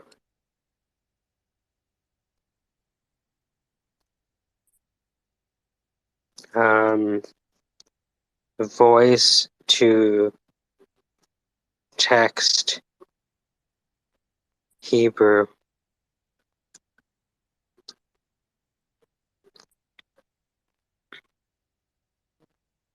Nice. Okay. Yeah. So all I would do, and I can send you this now, based on what I've seen, is there is something called convert speech, and convert speech can convert the speech to Hebrew. So we know it can be done. Amazing. Yeah, maybe you start with a trailer, right? Yeah, You for know, you sure. don't have to edit the whole thing. You could do like individual episodes or snippets. What I don't want to overstep your sound check, but like the entertainment these days is so weird because obviously the advent of TikTok has created this new like you know lack of 6 second driven. Yeah. attention span whereby like my niece who's now like 5 is legit not never going to watch a movie in her life because she just won't be able to sit still for 90 minutes. So when you're creating content these days, and I have a Twitch channel as well, esports channel, multiple like kind of Twitch uh, domain under the Future Leagues. But it seems like if you're not doing something live and you're trying to create content for kids, like they just watch. They give you like you have 3 seconds to make an impression on a on a younger viewer, and if you don't, like they're gone. Yeah, I look at it like progressive disclosure, where you can use the short form content to onboard them into a deeper experience. Got you. But I don't think they even want to consume a deeper experience. You might be right. Well, and I don't know it, but I don't I think that Yeah, I think it's they're still so programmed for quick hits that like they just can't sit still for 90 minutes or 60 minutes or 30 minutes. You know, the chunks definitely have to be smaller these days. or it has to be live, like which is where Twitch is gonna really kill.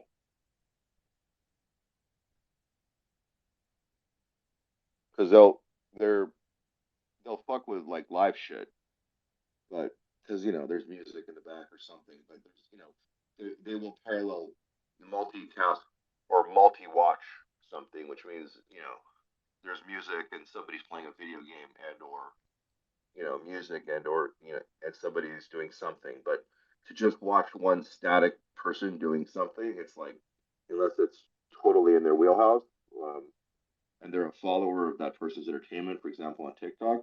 If you're trying to create, some kind of content that's, if you're building any content, I mean, the future viewer just doesn't give a fuck. Like if it's long form, that's my opinion.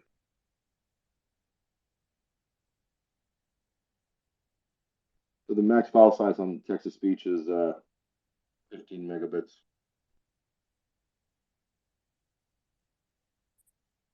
Oh, Interesting. you sent it? Yeah, Let me take a look. Beautiful. Opening. but it just show that it's possible. So So let's see here. Let me grab my headphones. Headphones in. Mm-hmm. $480 for 100 hours. Okay. So I can download this. And if I close,